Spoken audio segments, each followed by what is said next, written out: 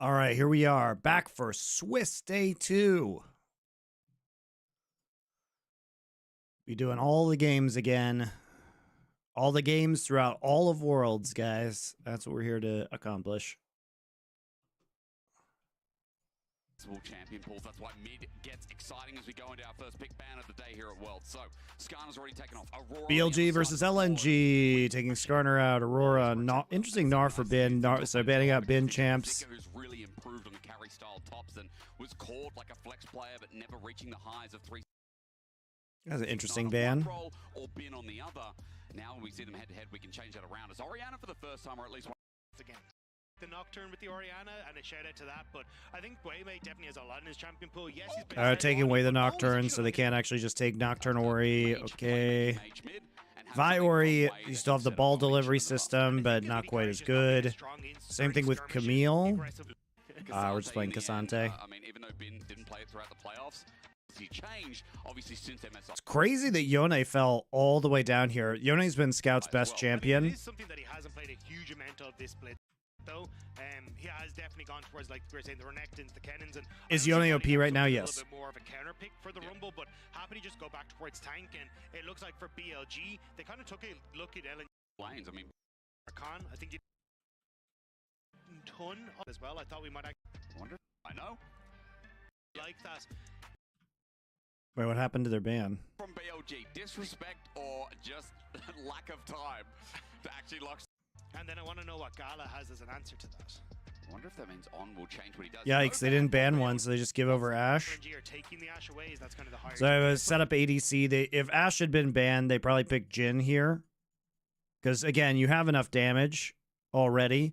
So having this setup is very important because it allows you to gap close with these 3 melees. Worked out perfectly. Oh, yeah. Even after a single. We know that things like the Rel are open. The Jhin is a little weirder here because you already have, a good form of primary engage.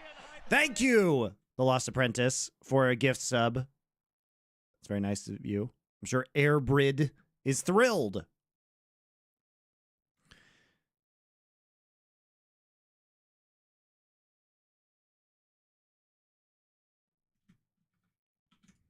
Of support still left.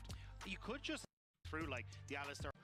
I think I'd personally like something like the Rakan to try and disrupt the engage that's coming through from the Vi. You can so they're going to take Poppy here. This is going to mess with some of the engage in the bots from Vi and from Rel. They're probably lane swapping. Like, you don't want to be in the Jhin Rel lane, so I imagine LNG will lane swap here. Plus, it allows you to farm up to 6. It's not great for Rumble, but I think it's better than the alternative. Set up for carry it for a new 80 carry Betty year, so kind of getting the reunion from the first time in LPL. Throwback, yeah, it's sick. It's kind of been insane to see him grow into the player that he has been, because he's the Penta Prince for so long. Stealing UIPs, you're back. 9 pentakills. Your 3-month streak. Thank you very much for your Twitch Prime subs. Let Chobi win Worlds League, God please. I know, man. That's how I feel too. See him get up there. It's Celebrity and Holy Phoenix at 11 and 12 respectively, just above them. So definitely been living up to that name state since he entered into the LPL. He deserves such praise, and again, it's fun to see. We didn't see as of late. It was only. So I am a bit concerned about BLG's lack of kind of consistent damage with this composition. Plus, Poppy cucks them pretty hard. Yeah, I think the difficulty here for BLG is going to be the lack of pushing bot and top, because it's going to open up Wayway to be a real threat when it comes towards first move on skirmishes, or even having the support from his team. And I think that's where LNG have started to come alive, is when they can try and get these early leads for Scout play towards the mid lane and then lean that in towards sideline pressure. But already that pressure coming through here as they start to move. Okay, flash used by Gala, cleanse used by Elk, Yeah, he does just Ignite used. He's got a 4 shot he's holding on to, but interesting, so we're not actually going to see the lane swap here. Elk did have to cleanse as well, but having that flash up and available means that for BLG, slight advantage with the importance of that summoner spell. Yeah, and you can even see Way starting up on this top side as well, so he's happy to just roam down towards this bottom side, and that could set up a nice early lead for BLG that can carry through, because you can see on the head-to-head, Surprisingly, it is BLG who are behind. Remember as well, BLG only in recency, it became this BLG JDG rivalry. Before that, it was JDG Top Esports. Before that, it was EDG, RNG, the old Classico. And of course, we had the FPX IGs within the mixes as well. But BLG have only just built themselves up. They had some really rough years where we had the Uzi Super Team. Meteor in 2020 as well. That one started off so well in winter. And then our spring even, it just BLG Kuro, remember, went to Rift Rivals as well. Like, he was on the team for a little bit. Like, this team has gone through so many different iterations. I'm listening to the story of BLGs. It's nice to hear. Remember, they were also Snake Esports before they became LNG, running Flandre every single day of the week, who now became world champion the year he left LNG. And now they've swapped over to Zuka, the bidding king, he's called in China, because he's the highest transfer fees of any player in the year he transferred over to LNG. Not surprised. Which was sick. Oh, good block. Hung flashed in front to block the deadly flash. Bidding king, he's called in China, because he's the highest transfer fees of any player in the year he transferred over to LNG. Not surprised. Which was sick. Oh, good block. Hung flashed in front to block. Wow, they're using flash there is pretty crazy to block that. Yeah, this is He's also not running Hex Flash. BLG to try and set up more pressure on towards his bottom side. And Nice is going to be kind of the focal point for me in holding this pressure for BLG. I have a rough early lane here for Gala and Hung. Already, and if you can start to put pressure into this bot side jungle, which On is already setting now, trying to lure in LNG, but it might just end up being an easy takeaway. Yeah, I think it should be, and this is nice from BLG to just use this bot side pressure thanks to those early. Yeah, they're really transitioning well with this, with the pressure they've created in the bot side. They also have pressure in mid, which is very helpful. Obviously, playing into Orianna with Yone going to be kind of challenging for Scout. Push Scout away. Just walks in, and I realized, Dagda, when we have Way versus Way, is it even better throwback for you and I? Like RNG Way, and then when we had Weibo Way. Yeah, and then JDG had Big Way. Big Way is still around. And we still have Xiao Way, which just means Little Way. It's great. Yeah. I continue missing the LBL, like the amount of times we had. So which way? Which way are we going? Well, we're going top side for now. You've got more questions, I know, as Way is down in the bottom side. So both ways on different sides of the map as BLG get the push in. And look at the zoning this Vi is doing. Yeah, I was going to say, Way, this is the beauty of watching Way, is how good he is at understanding. You know, having your bot and mid pushed in plus Nocturne on the enemy team allows you really just to crank on the pressure. And I think that's why we saw that swap from Shun towards Way, because even when you look back at the RNG days, this was where they're doing a good job of like taking some of Nocturne's camps away now. He's going to be an unemployed jungler soon. Playing that style, and now BLG are like, hey, maybe we can use that to win international tournaments as well. It's helping the good laners, right? You have a flexible jungler. This is the argument for Way over Shun, where Shun, a lot of the time we saw, you know, even at MSI, right? Playing towards the bot side, exposed by Gen G, hurt them a lot. Where did the direction go from there? Yeah, but I think it's also a style that Knight's particularly used to, because when you look back at like Top Esports 2020, when Knight started winning his first championships, it was, hey, we're just going to try and support you on the map. We're going to make sure that you can just continually teleport back in, sure, but Knight's going to push this wave in. A couple of CS denied. And look at where On is as well. On just supporting him here because he knows the Hung is missing off the map. But if anyone tries to go aggressive here, he's just going to be there to help them out. And Wei needs to try and continue to farm. He just doesn't want to lose too much CS, but it's a Knight CS a minute. Like, it just kind of shows you the caliber of lane and how clean he is. And again, playing this matchup to fruition, he's bullying out in the range advantage. And this was not the way that we saw their regular season games go. LNG were okay, TP's back in. Pretty slow early game. Just waiting for Nocturne to hit 6, really. Yeah. And now it's just BLG getting to the other side. When we start hitting those ultimate marks, you can see. Oh, we've actually seen no recalls into bot lanes going top for Grubs this game. This is like one of the most standard games we've actually seen so far in Swiss. It was talked about on day one, but like the likes of like Gen G and Humble Life, everyone's moving up for Grubs. LPL team's like, no, we need this dragon, let's start it off. Yeah, I thought we'd get more pressure towards the Void Grubs, especially when you're looking towards Scouts. Yeah, it's surprising that they don't want to do the Grubs when they have Rumble topside. They could push it out and then transition your bot lane top and then go and take them. So let's use that to go for dragons. Does mean you're not going to get like 4 or 5 for a split pushing Yone, but, or sorry, 4 or 5 Void Grubs for a split pushing Yone, but you're still fine, I think, as LNG to just try and focus on early dragon takes, so BLG don't have an objective to force you into fights later. And maybe as well with that dragon take for LNG, gives a bit of space to Gala and Hung, who've been shoved up against the turret. Okay, wait, 6 now. It's also because as TP comes through in top, Elk looks like he took a reset, then walked back. Zik has to be careful. Way's going to hit 6 off the scrub. There you go.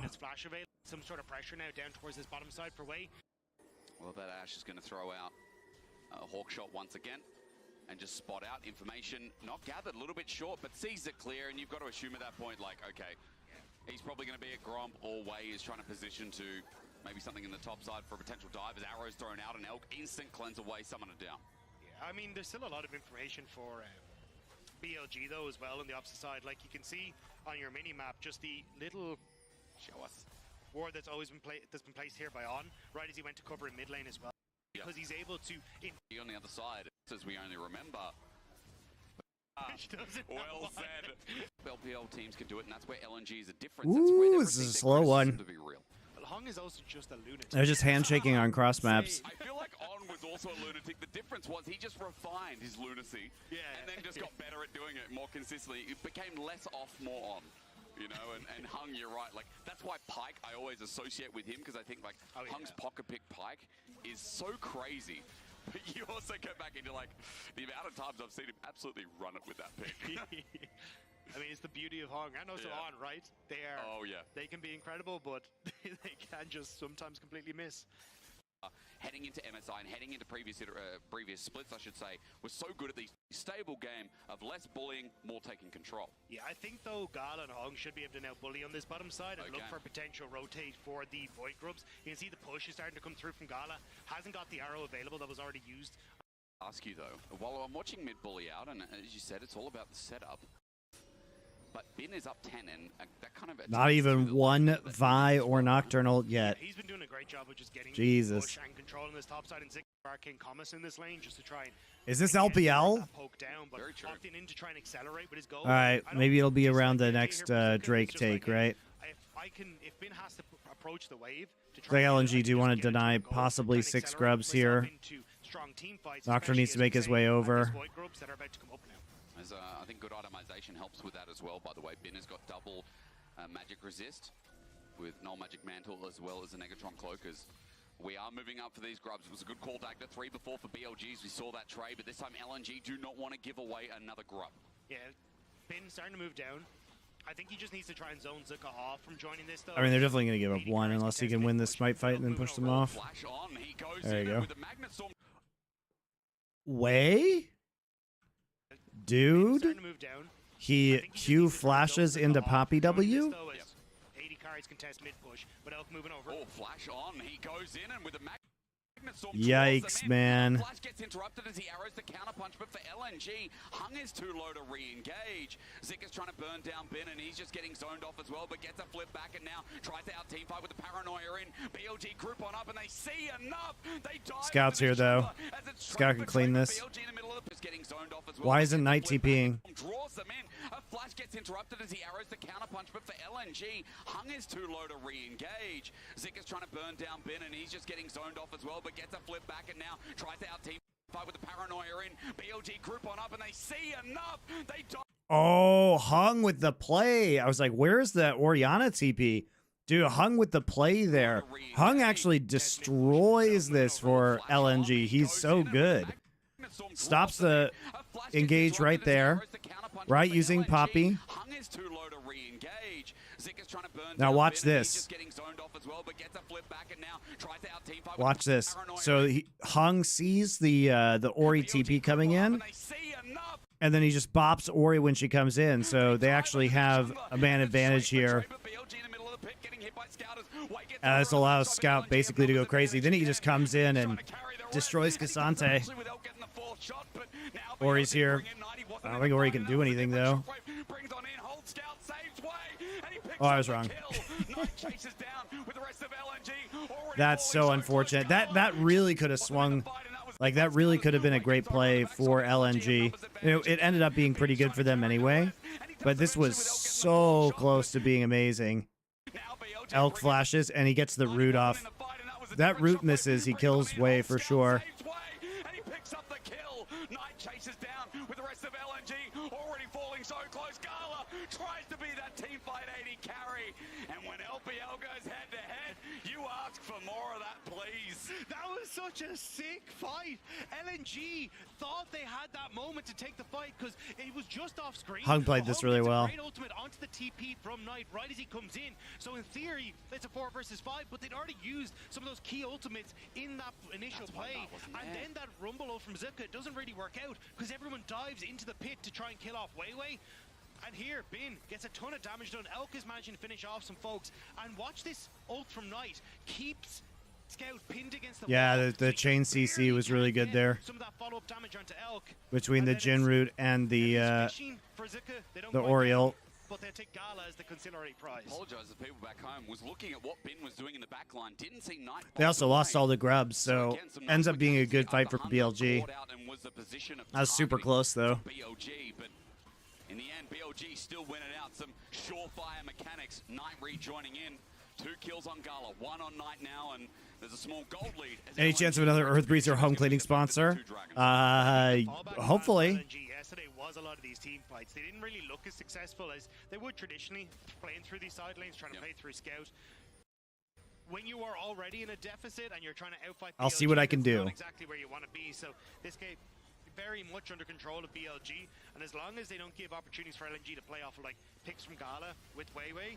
Oh, that's a pick. They give opportunity. Hung's trying to save the play, but instead Zika's already dead. Under turret, it will end up being a trade, but it's only support for supporters. Elk now sits down, waiting for that shot to come. Oh, Weiwei's ult just wasn't quite up. He's got 5 seconds. Weiwei wants to slow here with the stride breaker, but it's not enough. Elk just walks out in smooth fashion, and BLG open up the turret and open up the advantage to this first game of the day. If BLG had that push in, pretty big lead for BLG, dang. Just look for the dive or the tower. Mid lane, so numbers advantage on the map for BLG. Transition it over to Herald. So they have 6 grubs and they have Herald. They don't have the best sieging or split pushing composition, so those grubs don't have as much value as, say, LNG would have for a splitting Yone. Some pressure of his own onto the red buff. Weiwei is sure behind him. He takes the paranoia. The Ash Arrow doesn't connect though, so he's bought time. Dragons come up. Where the Ash Arrow?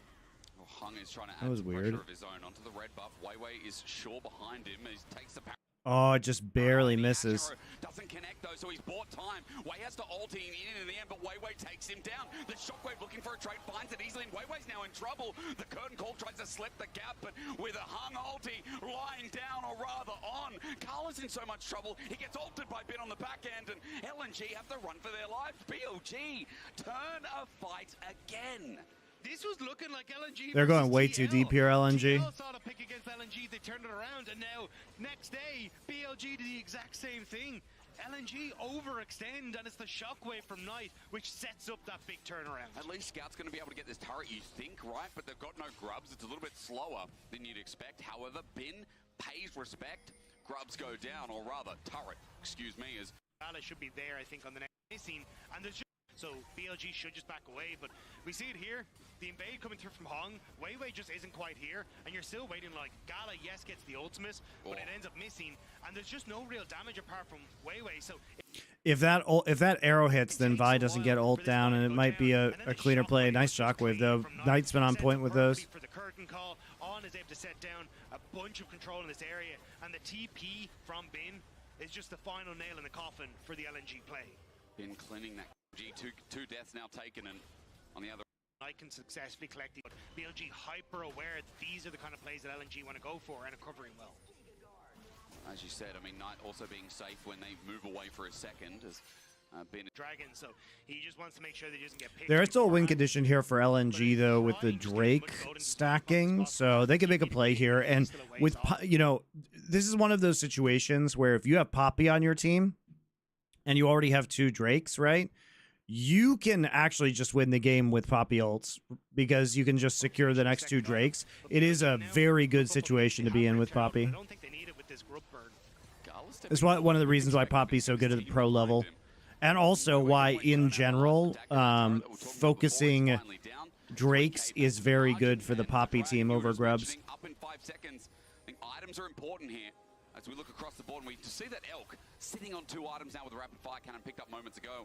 Knight also with needlessly large. There's a lot of damage here for BLG thanks to that gold lead. But if I'm LNG, I don't try and fight this. Okay. I think you're in a position where you just try and pick off the waves, give first dragon across, and then just look for, I was going to say a cross map, but they're not really in the best of positions. Rift Terror will use on bot by way is a nice call because it just creates another point of pressure and draws LNG away from a potential pushed mid into top side, and now they have to defend the bot lane tower. Scout by himself to do that for now, right? He looks for the eye. The turret won't go down, but the charge successful. BLG in front of Dragon. You said they're looking for an angle to get on this. Thing is, their engage is so long. Like, if you actually, you can use Ash Vision to set up Nocturne ult and Ash Arrow. Arrow blocked by On. Here we go, the engage, but it's taken by Elk in the end. The re-engage comes through from On as he jumps into the back line, but isolated is hung. Oh my god, that Yone ult though.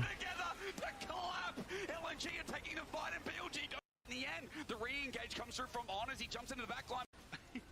I mean, LNG are not the team that usually goes for this. Why are we Cassante ulting the Poppy? He does actually, he hits the, he hits the ult again. That's so unfortunate timing though. Because he hits the, it's the W, gets procced, and then he knocks Vi away, but just slightly too late for the Drake.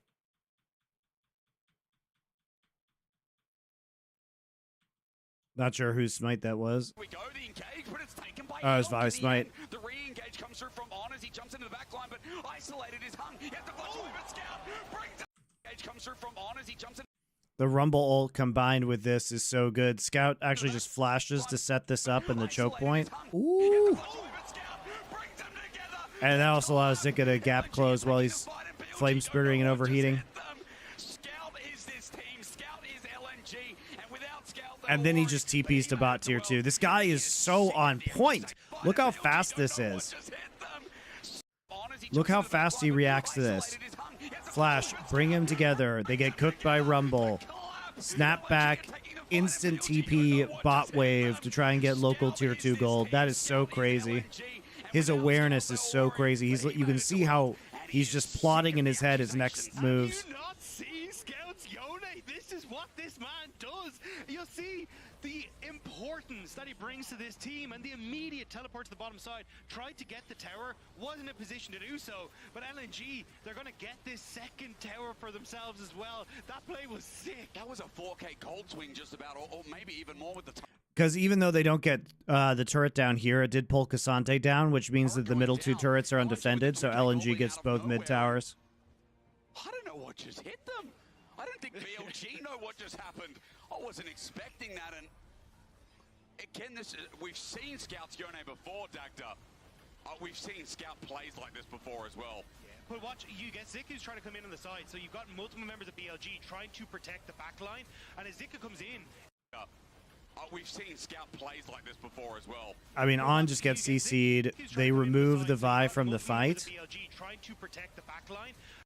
Fear Tether goes down, and then Scout just makes the fucking hero play. Setup that forces everyone up into this corridor, so good. Which then just sets up Scout beautifully again. Like or he dies before using Shockwave. Not like laner. Actually, there's still an ode of faith that you're going to get from this top laner who's developed over the year. Yeah, and I think that really suits Zika, because even when he came into the league and he was on IG, he was like the... Cassante can't defend 1v4 though. If Scout goes mid, it's the same effect. Yeah, but you think maybe you can get the tier 2, which has a much higher amount of local gold, which accelerates Scout even more on the Yone.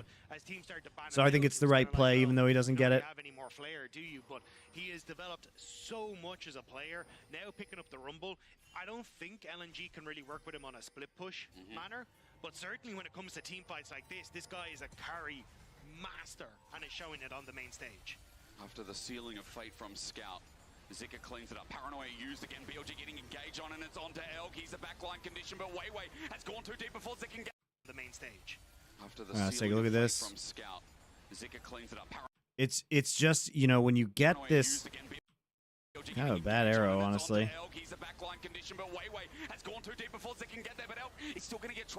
But it doesn't matter because Zika can gap close, and he has a decent ult here. Right, they get the TP play in. After the sealing of fate from Scout, Zika cleans it up. Paranoia. It's incredibly hard for Jin to stay alive. Weird arrow, though. But it doesn't matter because they still kill Elk in the end. What is Knight doing? What is Knight doing? Dude, Hung low-key has been so good this game. He just took Cassante out of the fight. He is punishing, like, every enemy TP with Poppy ult. Fucking terrible TP by Knight, though. Still so healthy. There's no damage left. And Scout will deal with another fate sealed. And LNG's team fights are looking blissful. On gets out, bit only by the hair of his chinny chin chin, but Hung has got a date with another support. It looks cute. It looks great. He takes a turret shot. And Dude, Hung low-key the hero of this game. as they leave each other's side. We love good Poppy players on Bangers Only. For this huge red side. And sometimes you just have that team BLG can't get over. Last time JDG, this year maybe LNG, because this was sick. You end up missing the ult from Gala. But with Weiwei going in, the TP flank from Zika was perfect. Again, a great ultimate from the Rumble. Just decimates the back line. And sure, Knight tries his best on the opposite side of the fight, but you're jumping into Scout, you're jumping into Gala. It's never going to be a fun time. Another really good ult from Yone as well. Comfort picks up for LNG. Are now starting to tear BLG apart. BLG, you know, Dagger, I know I had them as the undefeated. A lot of people had them undefeated in their pick'ems coming from their Lolly Sports pick'ems, but in BLG, control over like mid push and that, which should be handy, but I don't think LNG are just like out of the woodwork and finally was out of this world. And why did you set up Baron for LNG as well? The push on bot lane for Scout, he has TP. Merc treads. It's Parrot. Dude, On is just getting caught 24/7. You're getting the completion, a lot of the armor. It hits on. Dude, you just can't do that. They have so much vision control with this composition, and their snap engage with Nocturne Ashe is so crazy. A lot of the armor. It hits on. As he's leaving enemy jungle, it hits on. And he doesn't have Merc treads. It's Paranoia.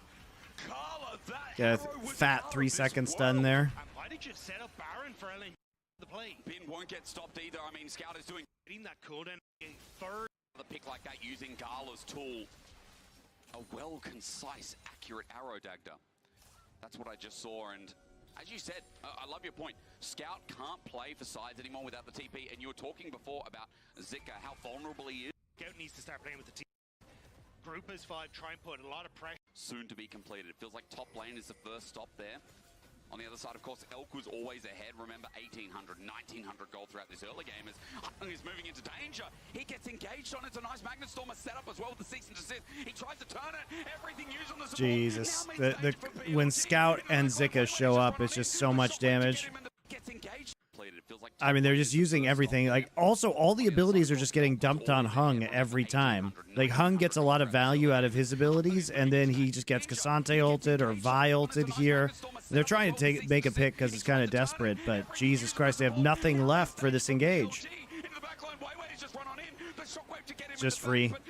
IS game's over. The fact that Hung stayed alive for so long meant that BLG overcommitted into the area, and now they're on towards the Baron, way half health. Scout spots him. He's got no flash, he's got no ulti. As you said, Scout just says, cease and deliver.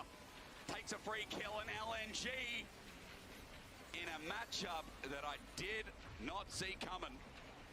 Have just outclassed BLG in this mid-game as Red Bull Baron power play is theirs. But this has always been a team, this split, that when they get their picks, look astounding. Look like a team that can take on the world, and Zika's Rumble, Scout, Zione, it's a perfect blend. And when you look at this, yes, it's a nice pick on the Hung, but with that stun coming through and then the stun again from Hung, it makes it so difficult to follow up. They then overextend, and the engage here from Scout and from Wade. You know, each other. There's a lot of new. It's a pleasure to open up with this on Worlds as LNG still being the favorites here. Now with the gold leader, found themselves a free support. On just getting it. On just getting engaged on, man. So again, Why is he walking up to get E'd by Poppy? This guy is terrible. now with the gold leader, found themselves a free support. Literally, he walks up when he knows Poppy's here. There's so many legacies built on either side, and when we got Knight versus Scout, we knew it'd be a doozy. I just didn't know how much on Scout's side after Knight was bullying him in the early game. What is he doing? It's a pleasure to open up with this on Worlds as LNG still being the favorites here. Now Super with good the rumble lead, ults. found themselves a free support and Weiwei flew in with Jesus. the paranoia. It's a 2-quick kill. Bin though separates, which is great, but Weiwei flashes up, builds a bit of space while the rest of LNG try to find the back pieces, but Elf zones himself out from Scout, almost dies in the end. And BLG getting caught out quite a bit. I mean, the game's already over, so that's not that much of a surprise, but LNG going 2-0 is pretty crazy. I mean, that's the old. It's a draft we talked about. Just give it free Poppy E. You know, I'm used to this team falling behind in the early game and not knowing what to do. What a false narrative. I mean, that's the old days. But we're also getting to see, you know, the moments where you can punish on. This is a guy who, when he oversteps, you can definitely find moments to pick him off. And LNG are kind of Free farming. here on multiple chances, especially Gala. Now the engage. At least for Scout, this is last hope spot for BLG to find a pick, but they've done no Oh, he buffered his dash. Oh my god, dude, his ults are so crazy this game. That's my faker protege. Scout is a man on a mission, and BLG are in his sights. Bin with TP to the Shout out to Scout and Hung, really good games from them. Zika too. Feels like there's nothing left. Gala didn't have to do anything. Wow, that is shocking. I mean, this is what happens in best of ones, though. It is criminal, though, that LNG can be 2-0. I mean, here's the thing, guys. This is so stupid. Can we talk about how stupid this format is with the seeding the way it is? How can LNG, like, we literally have D plus LNG. D plus got here by beating FlyQuest and Fnatic, and they could be a 1 seed. They could be a 1 seed in quarters. That is outrageous, guys. Like, at least LNG had to beat BLG to get there. Right? You guys know what I mean? Like, this is bad, though. I don't think you can see my pen. I'll make it appear. Boom.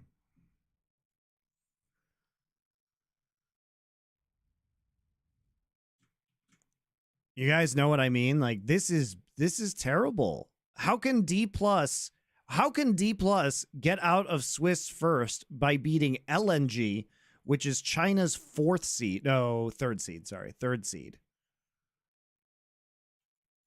Fnatic and Fly. Like, that is unacceptable that you can get seeded, you can get these 3 teams and get out.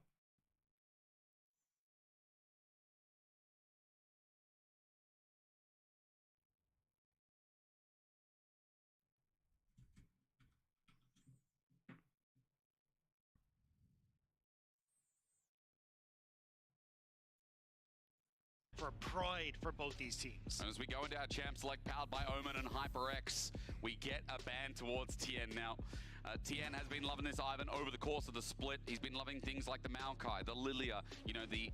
Also, how is this okay, too? So Genji has to play Weibo first round, Top Esports second round, and then HLE? What the fuck? That is so hard. So let me get this let me get this straight, guys. Let me get this straight. I want to understand. So DK, number 3 seed from Korea. Okay? Number 3 seed from Korea. They get LNG, but the top 2 seeds from Korea have to play each other. So D plus gets Fnatic, FlyQuest, LNG, and Genji gets Weibo, Top Esports, and the team they lost to in finals. What the fuck is that?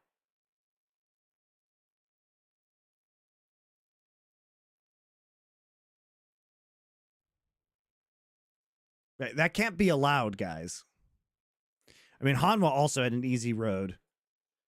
PSG into G2.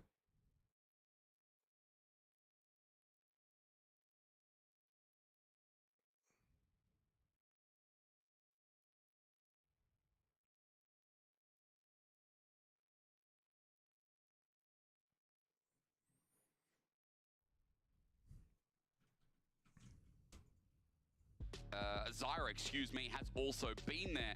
So let's see how he enters Worlds, because I know there's a lot of doubts on this guy. Azeroth02. Straight as we go. Welcome back. Thank you for your subscription. Azeroth02, did you watch Doa and Mai's recent discussion on the Warcraft movie. Aurora, Ziggs, those are the bands. Ash up against Jaculov, also with What's a better bracket seeding? Well, we could stop. The big problem is this. The big problem is this. You guys ready?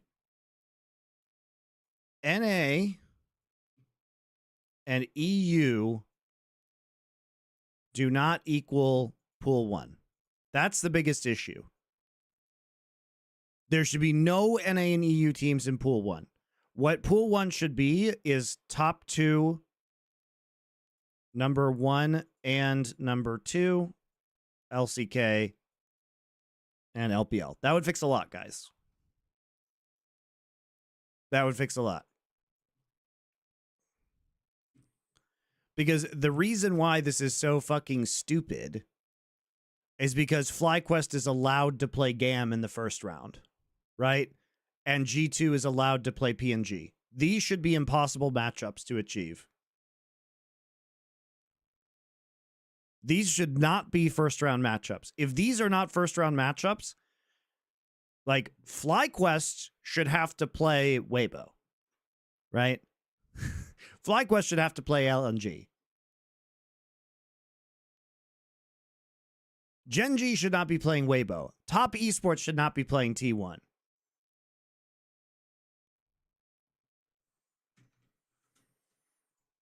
That's why it's so scuffed. Okay, I hope Gen.G has a better draft today. Because I was not a fan of their draft yesterday. Okay, they take Ivern away from TN. They take Renekton away from 369. No Ash. Taking Ziggs. Are we going to ban Yone? Smol. You're banning Smol. Okay, Jovi, just play. Just first pick Yone, please. Yeah, I think as well. Like, okay, right, so there it is. Do you think Chovy is going to prioritize Smolder over Yone? Getting comfort for Chovy is nice because, especially when Cream is on the other side. Because if you don't take it first, Cream takes it. All right, you take Rumble. I don't think Keen cares. Keen's a good Rumble player, but I don't think he cares. Rumble Jhin, so they're taking setup. What are they going to take here? Are they taking Trist mid? Top Esports feels like maybe a Trist mid angle. It's feeling very.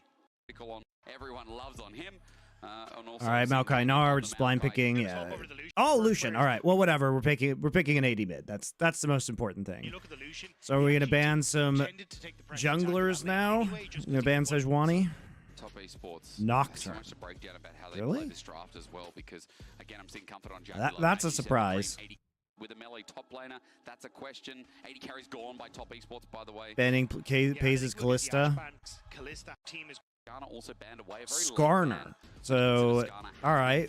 We're taking away tank junglers, but they're going to pick Sejuani, right? Yeah. Okay, so Kai'Sa? Yeah. Kai'Sa for Pays. You want backline threat. You also want to be able to get out and get away from the Rumble. Plus, you have strong engage already. So it's a dive composition coming in from Gen.G, really. I'm kind of curious. League? Yeah. Leona, more engage, more dive. Okay. Yeah, they need peel, so Rel makes sense. Plus, you have Jhin Rel. There's a lot of big ultimate buttons to pull on both teams. I wonder if Gen.G's going to lane swap this. All in engage. It sets up from Leona with range as well. I love the fact that here for TES and Gen.G, Dagdo, we are going to get a little bit bloody, down and brutal. And for TES, people historically will remember that we used to talk about this team back when Knight was down a bit. Yes, we've had a couple of games from 369 in the Rumble, but he has been primarily the Cassantes, the Renektons, the Mordekais, or counter picks into Cassante. Like, this has kind of been his style of those big tanks at the top. I was there way back when you first discussed Warcraft movie with Doa. Here. It's on the LFN Culture channel. So definitely trying to shift alongside that meta. And we'll have to see how he does. Now, over the course of his career, he's at 90% win rate. Doa and I are currently engaged in a... Here, I'll show you guys. We're currently engaged in a project to watch every 80s fantasy film. So, I don't know. Our TikTok... I don't know if you know this, guys, but our TikTok has been, like, popping off. But we released the first clip from Doe and I talking about the animated Return of the King from the 80s. You gotta hear. You gotta hear randomly showing up again. The Skeletor Witch King. What is Rohan? Who are these people who are coming? Nah, they just show up. The Rohan showing up is such an epic moment in the Peter Jackson films, and in this they just sort of appear, like you said, and then Theoden just kind of falls off his horse and dies. Like there's no combat or anything. He's just like, oh, and he falls off. And you know the Witch King shows up, and it's like basically invisible Skeletor. It has a Skeletor voice. No living man may hinder me. It's like, yeah, I'm the Witch King. Yeah, where's He-Man? I'm in the wrong show. And I don't know why they had to do this voice. It's a very 80s cartoon villain voice because it sounds exactly like Skeletor from He-Man. I like But yeah, Doa's they decided to go Skeletor with- impression. Yeah, and then Eowyn shoots him with a laser from her sword. You can't have anybody cutting each other in this sword and sword. Lord of Chaos, thank you for your Twitch Prime sub. Oh no, we gotta shoot lasers, I guess. The Rohirrim just randomly showing up again at Gondor. There's no, what is Rohan? Where there's a whip, there's a way. Dude, we talk about that for a long time. Are you guys familiar with where there's a whip, there's a way? It's a song. I'll play it. It's a song from the 1980s. Because, okay, The Return of the King is a musical. So it's a musical, okay? So we have to understand that first. And there is a song in there that has like a disco beat. It has like a disco bass line, and it's the orcs getting whipped on their way to war.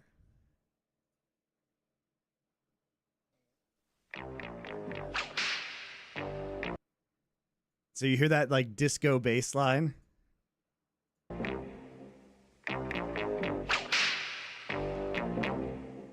Where there's a whip, there's a way. Where there's a whip, there's a way. By the way, shout out to the orc for whipping in time to the beat. Where there's a The other whip, orcs are singing wanna go to war today. about not wanting to go to war. Of the lashes, nay, nay, nay. We're gonna march all day, all day, all day. Where there's a whip, there's a way. Where there's a whip, there's a way. Where there's a whip, there's a way.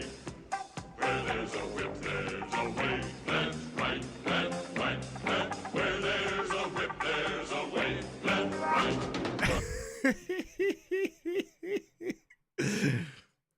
Banger. Where there's a whip, there's a way. over 11 games, but definitely a champion that we've seen less of him since he, well, initially left top esports onto JDG and now back to top esports. And now he's come back, yeah. It was always 3, 6, 9, and 9 together. I remember, you know, Cream's the one who's developed though. Cream's the one who's come into the mid lane champion pool. The movie was animated by Topcraft. They became Studio Ghibli. Yeah, I know. This top esports. So we haven't released the episode of Nerd Legion yet with the 1980 Return of the King, but it's coming soon, guys. It's coming soon. T1 were rising back in fame, but some amazing team fights we talked about. On the other side for Gen G, their control, being calm and collected against Weibo, is what got them to this spot. 1-0 for both these teams on day 2. One of them are going to match and be in the pool with LNG, who stays undefeated here. That's as what you well. come to Staying up MonteCristo to the stream Swiss for. stage as we get into this second 1980 match. Return of the King. Where there's a whip, I am very excited to watch there's this a way. matchup, because even stylistically, these teams feel so different when they enter towards the mid game. Like you think of Gen G and it's, oh, I want like Chovy and Keen with TP plays, so like overload a side lane, we take tower, we teleport elsewhere. Like very slow, very methodical and crucial. So yeah, what you guys were asking, the Transformers movie, no. So the next movie we're doing is 1981 Clash of the Titans. I watched it last night again. We just did Hawk the Slayer, which is hilarious. 1981 was a good year, man. Clash of the Titans, Dragon Slayer, Excalibur, Heavy Metal, and Time Bandits. That's a banger. It's a banger year. But we got to do The Secret of Neem. I mean, there's like 50 of these movies. They released like 50 fantasy movies in the 1980s. So we're slowly going to go through all of them.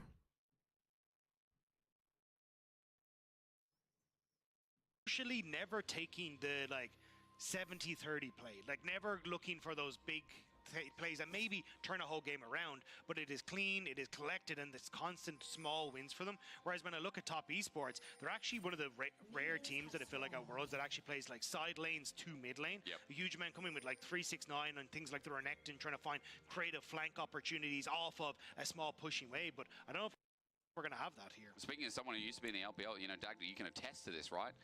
Fighter, and some of these angles and some of these movements, even considering what we saw at MSI and their success against Gen G, is what makes 369 so good when he gets his counter picks, even having like niche ones like, well, the Mordekaiser. All right, so we are going to go with standard lanes here. Keen has stepped up as a top laner and kind of thrown Joey off should that have some mantle issues where people early. talk about Justice Cassante.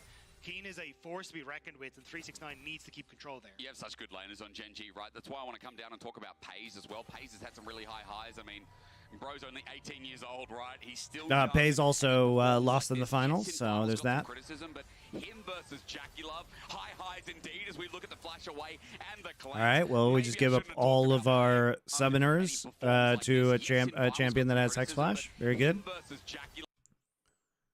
Very good. Nice job. Nice job, Pays. We're confused about when they hit level 2. So we stand there, let them hit level 2, and walk up to hit Q, and then lose all our summoners. Very nice. Maybe I shouldn't have talked about Pays. Maybe it cursed him, but bro is still killing it with the stats. Yeah, and Pays has been an absolute menace for Gen G. Like the best Ziggs in the LCK. The guy's been able to step up on a ton of picks, and look, didn't get to show his stuff in that finals, but over the course of summer, he was far and away an amazing point on the map for Gen G. And I think that's where you have to try and shut this down as top esports. And Jackie Love having a kind of similar rise over the last year where he really has Brodo with the 9 fingers in the Ring of Doom. Yeah, I know. It's all coming, guys. I didn't realize I had never seen that before, but I didn't realize so many people had seen that 1980s Return of the King cartoon. It was way more just the amount of nostalgia in the comments that we got on that TikTok video. That TikTok video is like fucking popping off too. That's you know, it's not fair. You know, they're players who maybe one day can develop their legacy. But that TikTok video already has 20,000 views on it. An MSI, a Worlds title, like this is the most decorated support in the. It's no 1.5 million about Doa complaining about Channing Tatum being Gambit, but you know. It's actually crazy how viral some of our videos have gone on TikTok. LPL as well. You think of the legends like Clearlove. I think there's so much to talk about with the support himself. At 369 burns down. Keen just stands there. He's overcooking a little bit, but it won't matter. It gives Electro Harpoon that extra bit of oomph as Keen plays a respect game. And now that's 2 laners, both sides of the map, working well for TES in the individual 2v2 and 1v1 respectively. You mentioned you play Apex. Who's your favorite legend? Bangalore. Good crash down. Was in the middle of his I'm very bad though, guys. I'm a very casual player. I'm like a gold level player. As his wave starts to push out. You know, while we're having that discussion about bot laners as well.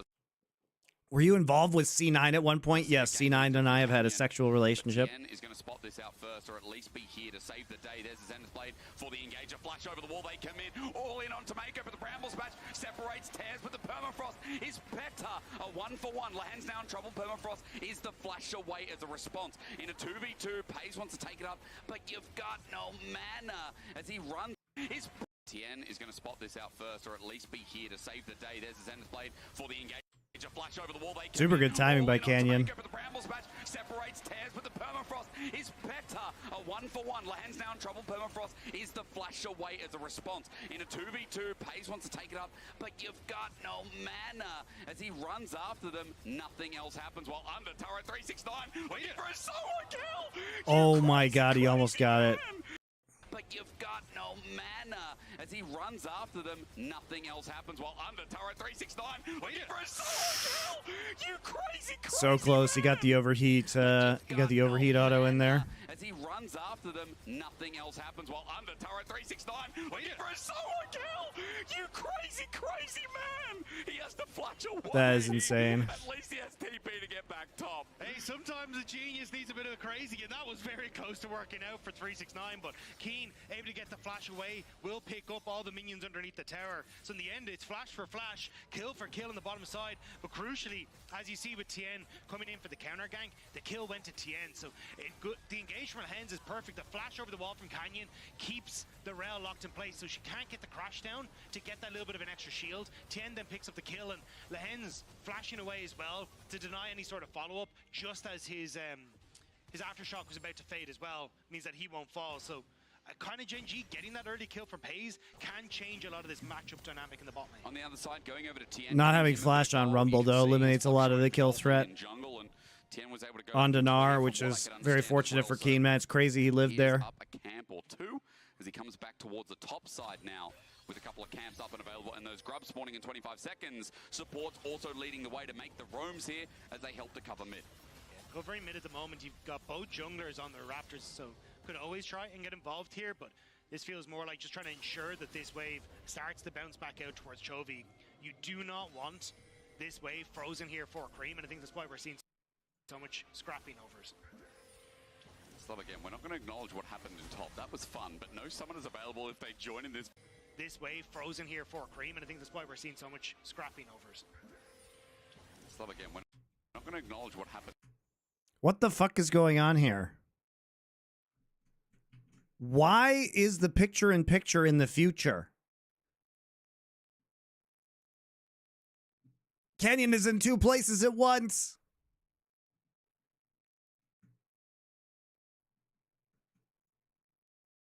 Yeah, the VOD is max quality. Sorry, guys.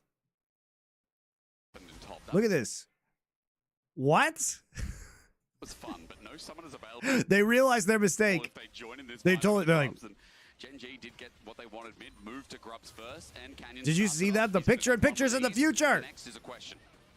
Tien starting to move in. Cream here. Look at the angle from Lehens. He gets the engage onto the jungler as the Fate Sealed is a good one as well. Chovy gets clean, but he goes back in as now Cream has to fight fire with fire, but Mako can't do anything. Culling comes through and look at the angle from Lehens. G did get what they wanted mid, move to grubs first, and Why are we fighting this? You have no prio in top side.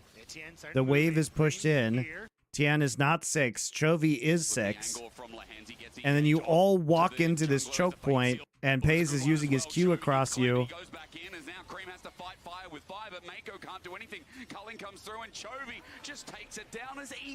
Like, they literally have no prio. Chovy's already here. Rumble cannot get there. They opt into a 4 versus 3. Onto the jungler as the Fate Sealed is a good one as well. Chovy gets clean, but he goes back in as now Cream has to fight fire with fire, but Mako can't do anything. Culling comes through and Chovy just takes it down as easy as that. Clean from the mid laner of Gen G. Well, Cream just relentless pursued it back on in. Fogavori gets punished. A double over to Chovy, and that is a player I do not want to give gold to if I'm top esports. If you're an LCK Did you watch the fan, G2 game? Not yet. You want that goal there, because that was sick from Gen G. Fighting at that choke point, right as top esports try to contest, and you don't really get that opportunity to open up and really take the favor of Gen G in the fight. Now they're trying to punish Keen, who lost his flash before. Tien snuck in here. Low health bar, but he's got the ulti available. Meganar is coming in. I think Keen's reading this. Oh no. Oh, he's not. He jumps in. Dagda, as you were saying, it's the opposite. Oh my god. Frost at melee range. It's going to come on in as Canyon tries to save the play, but he can't. But does he have enough? Doesn't even get his ult down. Close to 369. He's ticking away the scrap shield. So 369 dies there. Actually, I think they both die there if Keen has ult. If Keen ults. I think Keen's reading this. Oh no. Oh, he's not. He jumps in. Dagda, as you were saying. He goes in too early, so Maokai ult can't be there. If he gets ult off, this is a double kill for Canyon. I think close to 369. He's ticking away the scrap shield. Saves him for a time being. Tien looking for the permafrost. Bramble smashes Canyon. It's on an edge, on a mile. He's in the rocks for now. That's outrageous, guys. That's outrageous. Being filled in by 369. Canyon was so close to being able to get that, but an auto away. If Keen gets ult was down, oh yeah, it was. Look at that. That's so unfortunate, but also it's just a misengage.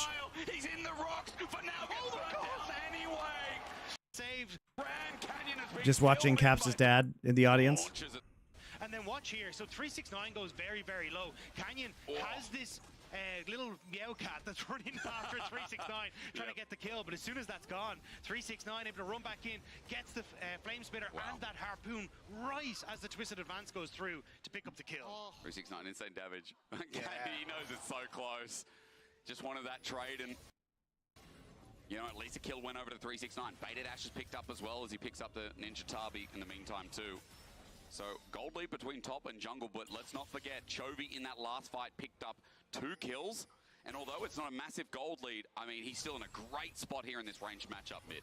Yeah, I think it just accelerates him so effectively towards things like the Vamp Scepter, where now it becomes a big threat. But a play on bot side again here. Again, Tien is just bullying Keen. His flash is still not up and available. The flash to match, he already hopped out. Permafrost Electro, he's dead again. Where now it becomes a big threat, but a play on bot side again here. Again, Tien is just bullying Keen. His flash is still not up and available. The flash Yeah, they're just punishing his lack of flash. And it's well played by Tien. Tien is just twisting the knife in the wound. But Swiss, because they're like, I don't know about Tien, but Tien's year has been insane. Even at MSI, I think we saw some highlights. Hits him in the brush, but Lehens is fine. As Gen G are just looking for what they can get at the 2v2.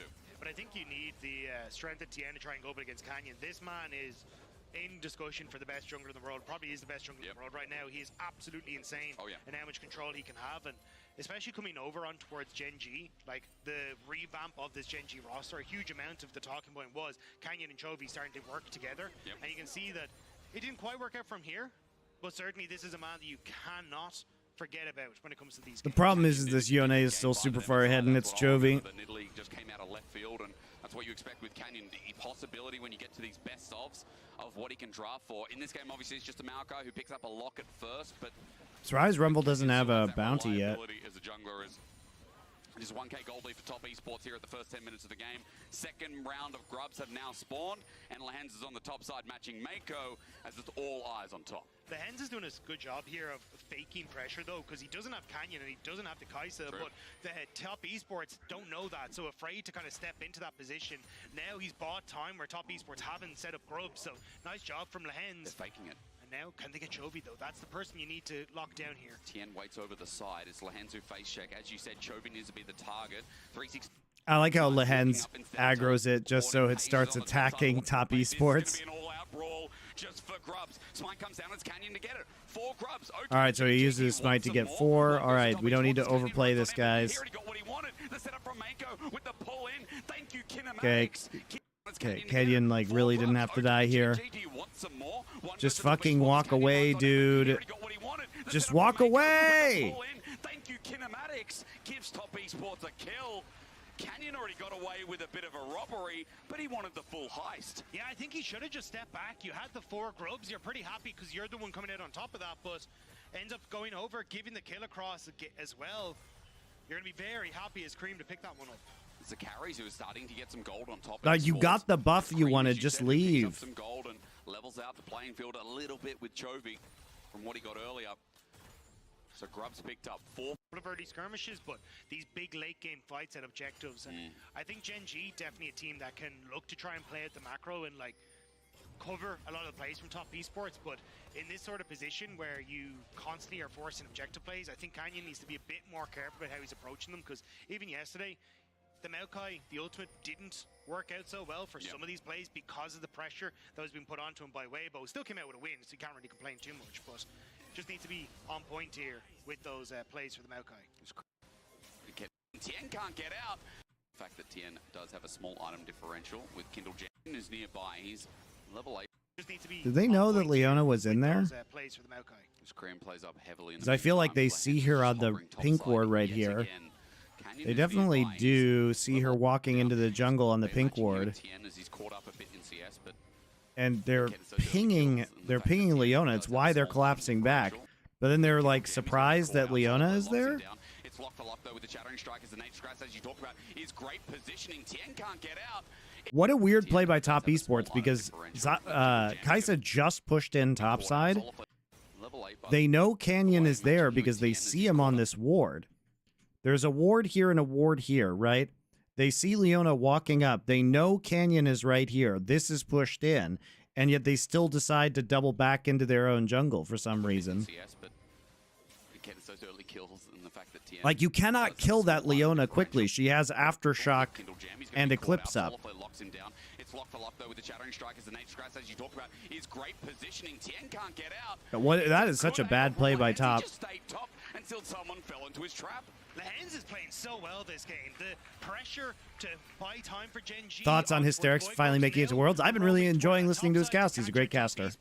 Lehens is putting on a show and kind of showing Mako what he needs to be stepping up to if he wants to match Gen G. He matched in four of these kills with 4 assists in his pocket as Mako tries to match Chovy. I really just don't know what Top Esports thought was going to be happening there. Chovy just pulls back with the bot lane consistently top. And both top laners consistently. They're giving them angles back into this game. In a minute's time as well, even though they have teleport to be able to walk to this one, feels like the next go. But there's 2 members of Top Esports being pulled to deal with Chovy, which just opens up Lehens now to play it on the map state. True. He's so good at working with Canyon in these sort of positions to find leads, find opportunities to make plays. And with the Rift Herald, now only just starting to spawn, and you have to reset here. Jackal of Chovy going to look for the interrupt, and he gets it. He does indeed. As you said, 40 seconds. Herald also mentioned 10 seconds. It feels like now, because of what Chovy did, maybe it's a surefire thing. Canyon, he is walking through mid and seems to be getting that mid push thanks to Pays, which leads him into that top objective about 30 seconds before this dragon spawns. Yeah, the only thing you do have to be worried about is a lot of these first items being completed, like Bork for Cream, the Static Shiv now for Jackulov on these resets.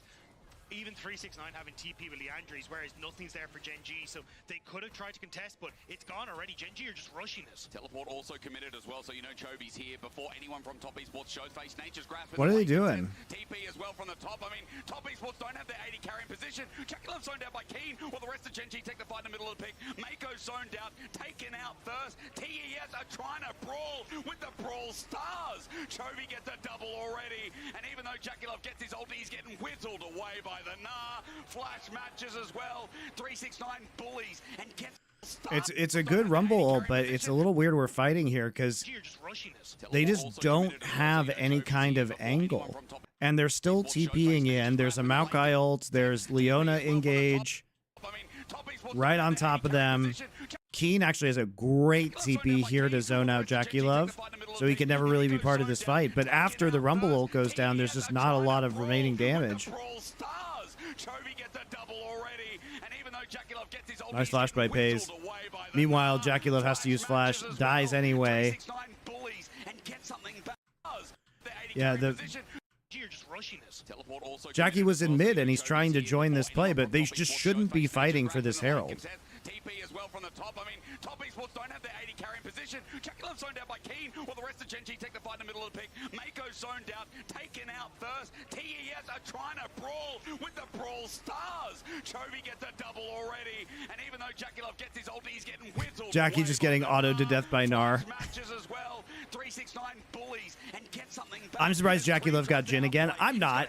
He wasn't the reason why they won that game, guys. His Jhin was incidental. Like it was all Aurora that game, guys. How do they win? It was like Cream and Tian that won that game. It was the Aurora and it was the Skarner. It wasn't the Jhin. They could have been playing Kai'Sa and the effect would have been exactly the same. Barely skirt away with the win, but it's still Gen G who come away with the objective. I guess 369's 2.5k gold lead probably had some influencing there. I'm watching Chovy clean up. I'm watching Keen just whittle away at Jackulov's health bar. But in what is classic LPL solo lane style, they take a misnumbered fight and win it. There is... Give us I'm a replay. shocked that Top Esports are ready to bring it back, but we may have to do a rinse and repeat here at Dragon. But actually looking at where Canyon is, I think we're just going to back away. So, but No, they can't fight this without Maokai ult. They have to give this up. Gen G. 369 was lead. Insane. The hell? Outplay. He's got a health bar. He's got Lehens in his sights. He's got 369. Wait. No way to. Keen just barely doesn't get Mega Gnar right. What the hell? The health bar. He's got gets his ulti. He's getting whipped. Dazzled away by the flash matches as well. 369 bullies and gets something back as Cream tries to outplay. He's got a health bar. He's got Lahens in his sights. He's got 369. I mean, they literally just. I guess they don't have any Leona cooldowns. And get something back as Cream tries to outplay. He's got a health bar. He's got Lahens in his sights. It's a little awkward the Leona engaged there because can't get in range of Q and apparently like doesn't have E, I guess. I just don't think you go for. I think you need to walk away and not go for the full HP Lucian. You just don't have cooldowns to do that, and you're not Mega.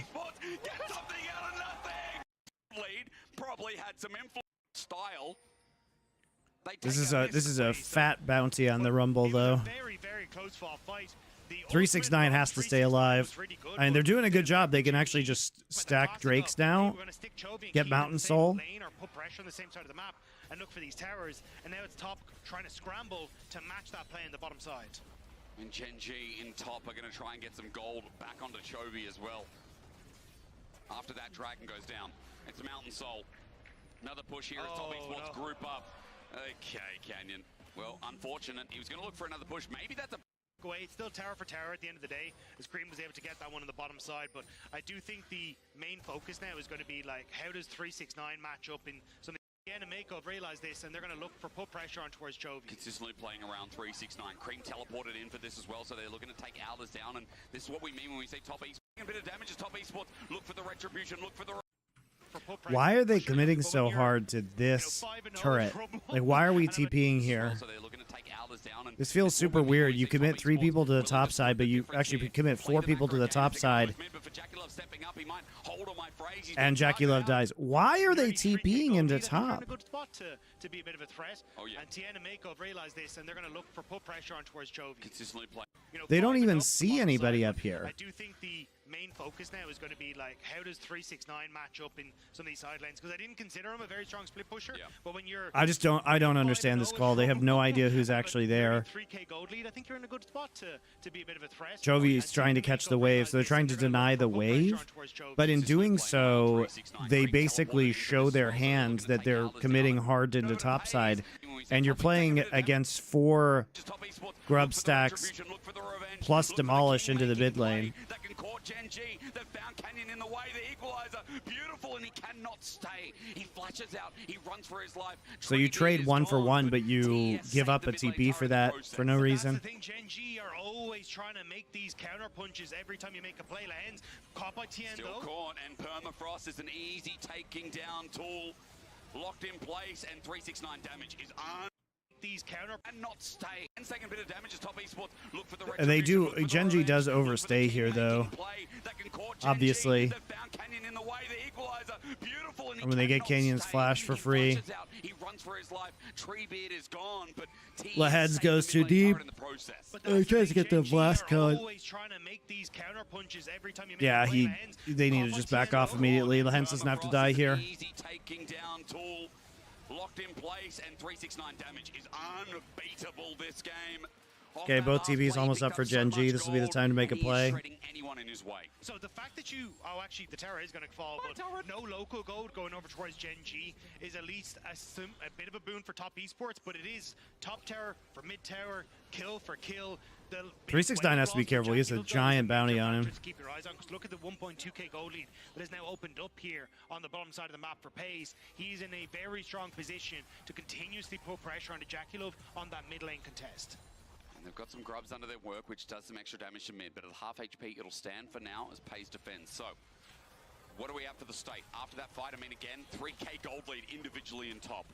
That's the gold lead right now for TES, as the rest of the map is looking good. Pays especially 1,300 gold up with 2 items on this Kai'Sa. And that's where I think you're going to have Lahens and Canyon babysit Pays in this mid lane, get that mid control, and as the reset starts to come through for Keen, he can move into the spot lane, and you transition mid pressure into bot lane pressure, get that last tower, put a bunch of vision down to that bot side for Gen G, and then look for that for the pick on 369.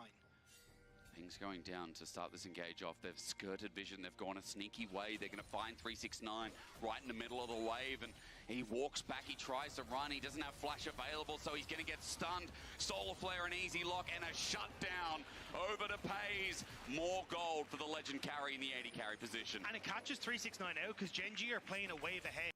Engage off. Start to see a lot of shift on Gen This is not good. Like they have to be so careful with 369 because remember they used their TP on Lucian earlier, so they can't actually respond with a TP. And I don't know what they thought was going to happen because this guy's just up here like freezing this wave where he's playing deep. And so this is a super, there are only so many plays that they could actually make on the map. There's tons of vision right here, so they know there isn't a play onto the tier 2. They only see this guy in mid, so, I mean, they're definitely going to be going for 369 here, particularly because the Lucian can't TP. Like, they're going to dive this. As soon as he shows, they move immediately to execute the dive. Into this bottom side, you actually see it happen now as Pays and Lahens start to get that vision and look for the pick on 369. Things going down to start this. And remember, the advantage of the Kaisa is you have such a long-range engage, so the Gnar can actually just soften him up. That is just so free. It's so free. Oh my god, the shutdown goes on to Kaisa as well. More gold for the legend carry in the 80 carry position. And it catches 369 out because Genji are playing a wave ahead. They don't push with Pays in mid. Instead, they shift Chovy. There's just no counterplay. There's no counterplay, and Genji know it. Like, if there's no pressure coming in the opposite side lane, it's just an illegal play to make. You can't show on that bot wave. So plays the map slower as well. Gen.G just thinking about their options, and they pick the right one. Keen gets a shove in bot, and now he can back away with some extra gold. But what I'm looking at, in speaking of gold, is what Pays gets from that Fiendish Codex, Blasting Wand, now picked up for the Kaisa. That'll have that W upgrade most likely. And Pays can start getting some of those resets down, so the poke starts becoming very meaningful for this comp that only has the Sedge and Rel to tank it up. I think Marquis de Hubert. When is the next cooking stream? After Worlds? Nah, it'll be during Worlds probably. During playoffs. Because, as you know, guys, Riot takes very necessary breaks, like having 3 best of 5s over a 2-week period. So I should have plenty of time to do a cooking stream, you know, before semis or before finals. Have a flank position in this next fight, but looks like Gen.G actually just gonna all in on the mid wave. Oh yeah. Can't wait. Neither can I, man. What should I make, Marquis? 369 hasn't walked down yet. Monsieur le Marquis. Monsieur le Marquis. What should I cook? We started off in mid. Gen.G are here first, and TS have come to show what they can do in this team fight. This is difficult now to get vision. At least Lahens spotted on a ward means top esports should feel confident to walk into this river position. Samosas. I'm not gonna deep fry samosas. Some bulgogi. Oh, you want me to do Korean food? All right. I want to learn how to make samosas. Well, I've never made a samosa, but I can do it, I'm sure. Tacos. All right, I could do tacos too. For mid-tower pressure instead. They don't really care about one dragon going to Gen.G. As long as they can get this mid-turret. Can Gen.G look for the engage with Canyon off the back of this, though? Okay, so trying to deny the soul points here. The thing is that this is all a knock-on effect. This is all a knock-on effect of 369 dying, because he comes up here with a minute left, which means that Gen.G is able to muscle their way into the river before he can really get onto the map here. And they're able to push the side waves to force him to respond in top. What about bulgogi tacos? Oh, we can do some Korean Mexican fusion. Potentially have a flank position in this next fight, but looks like Gen.G actually all in on the mid wave. Oh yeah. We're going to A-Ram, aren't we? TS3 members showing 369 hasn't walked down yet. But this has been a mainstay and a mainstay in my heart for the tournament so far. Yeah, I need to do here's the real play, guys, with my cooking stream. I need to do arcs, like foreplay. You know what I mean? Where I just do like a month of Korean cooking. We started off in mid. Gen.G here first. I made solongtang the other day, guys, which is like a bone broth soup. It's delicious, but it does take 15 hours of boiling beef bones. It's really good. I did it well, but it takes forever. This is difficult now to get vision. At least Can you do black soul food as a black fan? I would love to see that. Dude, I love soul food. I don't have a deep fryer, though. This is kind of necessary. I think top just going to play for mid-tower pressure instead. They don't really... Where do you get your recipes from? I modify a lot of them. So basically, you know, I will look up what I want on the internet. I have a ton of cookbooks, not with me in Korea, obviously, but I have pictures of a bunch of recipes on my phone from those. I mean, I can, if I'm looking to make a dish, I will often modify a recipe, or I'll look at several recipes and take the parts that I like most and mash them together.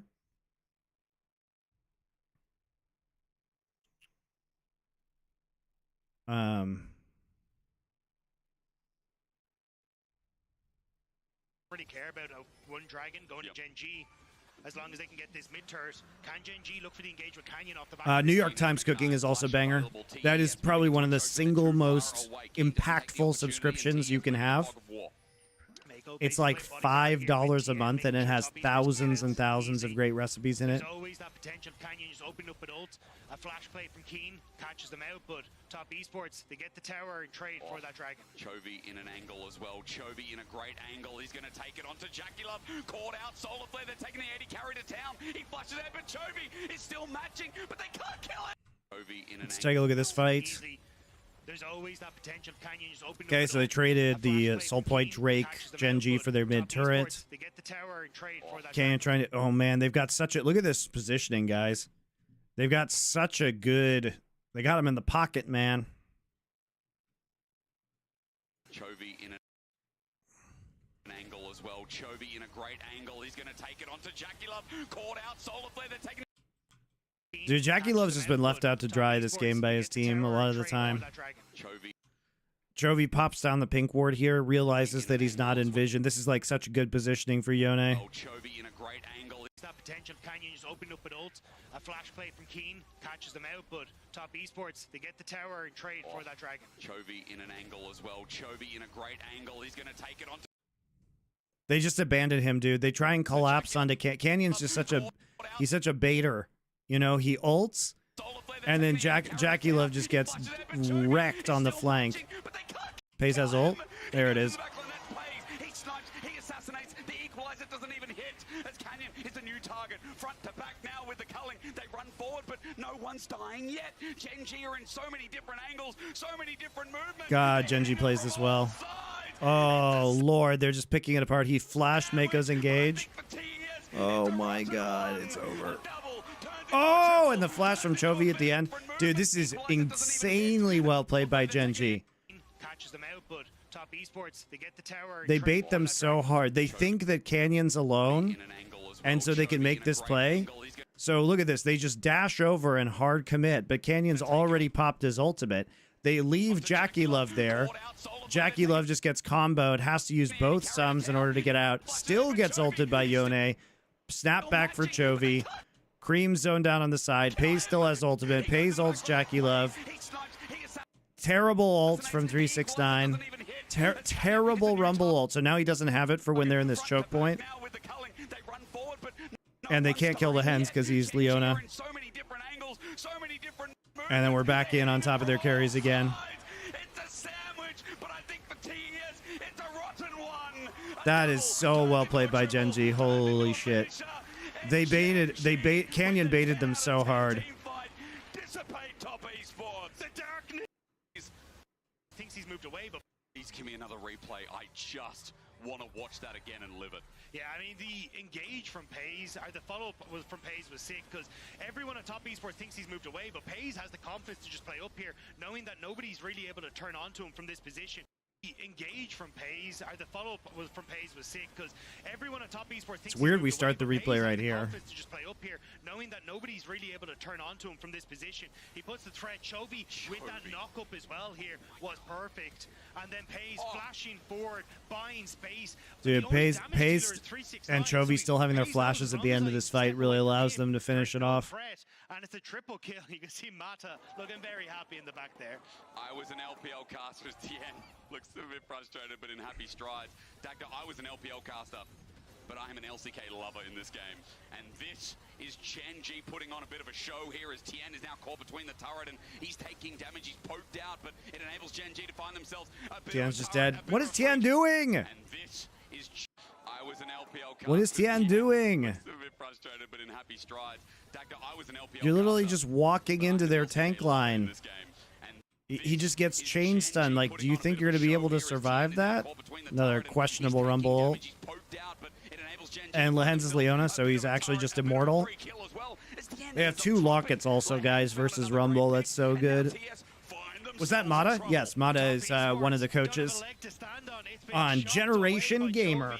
It's been hacked at by Pays, and this team of Genji has absolutely destroyed top esports in this mid to late game. Whether it's a series at MSI or this best of one here at Worlds, He's Genji part top of the gaming esports, generation. they both put on a show, but Genji once again looking to be firm favorites as 9-1-6. This Kaiser is 4.5K. I never thought about what 400, Genji right? stood for. But Pays is It's so mega bad, ahead. dude. It's When such a 369 terrible was the name. lead a lot of the time, that now feels more and more irrelevant because Pays is just in the way. He's 2/3 of the gold lead essentially for Genji. This man has been absolutely Also, insane, and especially I in think the amount of that is Korean, when we because praise Genji Jackie Love for sounds his positioning suspiciously over like the course of an Jaji, LPL which is domestic vagina. game, it has not worked out for him this split or this game. Lehen And has had it in his I'm just sights the whole saying, time. their name sounds like vagina, and their logo kind of looks like a woman's reproductive organs.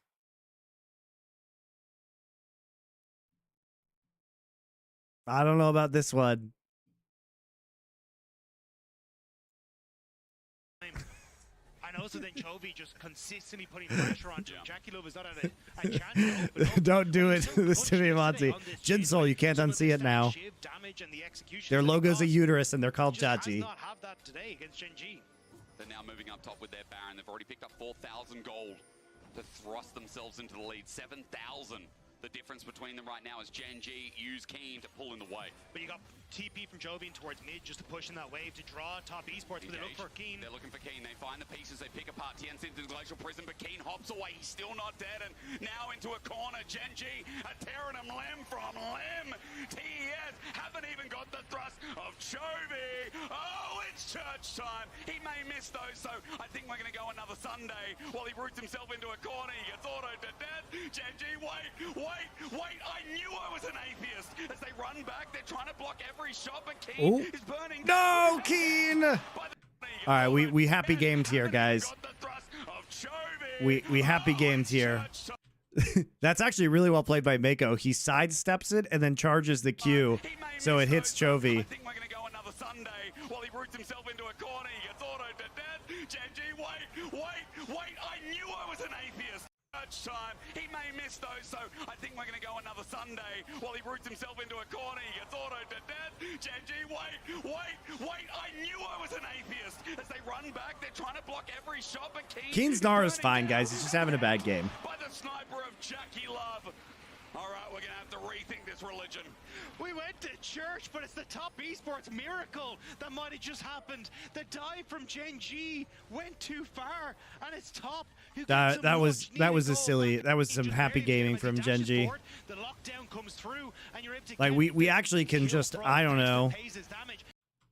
The reason why this is criminal is like there's 30 seconds on a Mountain Drake. Do we want them to get soul point? Dashes forward, We the actually lockdown can comes just through, and you're able to get the kill we actually from can just thanks to use our Paze's Baron buff damage. to take Mako tower and goes very objectives. low. We do not But have to Chovy sees good giga enough. dive them. Chovy can just zone them out here, by the way.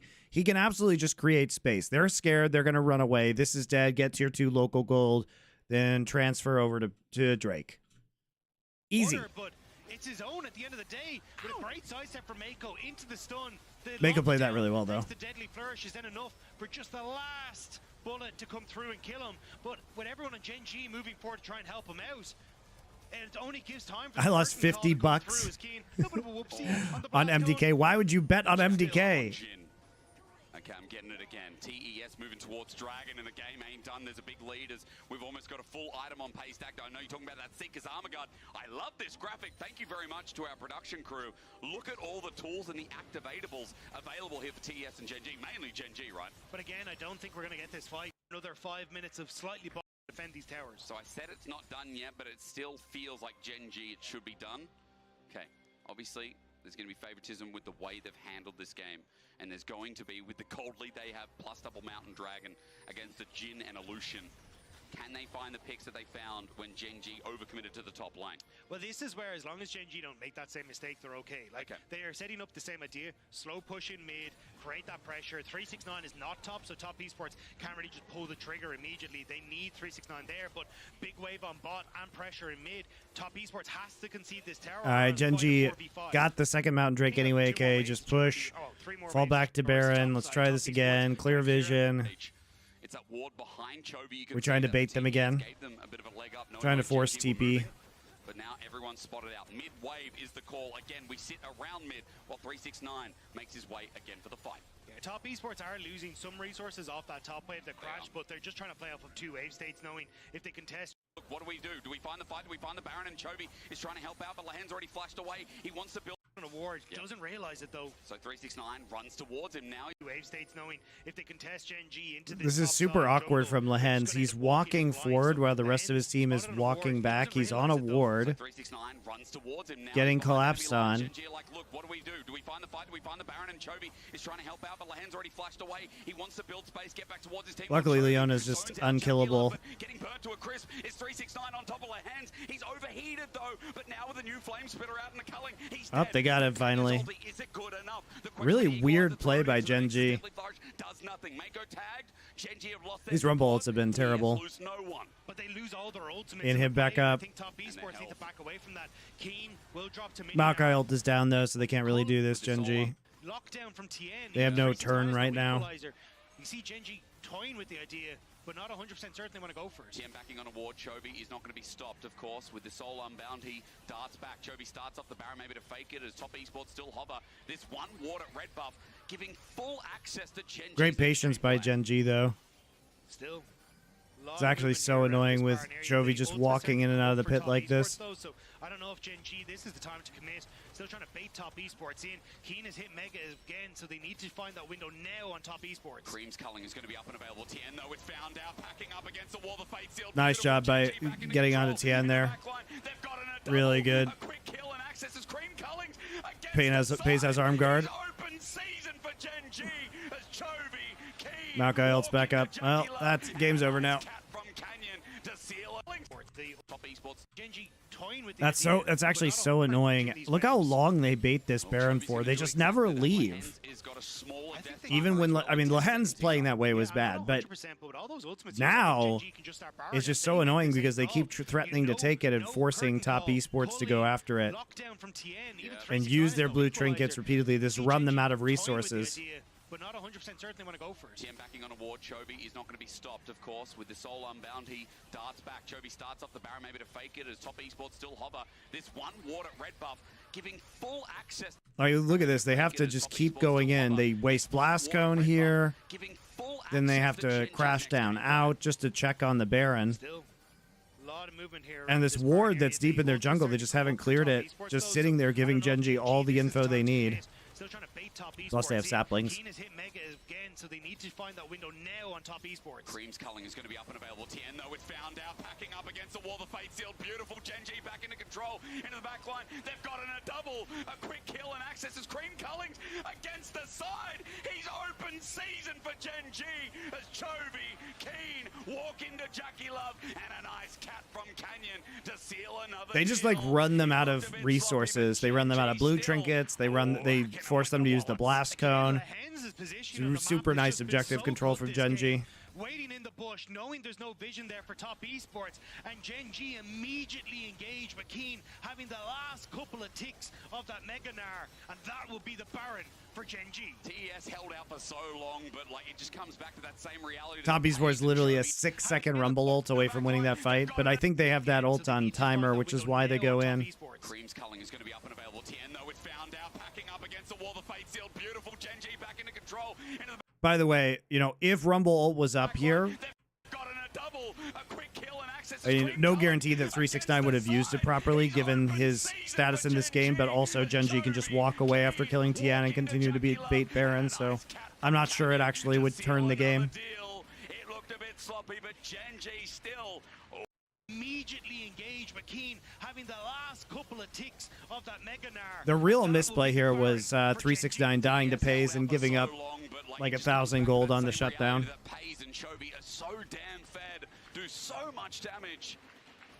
And Gen G this game, you got to say, have been. You look at topside, 369 and Cream not in a position to go for this, and Chovy's just hit his Q3. Yeah, it pays with the arm guard too. Super clutch here. Immediately jumps onto Jackie Love to Because he actually forces Cream to use his ult, and then Cream is doing no damage. which overextends Cream, who then ends up And he flashes the W that Jackie Love puts out. Gen G perfectly executed on a team-wide scale. And it's that coordination that makes this team so. Yeah, no ults from top esports. This is such good timing from Gen G. Go ahead and get to Soul Point. They're super tanky now. With 3 Mountain Drakes. Also zones out TES, one next turret taken down with ETS. Need the last stand and begins with the culling with the Glacial Prison, with everyone jumping in. The equalizer good, but Maker only gets one man. Even with a good Magnet Storm, it's still not enough. Gen G in a 4 versus 4 as TS are running forward. Now deal with 369, who thought he had it, but Gen G are believers in themselves. That's all that matters here. 3 people left alive. They're low on health bars. They can't end now as TES managed to only just defend. They're so low, but Gen G keeps Galbi Jim. this wave. They need I actually made Galbi Jim the other day. It was banging. And he gets ulted immediately. Pays is too strong. Chovy's here to support as well. Cream sitting I made Galbi Jim the other day.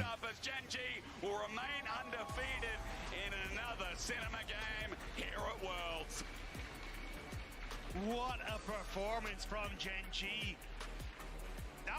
That was absolutely insane, but you've heard it enough from us. I want to hear from the analyst desk because I'm speechless after that one. How many leftovers? I made it before I went to California, so no, I ate it all. He came back with Kaisa. I was like, guys, let's forget about that game 5 in LCK finals. This is what I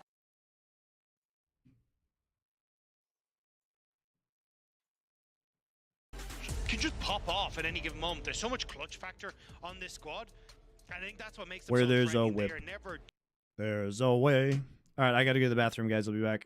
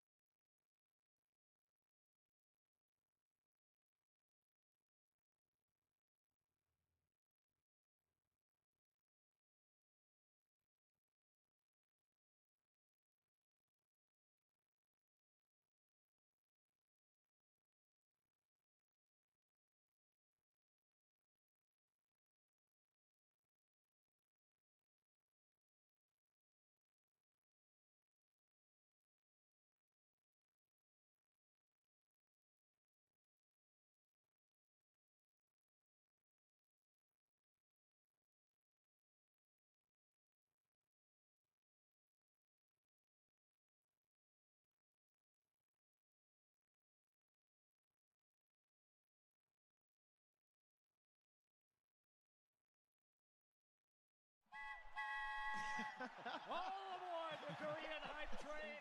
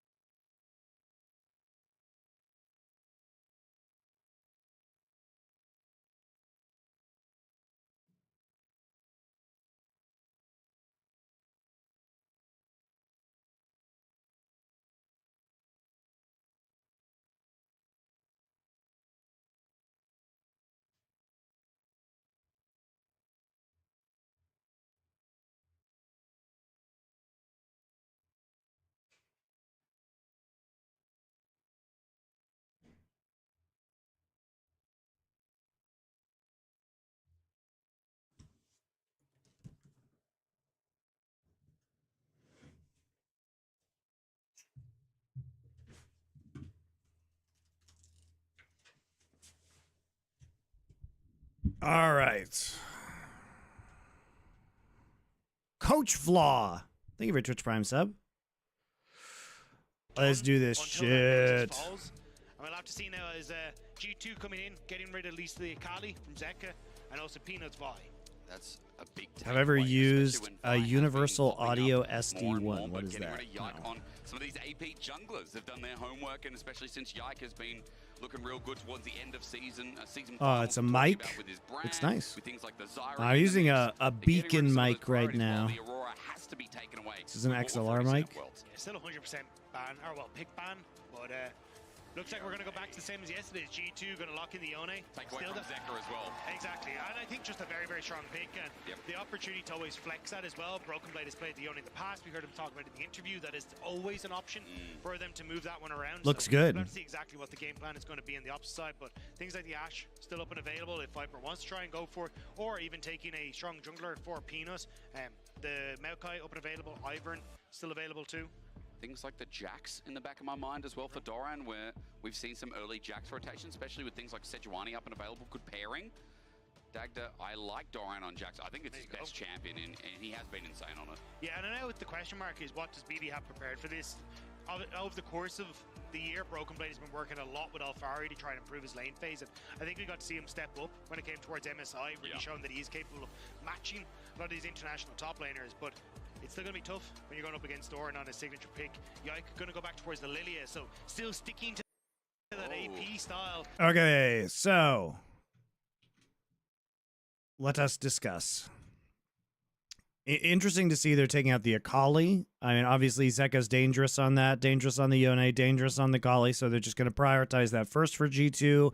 I like that aspect of this draft. This is clearly a flex pick that could be going support. It's definitely not going jungle. Broken Blade plays it in top side as well, though.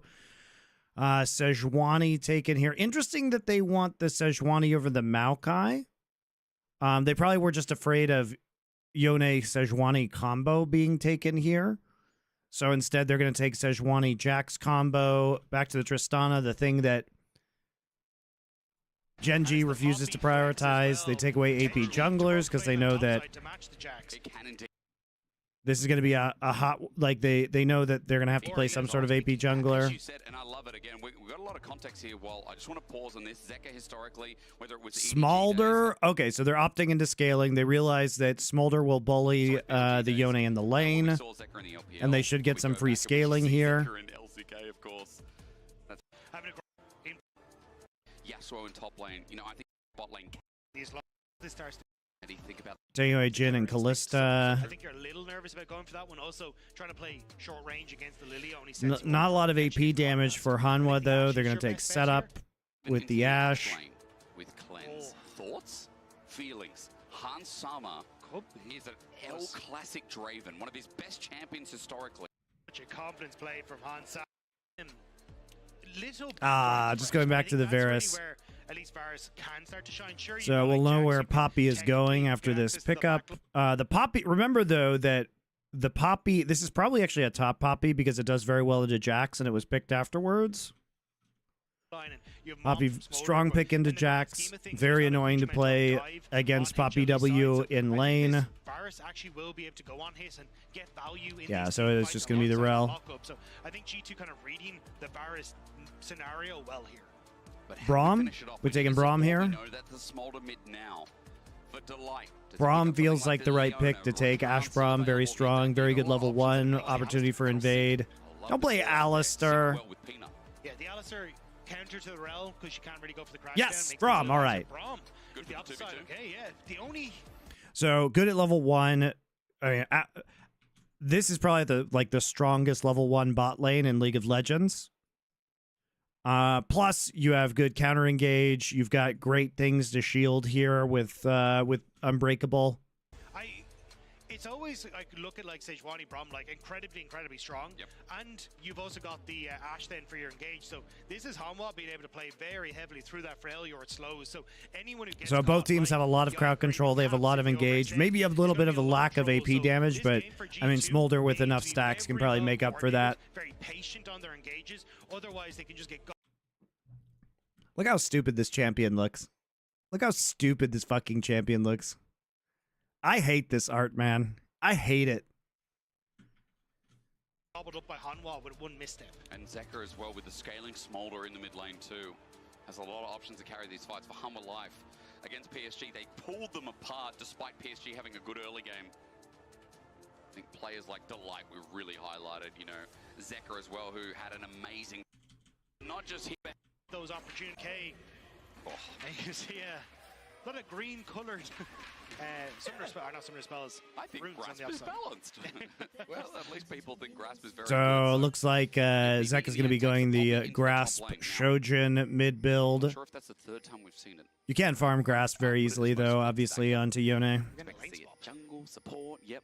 This time into top lane means that this Poppy's going to be isolated. Go as you said, invade. because it's set up Go right invade. Have G2 playing down towards the bottom side, so it looks like they are just going to try and match up into the lane. Maybe thinking G2 would be the ones that went for the lane swap, trying to avoid the Yeah, they were. slows. Hanwha was trying to call the This lane Hanwha swap like here. bot lane, but looks like I we're- think. Like, they're trying to call the lane swap. That's why they get the invade down. They know their level 1 is really strong, so they're trying to get some wards in and get some vision in. I put it as most flex Dagda. We're gonna lane See it. swap. Jungle support, yep. This time Just to into see what's top going lane on. side means that They this also Poppy's put this ward here gonna be isolated, to as see you if said, there's going to be a set up lane top, swap. or at least wards. Viper and Delight are crossing mid. Are they? Match up into the lane. So Hanwha really Grabs wants some standard clearance. lanes. Still- oh no, actually BB will just be spotted as they're not quite able to clear out that ward in time. But Just standard lanes. Yep. It's nice. Oh, lovely. Just waiting S-VODs and there either. You know, it's kind of swung past them a miss. So what a nice day for it. Especially when yesterday it was just all lane swaps really, apart from a game, I think. I mean, it's also when you have so many hype matchups, you want to see them just go toe to toe. Yeah. Where, like, as we said, like BB versus Doran is a sick one, but even this bottom side of the map as well is already. I'm not sure I Viper think Delight putting BB pressure on the versus hands of Doran BB. is a sick This is matchup. where I want to see what this G2 bot lane can do. Oh, yeah. against Feel like one Zeka of the versus Cap's most kind of the dominant premier bot lanes matchup of this globally one. at the moment. I want to see what BB does in this matchup as well. We talked about the Poppy versus the Jackson, kind of the mitigation that steadfast presence can hold for the Doran all-in. But early, the damage, a bit too much for Broken Blade to deal with. Great counter-strike timing, and BB just picks up the shield. But Doran is going to get the level 3 first. You're going to be under a lot of threat for G2 here as you got push in top, bot, and mid. And I think that's why, looking at what Peanut's about to go for, I'm curious if he wants to go for some sort of invade. Using the pressure he has, especially with Caps being this low and Zeka getting good trades, I think he can contest the red buff here. Jock's going to clear his camp before he sees Peanut in action, but Peanut has Delight's help, and with the Sedge-Brom combination, it's too strong. Yikes sees this coming, though, so good awareness as he spots with a swell seed. Good invade here. He also wants to go over the wall, but they don't have numbers for now. Peanut's so smart. Happy to step back. Don't want to give Hanwha any sort of early pressure. Yep.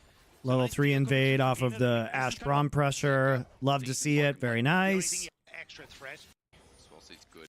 Push in the end. spot, but now going to be able to make his way back out of the pressure on the map to do anything. Yep. And Hanwha are happy to just continue to have their lanes winning. As you said, mid lane's winning well, and this is our Mercedes-Benz featured matchup, by the way. Caps versus Zeka. Now, Zeka has done some more damage. That is true. Caps, 2 solo kills. And if you Big conversation with. He definitely starts, but now he's in a bit of trouble, and he's going to get stunned down. Zeka calls in Mum. He flashes away. He gets out of the range. It's a nice shield, but Caps gets away using his flash as HLE make a gank mid happen. Yeah, it doesn't actually burn the ultimate at the end, so kind of realizing, hey, I can just walk away, but nice play from Delight. Getting that quick on towards mid just opens up so much pressure for Hanwha towards these Void Grubs, and it's impossible for G2 to really commit. Yes, oh, actually, it's Broken Blade. All in, okay. I Grandmaster don't at think he arms. gets the kill here as Doran. Well, Broken Blade is walking up. He maybe thinks he needs his jungler to help out. At least there's a good bop up as he buys time. But Doran now moves back and thinks, well, my jungler's top, and that means I have to play it simple. Walks back to the wave. Make a gank mid happen. And they just don't have any pressure, right? Kind of realizing, hey, I can just walk away. He is the Western goat. And we talked about it yesterday. We saw it yesterday. 2 solo kills. The guy's been... Oh, he goes for it at exactly the wrong time. Pass a flash out of Zeka's ult, and that's free grubs as a result. Bad timing right before grubs spawn. Yeah, it doesn't actually burn the ultimate at the end, so kind of realizing, hey, I can just walk away, but nice play from Delight. Getting that quick on towards mid just opens up so much pressure for Hanwha towards these Void Grubs, and it's impossible for G2 to really commit. Yes, oh, actually, it's Broken Blade. All in, okay. I don't think he gets a kill here as Doran. Well, Broken Blade is walking up. He maybe thinks he needs his jungler to help out. At least there's a good bop up as he buys time. But Doran now moves back and thinks, well, my jungler's top, and that means I have to play it simple. Walks back to the wave, and that's it. Yeah, I think Doran was fishing to see what he could get, but in the end, doesn't end up overcommitting, knowing that G2 are probably going to cross map for the Dragons. But just nice from Delight to burn a lot of the summoner spells from Caps, because now that pressure on towards Zeka, especially with level 6 being hit for Caps, almost completely alleviated, because if you overextend there, you're in such a terrible spot. Oh, yeah. Okay, we're just trading objectives on the cross map. This guy has been on a You know, they've mission done a to really show good that job he of keeping deserves Yike in line, though, by using the pressure that they've had in mid and bot. So, you know, Yike really not ahead whatsoever, despite being on Lilia. This is going to be a pretty big problem for him, I think. Like, falling behind to the Sejuani is pretty bad. But we went into that World Championship. He showed more versatility. He showed he was having a tournament life. And again, he comes into this one looking damn strong, similar to that form. I think it also just shows that Coma does have a talent for picking talents. Oh, he because does. when you he picked out Faker, then he kind of comes across the rare item. He's like, no, I want to bring Zeka across, so he becomes this new big mid laner, becomes a world champion, and now Ulti, Caps caught out. He can't get out in time. Easy first blood. Oh my god. Good play by Peanut. so he becomes this new big mid laner. Great play by becomes a Peanut, world man. champion, and now Ulti, Caps caught out. He can't get out in time. Easy first It's blood. just free after you blew his flash. Very nicely done, dude. Peanut, this is so just good how in this much early they got game. their pick of the litter in this game. All the pushing. Peanut's laning, so good. focus on Peanut to play wherever he wants, and Delight is doing a phenomenal job of just putting so much pressure onto Caps, taking off the the kingpin essentially of G2 and putting him in his place. With the kill going over to Zeka. Here Yeah, it I is, like the Goldie orange uniforms that from the HLE has CS as well. I lead. think they look Even good. though he misses that cannon, The orange and black. well in the mid lane, It so really makes them stand out, I think. You know, orange is kind of a shit color, but this, like, more like sunset orange, Gold up, and thanks to Peanut, I think is really nice. Looks really good with the black. It's also, you know, Halloween, so. Yeah, black. Let's get the black and orange in there. And again, like Hanwha are so proficient on the map as to how they want to try and play it. Objective control is generally incredible for them, so this is going to be an uphill battle for a G2, and it's not like it really gets a ton easier, because every time you start to try and enter onto the map, it's going to be push and bot, rotate for void grubs. How do you try and contest this G2 when you don't really have that pressure? Same when you look towards further map states, when you're behind. Come on, we can't be shitting on orange now. Oh, yes, we can. I'm a Broncos fan, but orange is a terrible tempo, color. Because Hanwha continues to have these 3 winning lanes, they need to find some way to break it. It's OP on black people, though, gotta say. If you have dark skin, man, orange looks banger. Again, I'll wait for that Doran push. As Broken Blade was looking for his own plate and top side, believe he found it. Doing a little bit better in this matchup now with Tunneler in hand. Also a tier stacking up, so mana problems out the window as Fate Sealed used towards mid. Swell Seed on Zeka as well. Caps get some damage down, takes some from the turret, but Yike doesn't pull the trigger. A lot of damage, in fact, as Yike gets the ramp. So mana problems out the window as Fate Sealed used towards mid. Swell Seed on Zeka as well. I don't know what we're Caps trying to get some do damage down, here takes some from the turret, but with doing a little bit Zeka. better in this matchup now with Tunneler in hand. Also a tier stacking up, so mana problems out the window as Fate Sealed used towards mid. Why are Swell we? Seed on Zeka as well. Caps Why are get we some trying damage to down, like takes some from dive the this turret, but turret? doesn't pull the trigger. A lot of damage, in fact, as Yike gets the ramped up turret damage. Zeka's safe. They literally just took a bunch of damage and used Yone ult for no reason. Potential void grubs, nothing there. Peanut. Sends the ulti. Yike! Oh. The prediction indeed. The arrow almost connecting, but Zeka's Get him, Zeka! Peanut knew exactly. Nice, he had the Nothing flash there. too. Peanut. Sends the ulti. Yike! Did he Zeka's predict safe. it? I don't think he did Already predict it. Crucially either. So when you look towards an upcoming fight, I think he's just throwing it into the choke point. Peanut. I'm pretty sure he's just throwing that into the choke point. I think he thinks that he's walking this way and it hits him in the choke point no matter what. But whatever, it's a nice play. Yike! The prediction indeed. The arrow almost connecting, but Zeka's here to take the kill. Peanut knew But exactly. also, as far as Yike's concerned, like, why would you flash before you saw the engage? Yike!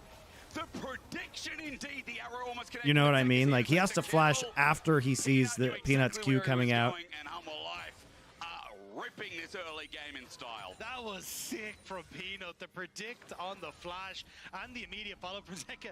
Good stuff he didn't burn the flash because it came in useful 2 seconds later. It did a 2-0 Smolder start, 1K. Nah, he flashed way too early. Yike caught out after trying to find something towards mid. Peanuts now walking down G2. It's all falling apart. They've overcommitted in the bot side. And with Gamers too, blows, no. nowhere to go. Han Summer first. Hey guys. Good stuff he didn't burn the flash. Hey guys. Do you think you know where Sejuani is? The prediction indeed. The arrow almost connecting, but second. Do you think you know where Sejuani is? Sejuani's here clearing out some wards. I wonder where Sejuani could be, guys. You know, there's really no way to know where Sejuani could be on the map right now. Sejuani definitely would not be possibly doing this crab in Bot River when it spawns. Sejuani definitely wouldn't be there. And so we obviously should stand here and push up to the turret and walk up literally into melee range of a Braum. When you think about it, there was just no way to know where Sejuani was. G2 just don't respect where Peanut What is the on fuck map. was that, man? He doesn't reset. They literally knew where he was the entire time. And it's Han Sam and Mickey now who are falling. Yike going to try and pick up these Void Grubs, which is at least going to answer, I believe, for the 3. Yeah, we'll answer for the 3 with no reset coming through from Hanwha, but the kills galore going to Hanwha off the back of Peanuts. It is a bit of an early game disaster. It's a 2K, more than 2K gold lead. G2 got Dragon, yes. Hummer Life got 3 grubs in the early part. Yike is there as we look towards top. Oh, Dor didn't get the stun. Close to solo kill territory, but the hammer shock. Hey, gold lead. G2 got Dragon, yes. Dolan. Hummer Life got 3 grubs in the early part. Yike is there as we. Oh, dude. Dolan almost died. Doesn't connect. Doran pops the ulti. Workable has no mana. 2 seconds on that charge, though, could potentially look for, especially with Yike in the area. G2, they need to try and stop the backs, but they're kind of late on this.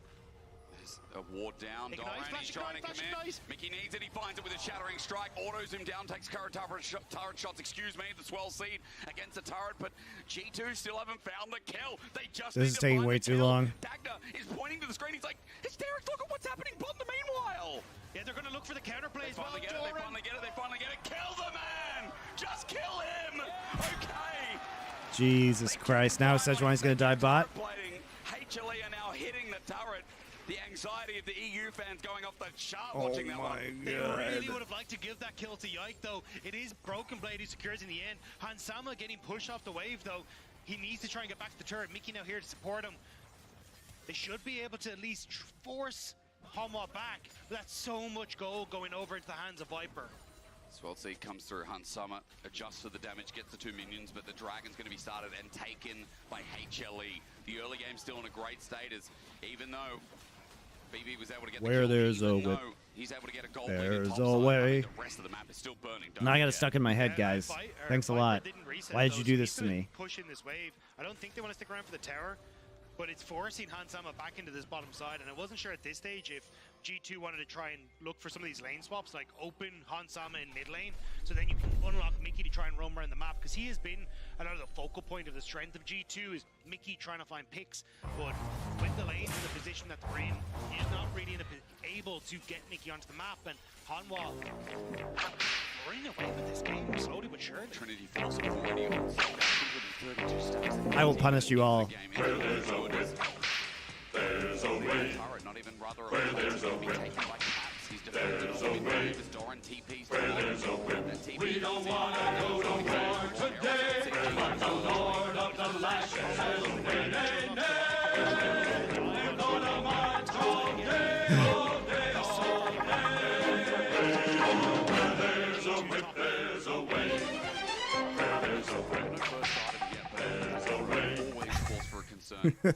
Glad you mentioned it. While Doran with Demolish is just going to take his liking in bot 2 plates while the TP gets channeled. He takes that with ease. Mickey looks for a shattering strike, but no cigar in the end, and HLE walk it back again. They don't overcommit, they don't overstep. This is what this team does best, is they hands different fights, but they don't make macro mistakes.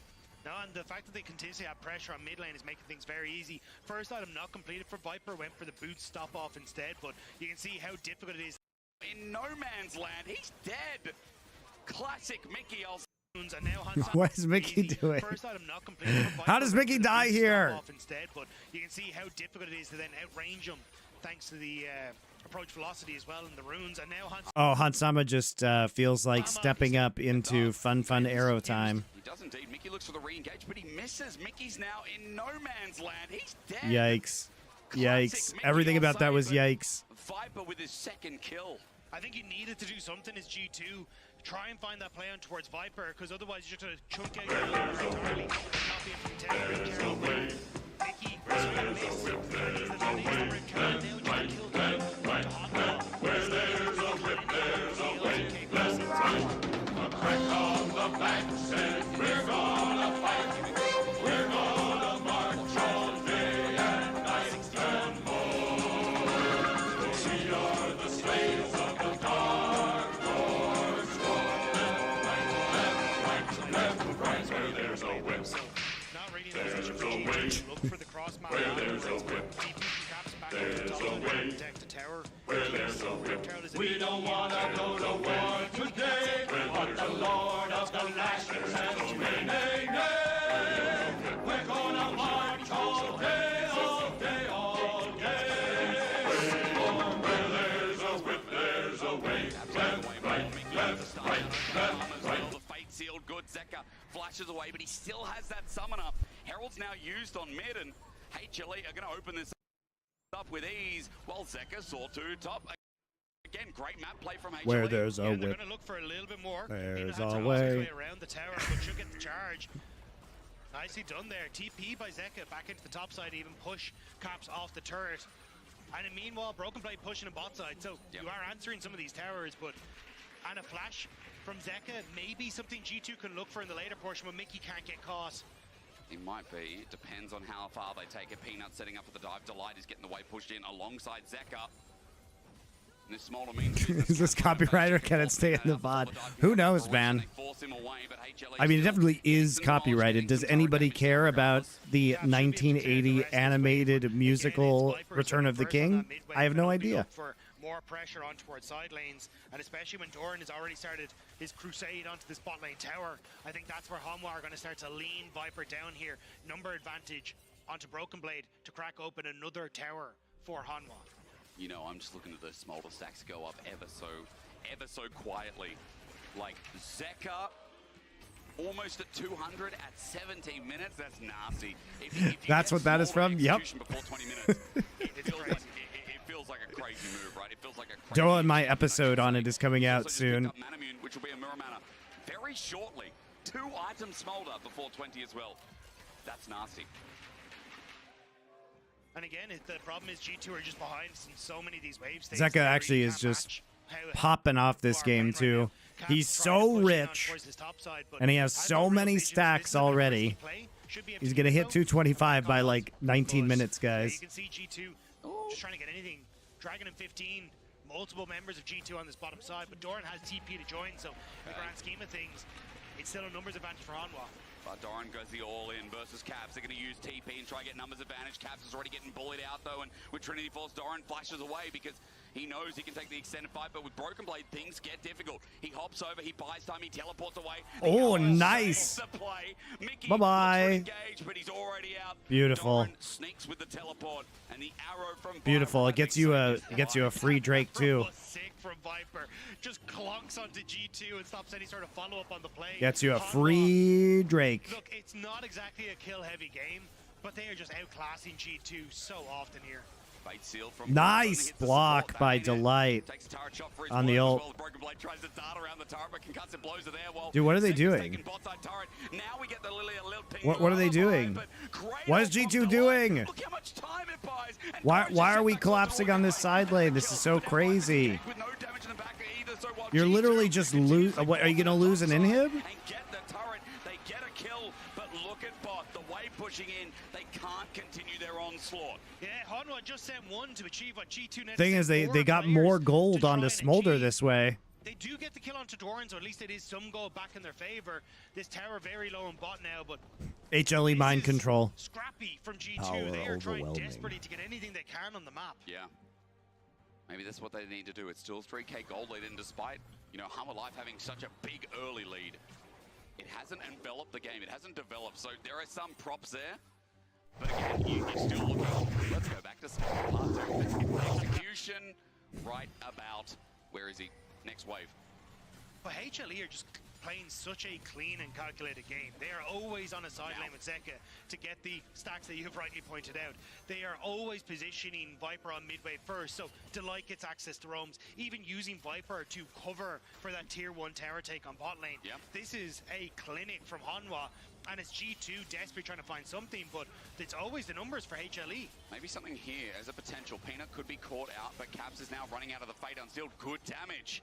Peanut has to scurry out of there, while now Caps will be able to defend top lane turret right before this Baron spawns. Yeah, I don't think you can try and turn onto this, though, as G2. They've moved everyone here. No TP on Doran. This would be... I think you just got to try and push hit these waves. Maybe look for a play on towards the mid lane turret. Yep. But even Viper should be able to clear out a large majority of this wave before it hits the tower. You can see it there. At least Doran can't get anything more on the bot side. Inhibitor turret's the only thing there, and it seems like, you know, again, just try to defend G2's position. But we've said in this early game, I think watching Hummer Life yet again, you know, some of the individual members here, like even if they're not operating as a team, their ability to buy space and time and to kind of hands just some of these skirmishes. What we've seen. There we go. I got the Dark Trap Archon so quotes now. effective as well. Like Oh, they, yeah. oh, hang on. I'm just gonna take a hit from Peanut, but the fact that you like darkness push against BB on the poppy just set yourself up so well. Zeka with the counter pick, he gets shoved. Ash picks for Viper. These are all I'm bored, guys. I just want Dark Archon quotes for the mind control, the macro mind control now. Oh, Peanut failed it. Peanut failed it. Thank you, Gore Wings. Hockey season has started. I thought it was still preseason. Gore Wings, go Avs. I hope Landeskog is back this year. It's been a while.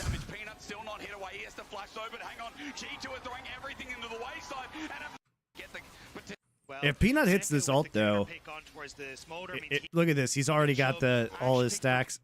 He also has a QSS, guys, already. He also has a QSS just in case he gets hit by Lilia ult.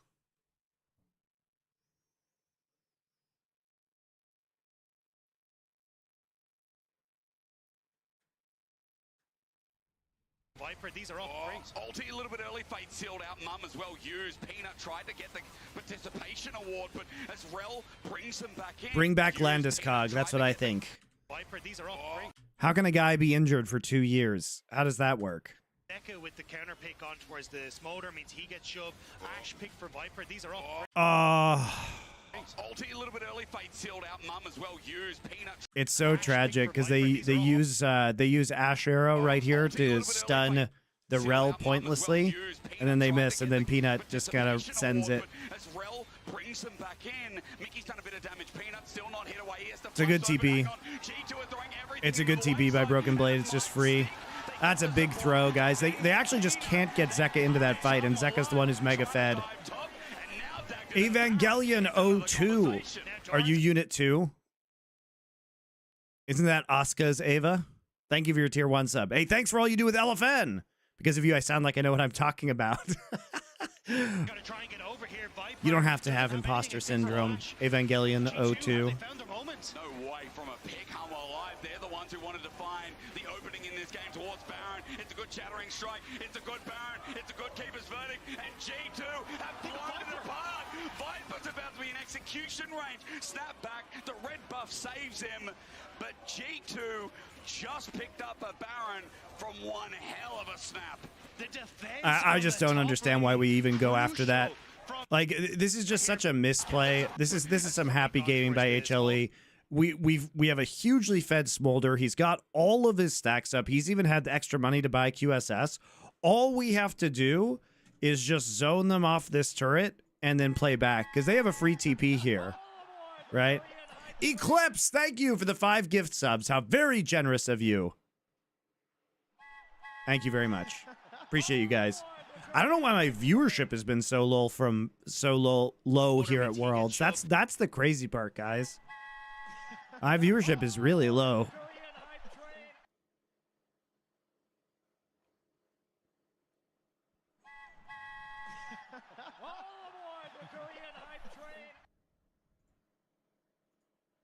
Ash pick for Waiting for the bracket stage. I don't know, man. I've streamed like the last couple of Worlds, and Viper. These are all great. I'm surprised. I'm not complaining. I'm glad you guys are here. I mean, I'm gonna do the streams of everything regardless, but I'm just a little surprised. Mickey's done a bit of damage. Peanut still not hit away. He has to flash though, but hang on. G2 are throwing everything into the wayside, and it might stick. They get the support. They then get Peanut. They punish Humwa Live, trying to dive top, and now Dagda that Baron is another conversation. Now Doran's got to try and get over here. Viper Time zone is better, so a lot of people actually watching the live games. Yeah, maybe that's true. doesn't have anything except for flash. G2, have they found their moment? No way from a pick. Humwa Live, they're the ones who wanted to find the opening in this game towards Baron. It's a good shattering strike. It's a good Baron. It's a good keeper's verdict. And G2. You gotta take advantages of the opportunities that are given to you, but that's like really silly. That's really silly from HLE. I just don't know why we don't just zone them out and take the turret and then double back and like try play Baron. You also have a pretty good play here for Infernal Soul.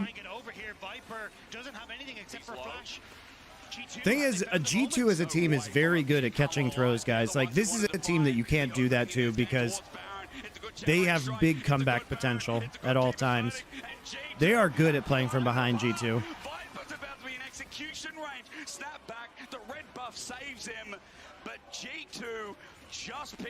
That's right. Thoughts and chaos, guys. G2 mind controlled them. On the top lane. G2. Hanwha thought they could just bully themselves in. Caps. He has to snap back. He has to snap back. But he's not got the Q3. He's another Q. You're right. To get away, he gets a knock up. Doran looking for the chase still, but he's out. Yank to cover. So Doran doesn't want to overextend, but everything used to try and get onto Caps uses the Fade on Steel to just clear out the wave. The ult hits on towards Mickey, so it doesn't connect on towards Caps. Peanut's now overextended, and look at Zeka. He can't approach because the tower, there's no wave left. So Viper has to exit through the tower, which leaves Peanut and the Braum completely separated. Delight falls, Peanut goes, which leaves Peanut and the Braum completely. I like how Delight. So Viper has to exit through the tower, which leaves Delight got slept, so he got slept during his animation.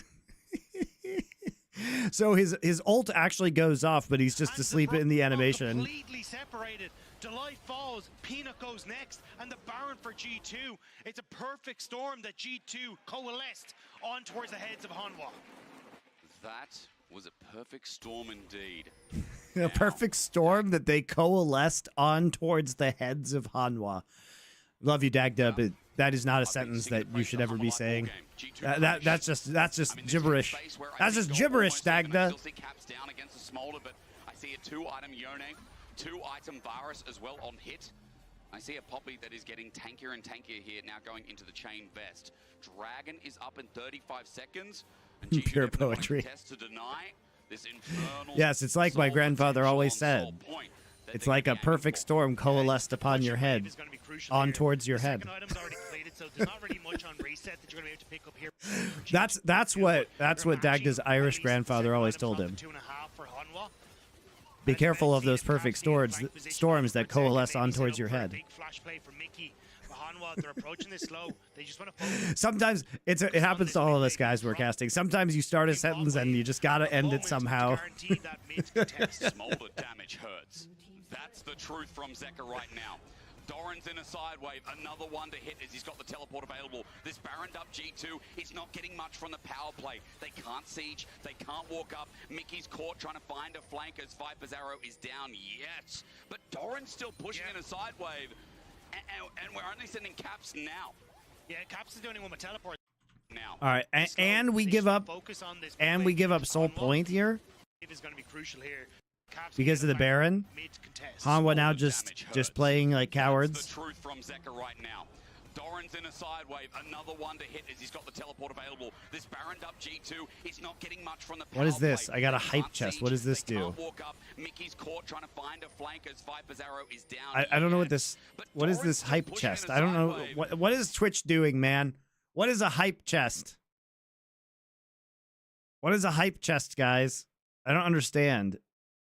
And we're only sending Caps now. Yeah, Caps is the only one with teleport, so he now has to match up. Mickey has to try and find a position here, but that denies that flank opportunity for Caps. There are wards available if he wants to. Swell seats there as well. Viper just clears out the wave. That's it. Doran is denied, and Caps doesn't have to use anything. I was going to say, Dagda, you have to commit the ult from Caps to stop the TP. Doran has to commit the E. Very different class of abilities to stop anything from a teleport play, but we don't get to that, do we? Dragon number 2 for G2, and the game goes back. But look at the Red Bull Baron power play. It has not been as successful as G2 would have liked it to. Less than 800 gold gone into their hands, and a huge amount of that, it went into the hands of Doran because he was able to get control in that top side, start to push things out. And this Motor is still a mega threat. It We is. saw what Chovy could do with him when he got to late game yesterday, starting to crest over towards nearly 300 stacks. They need to find some way to force this game quickly, but for G2, Hanwha are giving them nothing. And maybe the only reason that, you know, they can pause against Zeka for now, that they've got opportunities, the fact that he had to go for the QSS before going for the rapid fire cannon. He's got that little, you know, cheap slingshot in his inventory, the item that everyone really hates and thinks it's kind of nothing. Scout slingshot. Yeah, that one. But Scout's not in the game. Caps is just going to hit on Peanut for a little bit. And now we ask ourselves the question, Caps, blast cone. Okay, no one's there to punish. Yikes there, just in case. I don't even know if G2 are getting to ask these questions, because Zeka clearing out wave with Mom every single time they approach the slower gameplay. Like, yes, G2 have the tempo advantage right now, but they're not really putting home under a ton of threat. They're trying to now, but Peanut, he just gets to walk away, and this mid tower gets to stay standing. The thing about HLE is they just have infinite scaling, so Members of G2 on this mid tower. they can literally just wait all of this out. They can afford to play a really long game. Turned on Zeka's damage is immense under the turret. They're sieging down, but G2 have to leave and give up their ground. Hansama got tagged by HLE slows, though. looking to re-engage. Doran comes in, but he Ooh, misses. ah, Swell takes Doran damage. again. What is with him missing these counter strikes? G2 have to leave and give up their ground. HLE looking.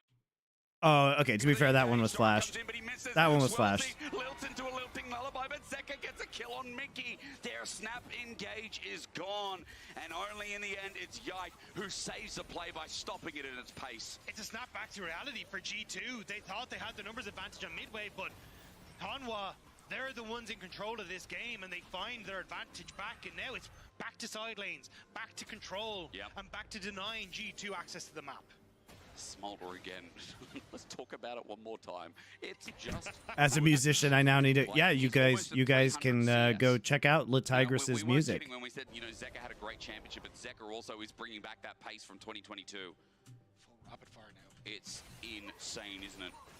So And this now guy he's got is range. So good. And it's the fact is that, like, I think when he won his world championship, people kind of slept on him a little bit, how good of a world championship he had at that time. But he's only gone up from there. And now a force to be reckoned with Hanwha taking on JNG in their finals. How's Yamato doing in LFN? For a second world championship for this good. player, and for so many of the players. I don't know. You tell me. I think he's doing well. They're showing what Hope he's doing well and fitting in. I mean, guys, there's not that much to like fit in. We don't have like some sort of like clubhouse where we hang out. We literally just do shows together and otherwise do our own stuff. feared when you go up against them. Done so much this year, and for the LCK's #1 seed, they've still done so much in this game. Yes, G2 found a moment to come back in topside and were able to stabilize the game with the Baron, but they got nothing off it, and we keep going back to the point where HLE have control of sides, and now with the arrow up as well, they might have control of a pick. Mickey dodges away as Caps gets back. Okay. HLE are trying to force out a play as Baron spawns in 5 seconds. But you can see how valuable this winning lane for Viper is. The fact he continuously gets to press forward with delight. I mean, control this mid- Yamato, I assume, is doing well. He's good on the shows. He's making money from LFN. You know? Hope he's enjoying himself. We're getting more sponsors on the Sackdown. Sackdown's going great. He's been good on Power Spike. You know what? 5v5. Oh, sorry, in the 4v4 with Peanut and Co the whole way down, it's very difficult for G2 to contest because you just don't really have a frontliner. Mickey can try, but he's not really that tanky to deal with all that damage. Sure, he's gone Trailblazer first, so not like we're getting something similar to a lock at some of that shielding that obviously Hummer Life. Would you ever do a 4-man episode of Power Spike for Worlds? Maybe we'll do that. That sounds like it'd be fun. Like HLE's fight can go on for a while. And you've got Waves now going to start to be in good positions for them as well. Zeka just pushed out bot door and creating a slow push on top. Caps just trying to steal it away. Maybe we'll do that as we get more into playoffs. He's in trouble, but Peanut doesn't pull the trigger. Mickey's nearby. No Meanwhile, information. topside, wait, Doran. It is a Poppy. I did not expect that much damage to come out, but then again, that is Poppy. Sundered Sky Poppy. Yeah, it's Sundered Sky, plus he has Iceborne procs. Well, you definitely hyper focused on the 1v1 and can deal some damage, and we'll have to see if that's going to be enough to try and control Doran. He's giving them push in the top side, which is wonderful, but only one ward to speak of as a potential TP behind. Where is it? For Broken Blade. Oh. That could potentially set up something, but I think for Hanwha, they're still going to end up with push in mid. Their slow control push on bot, and there's that TP we just talked about. Double TP, it's a pinch. Hummer Life are now escaping it though. It's Peanut in the center fold in the river, but they get the engage. It's Broken Blade who gets the flash out. Good engage from Mickey as well. The setup is huge. Dude, doesn't Zeka just clean this up? Oh, they missed their fucking Sedge ult again. But they can slow roll them here. The Ashe slowing plus Zeka just flipping out on them is too good. They can't do this. HLE should get Drake off of this. They got to deal with Yike though. But it's the health bar advantage for Hanwha. They find BB. Broken Blade? Danger zone. Broken Blade flashes away. Hammer alive. Don't know that Caps is starting to drag it all in the meanwhile. This is so risky. Caps has flash to get out. Doran's about to check the pit. Will spot out that the dragon's going down. You see, now it's Cat to spare. Caps gets over the wall, but he jumps back. He still wants to leash it. This is actually pretty clever by Caps, dude. Not many players would do that. HLE will take that leash and drag. Yike has no flash, so he can't get over the wall. This is pretty smart by Caps. He thinks he might be able to sneak this. He dashes over, and then he tries to keep it up by using Soul Unbound. Unknown to his game though, looking for the knockup, he finds it, but HLE will take that leash and Dragon given over it is. It was a nice attempt from Caps. Are we going to get a .A award after Swiss? Oh, we don't give it out every year. Somebody has to earn it. I don't know if anybody's really earned it so far yet. Towards Vision on Baron, but unfortunately was not the case, and it's gifted across to Hanwha. And now HLE. But I've only seen one game from most of the teams because I'm watching the rest of them today. It's been so close, but it has. The damage on this motor coming out clutch in these engages. Ayla, I think, earned it in play-ins. There was no hype for Ayla. We knew he's bad. No, but no, it has to be an actual good player who underperforms, guys. It would have to be somebody like Tian or Viper or Peanut, you know what I mean? Chovy, Knight, Impact maybe.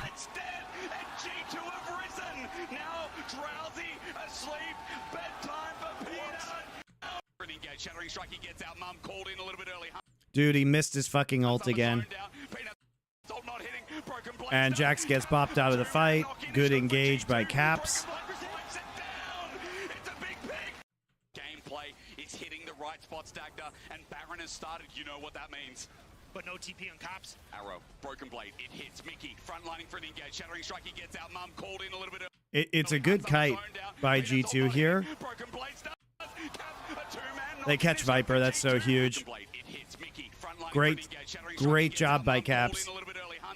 Great flank. Sees the angle. And then they get the E. Broken Blade gets the Poppy charge on him as well.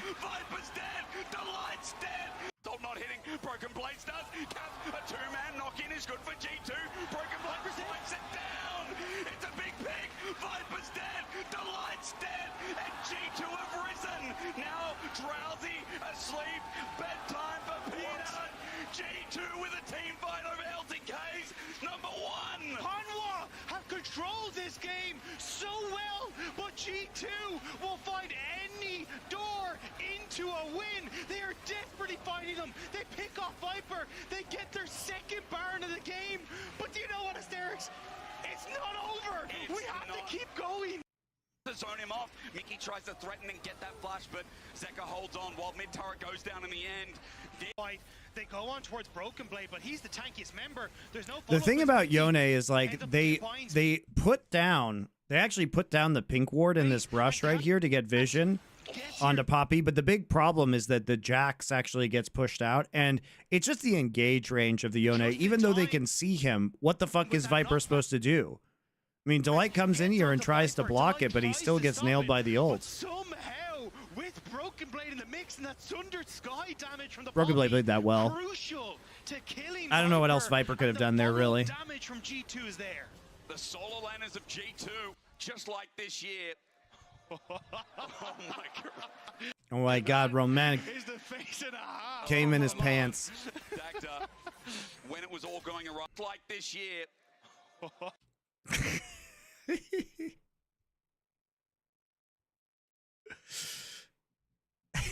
All right, hold on. I'm going to screenshot this. Somebody make me an emote.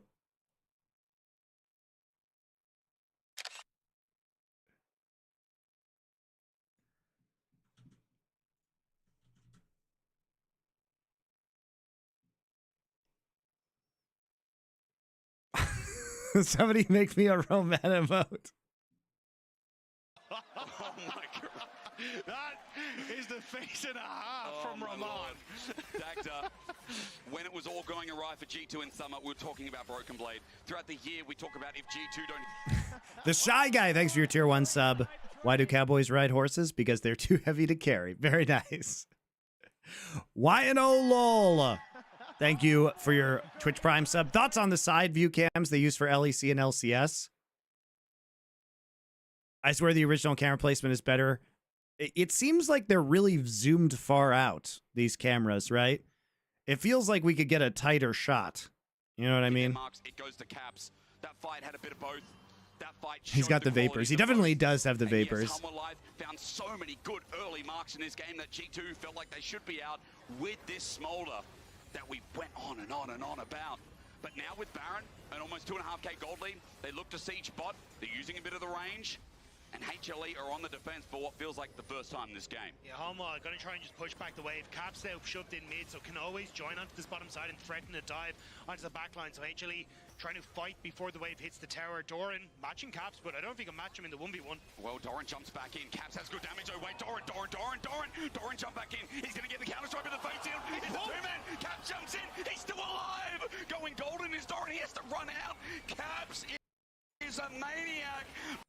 Doran jump back in. He's going to get the counter-strike with the face shield. It's a two-man. Caps jumps in. He's still alive. Going golden is Doran. He has to run out. Caps is a maniac. I think the problem is really just Yone, guys. I think the problem is just fucking Yone. I think this champ is just broken. Like, if you look at what Scout was doing with it last game in Caps, like, the way you can play from behind, the flank range, the engage ranges are just so crazy. Under this turret is a good mark as HLE looks to defend again, but Broken Blade has gone too far. He has to get out. Cooking a bit too much in the kitchen. G2 need to run. The reset coming through from Doran with the TP. It's crazy because you can put him behind, like, you can put him behind in lane, you can kill him in lane, you can zone him out, you can get 225 smolder stacks at 20 minutes into the game, and he still does this. Until that next dragon, they need to find something. G2, not finished yet though, they may need to be. He's taking the shorter path right in front of Doran. He gets out, a good crash down. Caps tries to clear the wave as he runs up. Arrow as well, flashed away, it hits Yike in the end. Peanut looking to follow up, but again, there's... If only no Peanut had an ulti on ult, Peanut. they actually could have killed Yike there. That's 2 teleports now down though. Doran and Zeka used it both, thinking if they could catch G2, that could finish off this game. So G2 now have that teleport advantage on Broken Blade, but 20 seconds until he's up and available, he'll only just be arriving onto the map. As this dragon spawns, G2, they need to find some way to contest. This is Soul, Infernal Soul for Hanwha with a top laner who's not there. Broken Blade has the teleport that you mentioned though, so that advantage in 5 seconds can be used to get him into the fight quicker. Combat gold you see right now, G2 actually have an advantage. Teleport going to be... It's going to be spotted. Viper sees him. And it's so deep. Viper just going to look at Broken Blade, but the rest of HLE, they walk towards him. He now repositions with the blast cone. Oh, Broken Blade. HLE are aware to it. Great idea from Broken Blade, but Hanwha sniff it out. Now G2, they get position on the dragon. Thanks to that, can they burst it? Dragon's gone. It's denied. Mum as well does nothing. G2's playing these objectives really well, though. No one. A bit of goo sent out by Zeka and HLE disregard. Hanwha are trying to push them completely out of this bot side and threaten this inhibitor. It's okay. turn The on mid TP lane. was worth Push because is they there. actually They've still also got that wave to for soul Pep points, prepped in top right? and can go for That the they tier denied 2, so soul. G2 on How are reset, they going to deal trying with to this get into Baron position. It looks like problem, he's gonna though? This try is and like free trade with deep wards Caps in for towards this HLE. bottom They are side. all Well, he recalling. resets as well. They Maybe use. afraid They don't have Hanwha any might just pull the TPs. trigger Like and fully look for the play. when the Baron respawns, Nope, this might be an issue. Just gonna look and trade. Yeah, their numbers are shown up. And that means turret for certain. As you said, Caps holds his mark, finally gets inner. It will be a trade. It'll also give, I believe, Infinity Edge 2 Caps off this play, right as they look towards the Baron in minute 25. So trade, good, and also getting these completed items for Caps is really important. So you can see the hesitation on what do we actually do, but I think... No, I don't like the Swiss stage format either. It's not because Swiss is inherently bad, but the seeding is just so shit. You just run GSL groups. It's a million times better. Well, should be finishing off his full build very, very soon. And there's the IE coming through for Caps, so this is going to be an all-out brawl between these two mid laners. This HLE is a looks high shaky. I focus mean, look, they on threw this which game, guys. They were can actually step up in dominating this this next game fight, until they potential happy carries. gamed and dove a turret. They really didn't need to dive. It's a really good call out, Dagda. I've paid attention. I see the 4 items. Arrow, arrow, arrow, arrow onto Hans. He cleanses. But Viper, the cooldown 8 Did he have months. to use cleanse there? The edge. It's a really good call out, Dagda. I've paid The answer is attention. no. I see the 4 items. Arrow, arrow, arrow, arrow onto Hans. He cleanses. Maybe But he Viper, did. The cooldown 8 much at this point in the game on the 4 item Ash. That did look a little bit funky, but Hans needed to tank that. Mickey could have gone down to follow up from Peanut ult Yeah. into him just being dead. Would not have been... 8 much at this point in the game on the 4 edge. It's a really good call out, Dagda. I've paid attention. I see the 4 items. Arrow, arrow, arrow, arrow onto Hans. He cleanses. But Viper, the cooldown 8 much at this point in the game on the 4 item Ash. That did look a little bit funky, but Hans needed to tank that. Mickey could have gone down to That was going to be close because Braum was the only one who was in range to ult him. But if Braum ults him, then maybe Sejuani can get there too. It's probably just safer to use the cleanse, honestly. But now no cleanse for the fight. Baron, 30 seconds. We've got ourselves a doozy. The player matchup in Caps versus Zeka. Reminder, Mercedes, you're getting this one a second time. For good reason.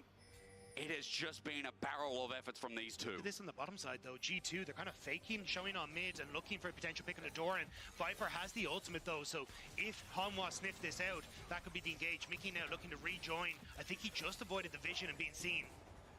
Swellseed looking to get the shield. Delight is dodging well. That means again that passive shield from his support item, Celestial Blessing, won't be popped away. G2 now walk towards mid, but they're on a ward. Dagda, I'm worried here as Broken Blade walks in first. Yeah, 500 Not smolder showing. stacks is crazy.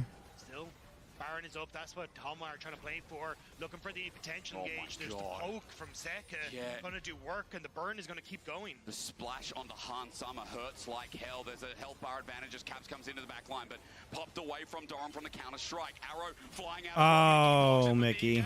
It's gonna get popped. Hanwha like hell. There's a health bar advantage as Caps comes into the back line, but popped away from Doran from the counter strike. Arrow That actually is just a totally free ult from Peanut. Mickey blocks it, but the engage is gonna get popped. Hanwha live strike first, and they strike true. And now they can just shift over. Gotta flash that. If they flash that, if both Yike and Mickey flash that, then they miss Sejult and they miss Arrow. Flying out as well, Mickey. But Caps just isn't in position either. Doran zones him out. Hurts like hell. There's a health bar advantage as Caps comes into the back But line. they're just not Popped playing away around from brush Doran from the vision. They have no counter-strike. wards Arrow for that flying out brush. as well. Mickey blocks it, but the engage is gonna get popped. Hanwha live strike first, and they strike true. And now they can just shift over towards the Baron as well. They play it very slow and get the pick that they needed. But Caps has already prepped that wave on bot side. G2, could it be a potential base turn in Doran? Doesn't have the support. G2 just going to shove in mid instead. They're trying to contest on towards that Baron too. He's worried about Caps, but Caps is just gonna get some time with the tower. Baron is gonna go down. Yike, yike, yike, yike! Oh my god, he stole it! What? Doesn't have the support. G2 just going to shove That in is instead. so They're trying to contest on crazy. towards that Baron too. He's worried about Caps, but Caps is just gonna get some time with the tower. Baron is gonna go down. Yike, yike, yike, yike! Steals it! Caps is just gonna get some time That's with the tower. so Baron's gonna go down. outrageous. Yike, yike, yike!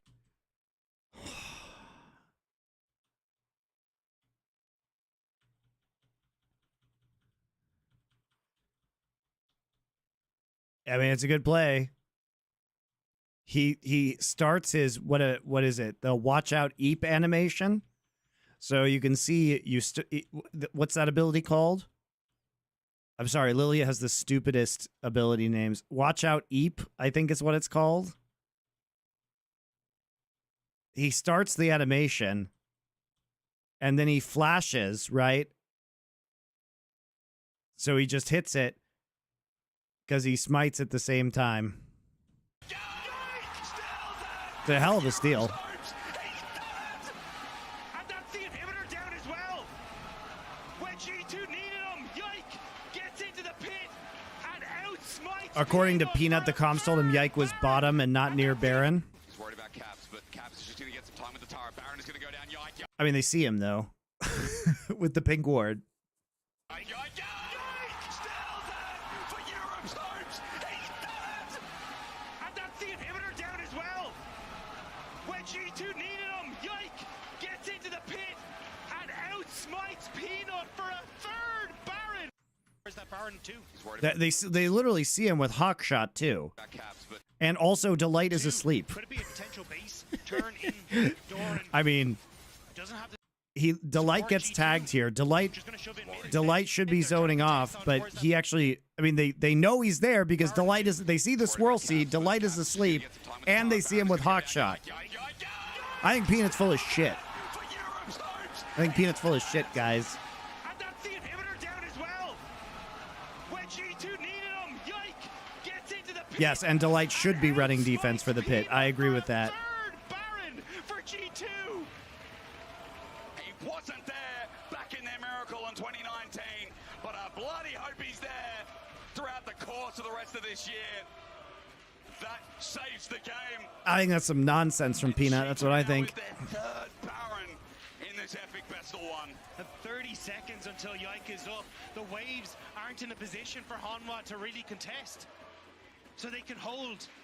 They can wait towards. It the is finish funny that line. they got 3 Barons in a We'll row, see it here, though. the swirl seed G2. over the wall. And a smite. Perfect at 6. So they can hold. They can wait. That's a towards fun the game to finish watch. line. But we'll see it here. The swirl seed over the wall. And a smite. Perfect at 1600 health somehow. God, they Yike get the comes inhib with too. that. I'm just going to keep taking screenshots of Roman, guys.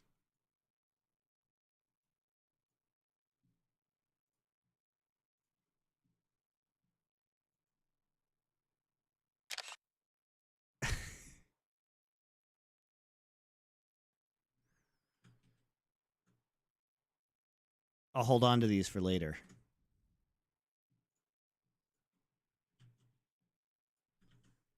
We gotta delete the backgrounds on these.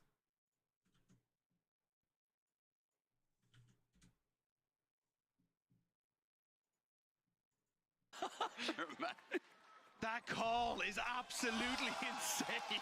Help me out, guys. You know you want these emotes. You know you want them. They're too good. This is crazy. I can't do it while I'm streaming. Well, buckle up. The game ain't over yet. G2 have slowed it down and they've delayed the game. Soul is up now for both teams. 35 seconds, ladies and gentlemen. Seatbelts on. All flashes He's available having the for time Hanwha, of his though. life. Sonya's for Doran as well Like is gonna Vance be so Joseph. crucial for him getting access onto that back line. Yike, the only person in G2 that doesn't have that available. So that's probably the focus for Hanwha on this, especially for Peanut. But it looks like G2 going for the classic again. Send Caps to the side lane. Mickey is shadowing. So maybe Souls try and get the base, but this is such a massive gamble from G2. This is what put pressure on Payne yesterday as well. Obviously a different game state, but Caps was playing so well in the side lanes that again, Payne had to think about their options. What do we do? Doran's committed towards the top while HLE match out bot. Soul looks like it's just fine. Forgotten about G2 with the low con. That again, Payne had to think about their options. What do we do? Doran's committed towards the top while HLE match The out thing bot. is Smolder Soul can looks clear like out it's just going to be forgotten about. G2 with the low 535 stacks. He can clear out the supers. The fight field, it misses the arrow, misses. Doran's going to die. Do we like this, guys? Do we like the two-man push in the top side instead of paying attention to this Soul? I think maybe they just realized they lose it the straight-up 5v5. Obviously a different game state, but Caps was playing so well in the side lanes that again, Payne had to think about their options. What do we do? Doran's committed towards the top while HLE match out bot. It feels like giving Infernal Soul to the Smolder is not a great plan. But I don't think they can win the 5v5. It misses the arrow, misses. Doran's gonna die. He goes golden, which is buying time, but Mickey's tanking up. He's fine. Teleport in, jump away. Doran's still surviving. Ooh, the plays, though? Man, Peanut. What a great play. He denies the TP, so they guarantee the 2v2, and it's just fucking a support. Oh my god, that's actually... All right, that makes up for all of the other ones Peanut missed. Broken Blade couldn't join in. Zeka was too quick, and that's no Soul with Broken Blade trying to escape. Peanut with a mega play there, though. Still trying to chase them down. No ults, no flash. But look at Viper's arrow. It's up very shortly as Hanwha are forcing their way down mid. Doran can TP in. Zeka runs down with the rest of his team. They're going to get so much from this play. The Baron not going to do too much. Yike gets an enhanced recall.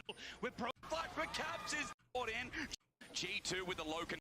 Still surviving another day. Like, look at that from fucking Peanut, man. This is such a good snap call. Chovy coming in, and then Peanut flash ulting Broken Blade. Ooh. Rolls on in. Maybe for G2, it's not a good play anymore. Mum forces the fight for Caps is dead. G2 tried to cook to Is it not possible for G2 just to contest that soul? Caps is super fed. This smolder is so big. It's also just really hard to kill this smolder, man. He has QSS. You know what I mean? He's got QSS. He's got BT. He has 500 stacks. Broken Blade couldn't join in. Zeka was too quick, and that's no Soul with Broken Blade trying to escape with Yike and hands, but Peanut still trying to chase them down. No ults, no flash. But look at Viper's arrow. It's up very shortly as Hanwha are forcing their way down mid. Doran can TP in. It's more the fact they were also down Lilia's flash. Possible. Like, if you could flash onto Zeka maybe and then sleep him. It's really hard though. As Hanwha are forcing their way down mid. Doran can TP in. Zeka runs down with the rest of his team. They're going to get so much from this play. The Baron not going to do too much. Yike gets an enhanced recall, but 3 versus... It looks like Hanwha don't want to try and overforce on the... Yeah, this could have just been a stump, but Hanwha decided to throw the game. Credit to G2 though. They always play really well from behind. Cosmic Drive. Thank you, Dagda. Game. Baron up in 2 minutes 20. This one ain't done. So hard for the supers from actually getting to the Nexus, because then you can't have Caps TP in and try and finish the game. But as long as we try and set up for a front to back, allow Zeka to play out the game, he is so strong and he will just carry the fights. If he gets access to Han Summer or Caps, he will 3-shot at this point in the game as well. A harder fight for G2, who, to their credit, have kept themselves in this game play through play. I mean, Humble Life were the favorites coming in. Even though G2 are the first seed, even though there's high expectations about what this team can do, let's not forget Humble Life in the historic matchups that we've had since Worlds first began. Korea has been a favorite since the SKT dynasty. Hanwha upsetting the apple cart by beating Gen G. Only Ox, shout out to the man himself, predicting that they were going to be able to do it. Yeah. And now... How did he know? G2 in this insane best of one. What did he predict for this? I don't know, but pushing back Hanwha. But Hanwha now, they are in the lead. Like, it's only a 2k gold lead, but with Infernal Soul and Jax, it's very difficult to Caps. He's caught out. Fate Seal Buffett, he gets range. Another one though! Dodged! That was a game-breaking arrow in a perma 5v4 with these death timers. Still, you can see though, Hanwha, they're kind of waiting to press up. They know that Doran doesn't actually beat Caps in the 1v1 right now, as we've seen kind of executed a couple of times, so they're trying to figure out how Viper just got Infinity Edge, Soul Boots for Cosmic Drive. Or Zeka. Oh my god, dude, he does so much damage. Called. Mom. Good. Mickey is sneaking vision. Tri-brush. Spotted. Realizes, but Baron TP, wait, they're going to commit. Feel safe to back just yet. Doran's going to TP to the Nexus turret. That will save the base. But for him, but it's, I think it's gone. G2 for the Will be spotted now, realizes, but is he's trying to run away. Hanwha, they just turn over towards the Baron. Caps back. Look how fast this Baron goes down. There is one ward for him, but it's, I think it's gone. That's so crazy. They're going to lose the Baron TP. Wait, they're going to commit for the play. Caps is looking for the end. So they're trying to base race, is what they're doing. That's why BB TP's in here. They're just trying to stall them. So they force a TP out, but they're not going to be able to cancel Doran's TP. They get the inhib. It's actually a good play by G2. Viper too good. Viper too good. Look, this is actually a good play. This is actually a good play, guys, because if this is basically their only hope. So they bait them into TPing back. So they TP in with Broken Blade, right? Get them into they know they have empowered recall from the Baron. And so they force them to TP back, and then they try and create a man advantage play. So if Doran doesn't cancel Cap's TP here, Broken Blade can also yeet one of them away using his ult. Because he gets rid of Peanut here, right? And this could have been a 5 versus 4. This could have been a 5 versus 4, guys. And maybe G2 actually wins right here. There were a few very important TP cancels in this game from Peanut and Doran.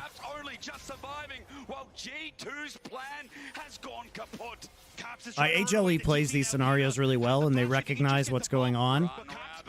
They're a good team, man. It must be really hard to read some of these plays on the fly as well as HLE is. Like, they don't take the bait at all. Cleaning up that kill tag. I think finally now we have a decider. Caps tried every trick in the book, but with Yike, the last man standing against the LCK first seed, it's just a wave that is going to wash. Fun game. Actually a good game. Long game, but it was so interesting it didn't feel like it. All right, I'm going to make these emotes myself. Because ain't nobody making them for me.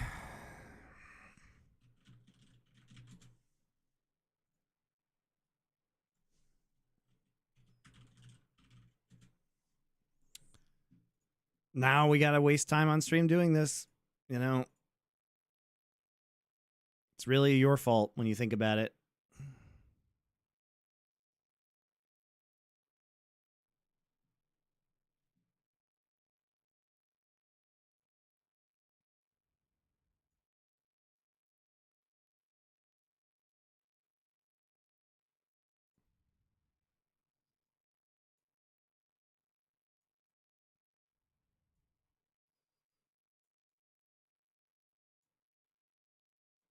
Sorry, now I have to resize them. I think I'm just going to do Roman's face right here.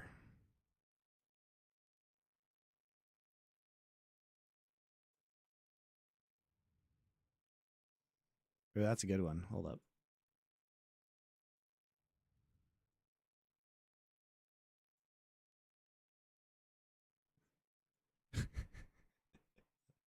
What do you guys think of this? Is this good?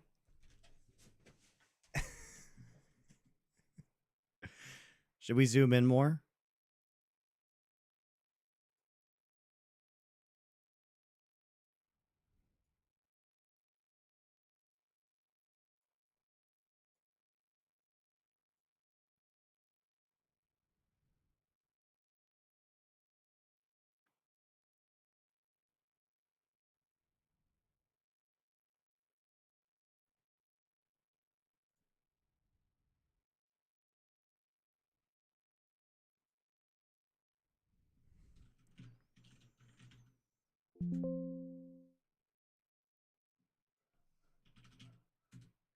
Okay, got one. I don't know. What's the tag going to be? Romangasm?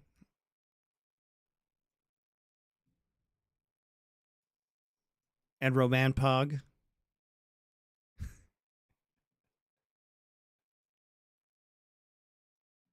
Ah. Yeah, tighten this one up.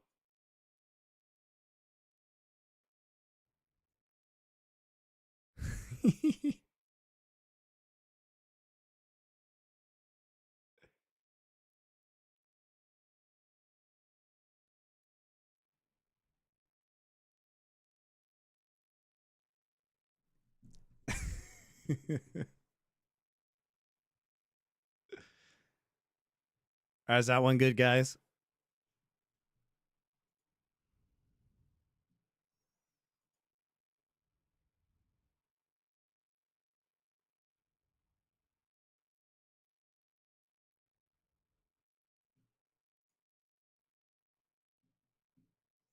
Are we happy with that one?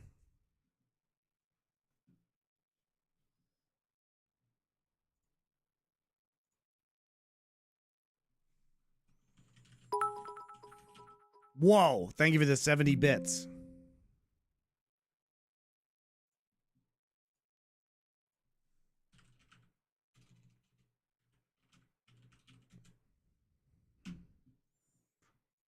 All right, we're doing it, guys. We got to upload them now.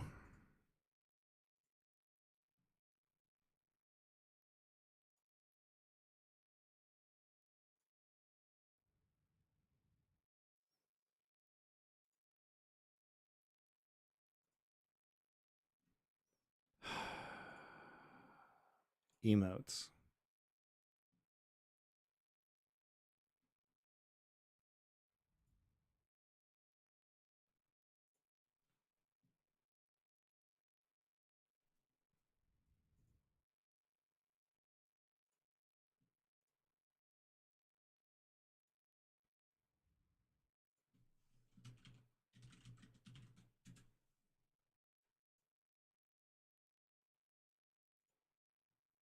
All right, here we go. We've got our Roman Pug and Roman Gasm.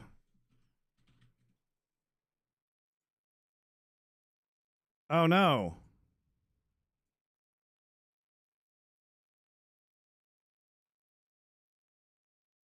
Oh wait, hold on.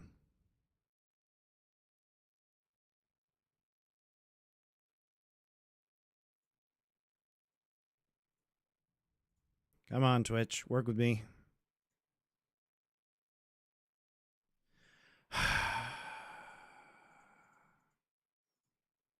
It didn't work right. Hold on, we'll try again. Well, you should have one of them now.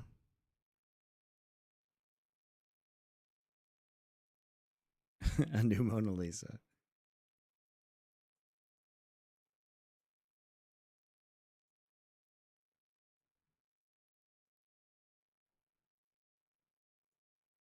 I think we need to zoom out just a little bit.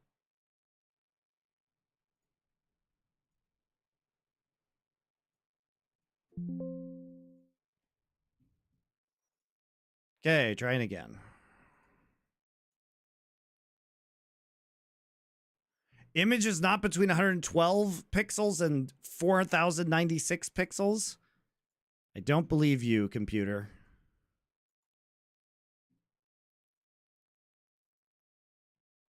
I don't believe you that it's not between 112 and 127. It's literally 111 pixels.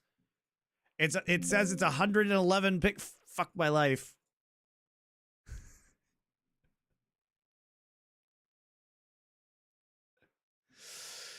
I made 111 pixel emote, guys.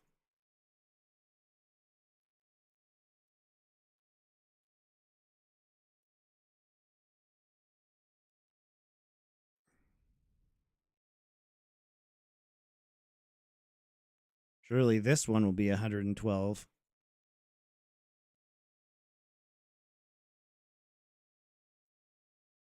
Or greater pixels.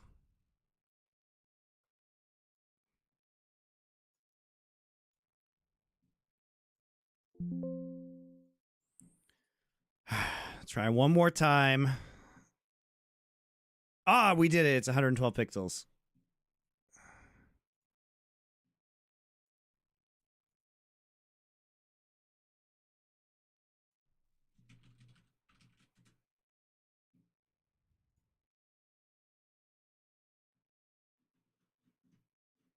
All right, there you go.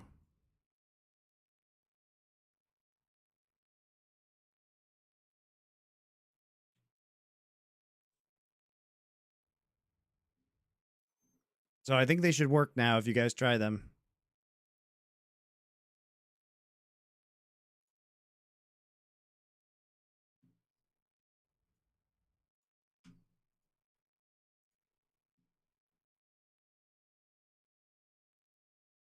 We did it. It took way too long, but we did it.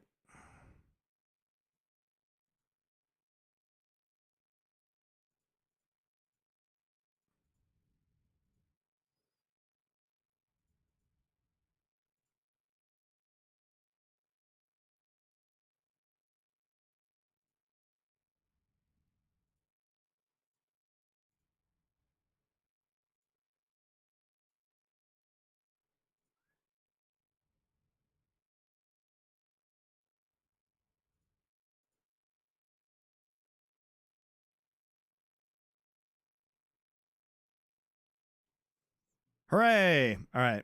Well, now we're gonna watch more games. We could have avoided that, guys, by you doing it for me, but Got destroyed, and it was a rough game. I mean, one most improved in the LCS, Oh, so yeah. definitely a player to keep your eyes on. Looked great on a lot of these AD mids, but we even heard Azale talk about it yesterday in the cast that it was kind of going back towards the Nico, which was his pick for the mage meta. So curious to see if he falls back towards that again, or if there's a different cog in the wheelhouse here, because you know Xiaohu would love to try and get his hands on the Lucian again like he did yesterday. Oh, yeah. Is very well known for that pick. AD carry still popping up here in the LPL. It's been Tristanas, it's been Lucian, so no big surprise that LPL is taking some time to adjust or move back towards mages consistently. For now, though, you can see that Ziggs is taken away. Aurora's gone as well. Rumble taken away against TL. All right. Is it just going to be no Ash first pick? A mage mid as a first pick option here for TL. Gonna take the Lucian away. So I do like this. I think it's just a respect to Xiaohu. Even saw him yesterday how threatening he was when Tarzan was able to get the Ivern to have the Trellis speed him up, taking a lot of pressure. all right. So now we're just prioritizing Lucian. Not really a flex though. I don't think APA plays the Lucian, so I don't know about prioritizing that. Hurts that you can't play the Yone. So priority jungler, strong 2v.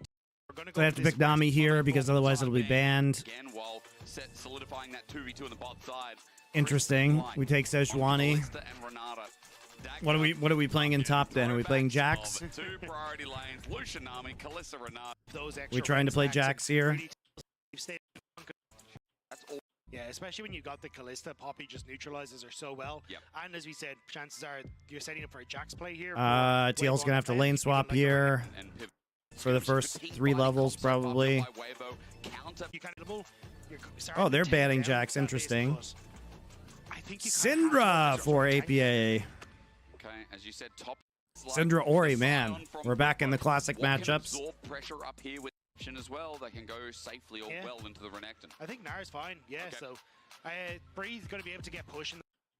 Getting Are firmly see that innately in nervous, it felt like it's happened so far. a lot of that actually coming from a find a pick the game. So I think Adapt. I mean, they were able to slightly. Let's get it. Would mean a lot for North America after TL's shaky start yesterday. but I do want to hit on the point that you made for Weibo, because Please. yesterday was actually very surprising for me. Weibo came out Yeah, with a Team Liquid looked really good CS yesterday. top If they hadn't if APA hadn't fucked up like they had engaged around It was Drake, the I think first they win time that in game. The entirety of summer that Gen G actually came out with a CS lead. It was in very all winnable. Those lanes. Yeah. And I think a huge portion of that was Weibo matching a lot of the good macro from Gen G. Weibo in the trying to early figure stages, out if there's a finding lane these swap minutes. going on. I Surely wanna there see is a them lane into swap this. going on, A right? confident early game that snowballs into a win. And I think it comes a lot of the back off of like Nope. individual laning from Light. Oh, and boy. Christmas, where I'll start, and I know it's more than that as Tarzan goes for a bit of an Oh, they're inbound. trying. Sort of They're time trying to some protect sneaky her. stuff. Book closes. I'm sorry, I was asking for it. It's okay. I've got a They're blanket trying for some you. sneaky Chill for stuff time with the being. I'll rather invade. Stay cozy.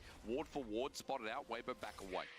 Yeah, APA just going to hug this top side because he knows Weibo could potentially make a move in. Cool. For JJ coming across, but it's still 3v. They haven't shown on the map though. The Renekton hasn't shown in the top side. This is really what is Weibo doing, man? Tuna fish ready to throw an What the Acro fuck is Prism, I this from believe. Weibo? Tarzan's What just are we? taking What are all they the time. doing? Using the range is good with Airy, but Smite comes down. Again, Tarzan just They're not going gonna get level 2 onto Tarzan. Tarzan's just dead? Now have to go away. Tarzan flashed out, and a What ban the on fuck Chris is could this level interrupt 1? Render slowed down. They're coming back in as Tarzan's like, okay, let's go round number 2. Good shielding from Chris. TL, if you chase this up, it could be bad with Xiaohu. What? A lot of summoners burn. Smite They comes think there's a down. lane Again, swap Tarzan going just on. for the small Raptors, it's chaos. Ward for They ward, think spot there's a right. let's take a look at why they think there's a lane swap going on. So they get the deep wards in, And I think and bot lane Wow. in that. but they never it was see the first time Renekton. in the They never entirety see of summer Renekton. This is actually really Gen G tricky. Actually came out with a CS lead in Halo all those Jib, thank you lanes. very And much for your I think tier a 1 huge portion of sub. that was Weibo Watching VODs is my matching a favorite lot of way to the watch macro from worlds. Gen G in the early stages, You're in the finding these minority, physical but that's advantages fine. and then being able to bring them online. Now, Gen So G the crucial thing is that Renekton is here, and so they never actually see him. And Sejuani is here, so they get the wards in, but they don't actually get any information. And so they're trying to invade because the Renata thinks she's probably going to go to mid lane, Great late game plays, but that early to or they mid think game they was a can. really good It's response okay from to be Wave. delayed on the That, again, wave. is what I want to see from them coming into this. A confident early game that snowballs into a win. And I think it comes a lot of the back off of like the individual laning. from So Lightning right versus here, you see what else? Lucian I Nami know it's checking. more They're than that. pinging It's the Tarzan brushes. just very They're good actually at just defense. checking the brushes.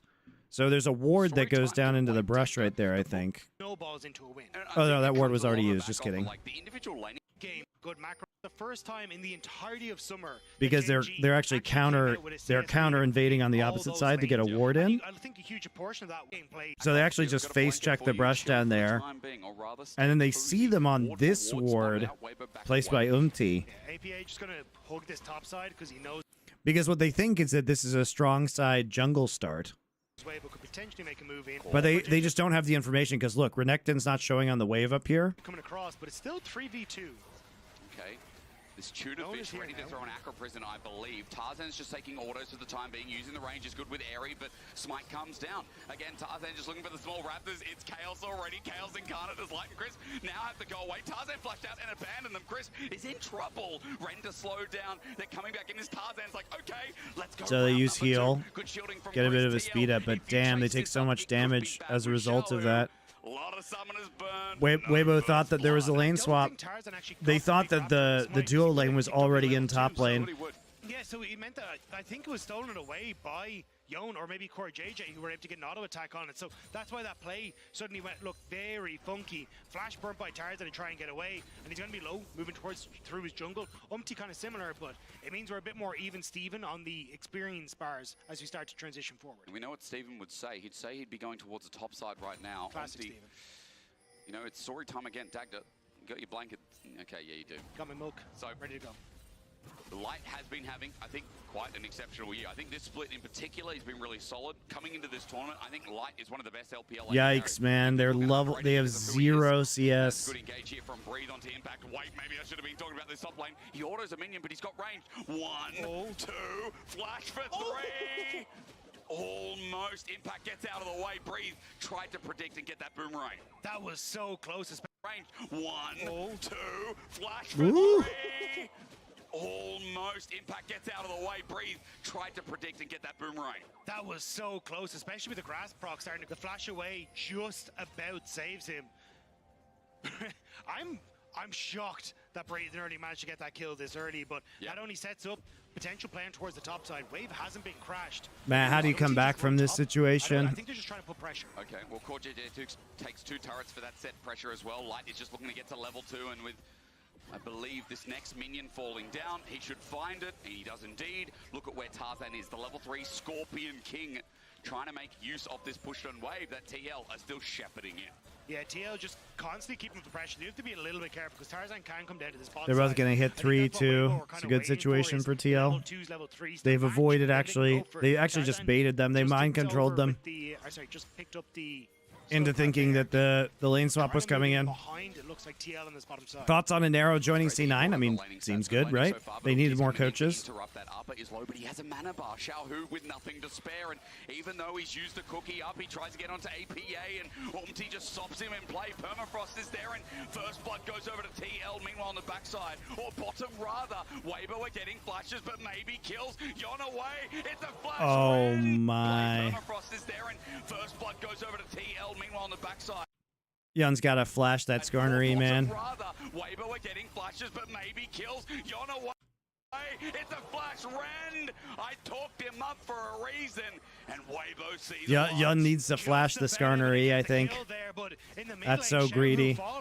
Doesn't respect the potential play from Umti and APA off to a nice start now as he'll be able to That's so crash that lane, infuriating if reset, your Team Liquid's and like, get some of guys, that you got health this bar that huge you have to put advantage. We pressure were on. ganking mid. Just fucking Wave use pushing flash. in. Who It's cares? Bad news bears for Yon though, Dagda. He's coming Wait a in sec. slow as I think bad news bears should be topside. Story time has ended again. Oh, because Bree man. has Liquid, closed come the book on. this matchup. Impact was the best top laner in the LCS this year, but Breathe is making him look like it's nothing. Absolutely destroying him on the He ladder. spouted as the worst. Dom top lost laner his shit coming when he from didn't flash LPL, what? When he by didn't the flash way. the Skarner He has E? got the most criticism out of anyone on That's this such a roster. disappointment. They had Because such of a how good he has been advantage. struggling to either play You website can't or let play Callista. this- Like the thing is, if Callista's out of the game now, you can keep her out of the game literally forever, right? You can keep her out of the game forever. You have a tremendous range advantage with this composition. Right? You can scatter the weak into culling and poke them out. Every team fight, basically.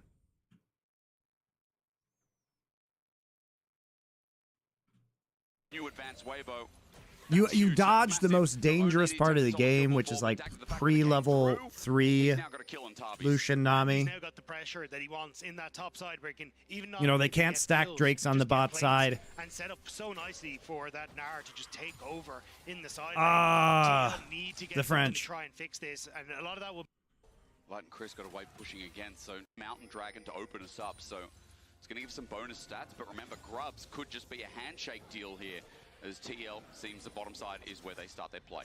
Yeah, I think you're going to be okay here as Weibo.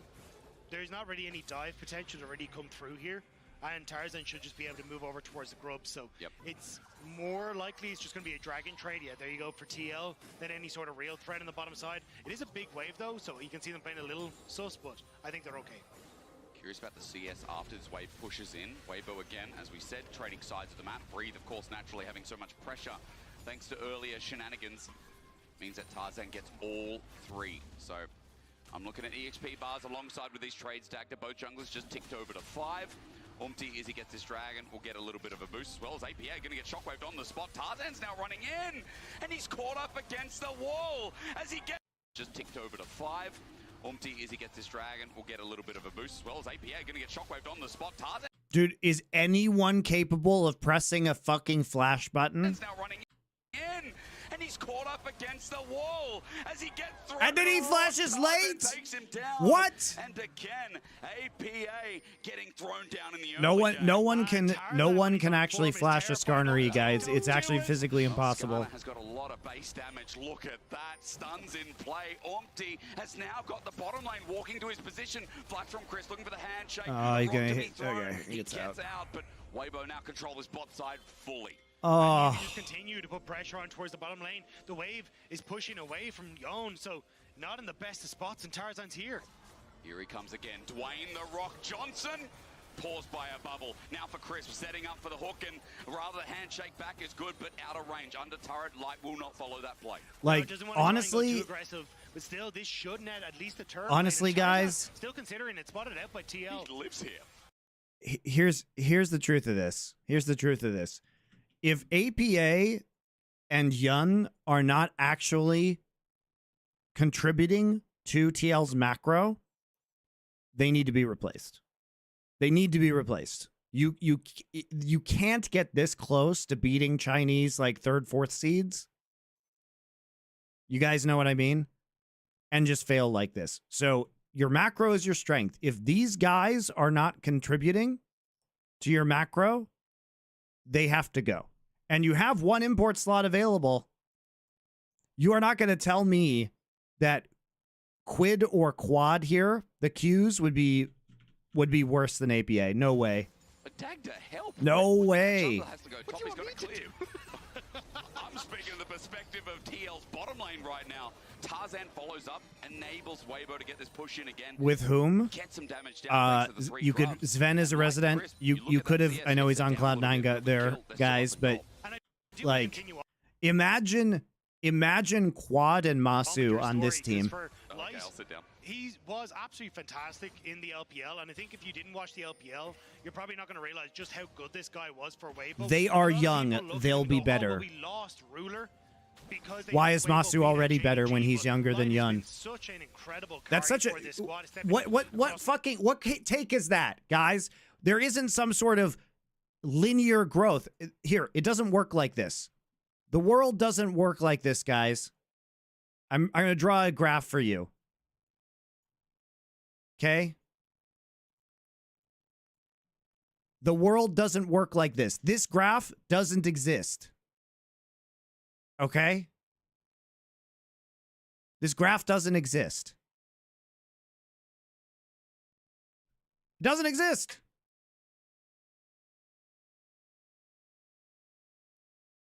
You could... APA could have already peaked, guys. You don't know. I will tell you what. Masu is a bazillion times better than Yun. Okay? Quad is a bazillion times better than APA. That's just life, man.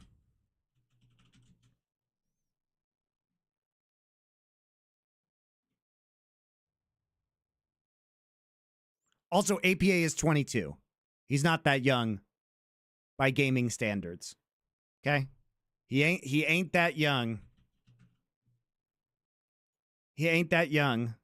Masu is 19. Yun is 22. So by your logic, I'm just going to use your logic. I'm going to use your logic. So if you think that they're young, just give them time. Well, Masu's 3 years younger than Yun, so surely we should just get Masu. He's already better, and he will definitely get better later. Okay? So we should obviously replace him with Masu now. That way we get all of those sweet, sweet benefits of this graph, which is definitely real in 100% of instances. Multiple different picks. And it's great to see him getting his opportunity to really shine on this main stage, because this guy is one of the top 80 carries in the LPL, a region that is stacked for LPL, or for 80 carry talent. And to now show us, with the help from Tarzan and co, he should be in a decent spot now. As a 37-year-old, I think that graph is accurate. Also, as a 37-year-old, that graph is accurate. They're trying to take over this game. What about Meech mental boom? No good. Hits consistent marks, right? Yeah. I think that was the best part about him, and the best part about him at last year's Worlds as well. You know what you're going to get from him. He can have high highs, but you know that bare minimum, what you're going to get, I think, is the baseline I'm trying to hit at. Like, TL is on the cusp, man, but these carries are just not good enough. I hate to say it. And guys, I also just don't think that Yun and APA are the ones that are creating the good macro. So all they need, all Team Liquid needs, is a couple of dudes with better hands and better laning, and then all of a sudden they're really good. And then Core and and Impact just tell them where to go. Showed us a little in a 3-1 fashion against them, of course. They've got a lot of skill, and they've got a lot of individual players, and it's what makes this roster so special. Yeah, I think it's also like Xiao, who started the year, was not good. Oh, yeah. But the fact he 29 here waiting for the graph to kick in. Fitting onto the AD carry picks well. Look, in a lot of things in life, you know, age and skill go together. In my experience, esports is not one of those things. Like, you either fucking are good or you're not. You know what, guys? I'm not good. I'm just not good at video games. All right? I was never good enough. Even when I tried my hardest, when I was when I was 18 and in Warcraft 3, the best I could do was be a semi-pro player, guys. I just don't have the hands. Multiple years. Just don't have the hands. Got 3 titles for the Legend. Now for TL, they're trying to set themselves up a dive, but Breathe is here. Teleport helps out as well. Shahu has joined in the fray, and Umti's running.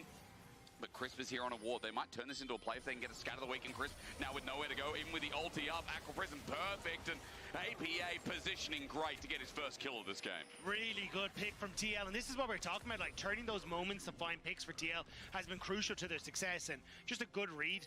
What was your main race in Warcraft 3, Night Elf? Vision already down. Impact TP him back to the wave because he was zoned off by Tarzan, so making sure he's able to pick up this wave and get some damage onto Light, but won't get the kill. Gets away, Ren slows him down, but Light just gets some damage down as Tarzan turns this into a dive. Against the wall, there's good damage from the Skarner, and Impale as well brings Light in to get some more, but again, Light's a little bit low, Impact survives, and using Tarzan's ulti is a bit of pressure off the map. It did look very funky, but Impact just drew out Light's cleanse, his health bar, the ult from Tarzan, damage onto Tarzan, and right as the second round of Void Grub spawns. So TL should I just feel bad because, like, TL's potential is really big. So it looks like they may not be able to get there. But and if they had slightly better, if they just were slightly better mechanically, it's a shame TL aren't while maintaining the macro, they could actually, like, maybe get to semis. Health bar that matters here as Shahu zones off Umti, and Crisp is the target again, but Tarzan already has 4 grubs. He gets a 5th, and I guess he can just leave now.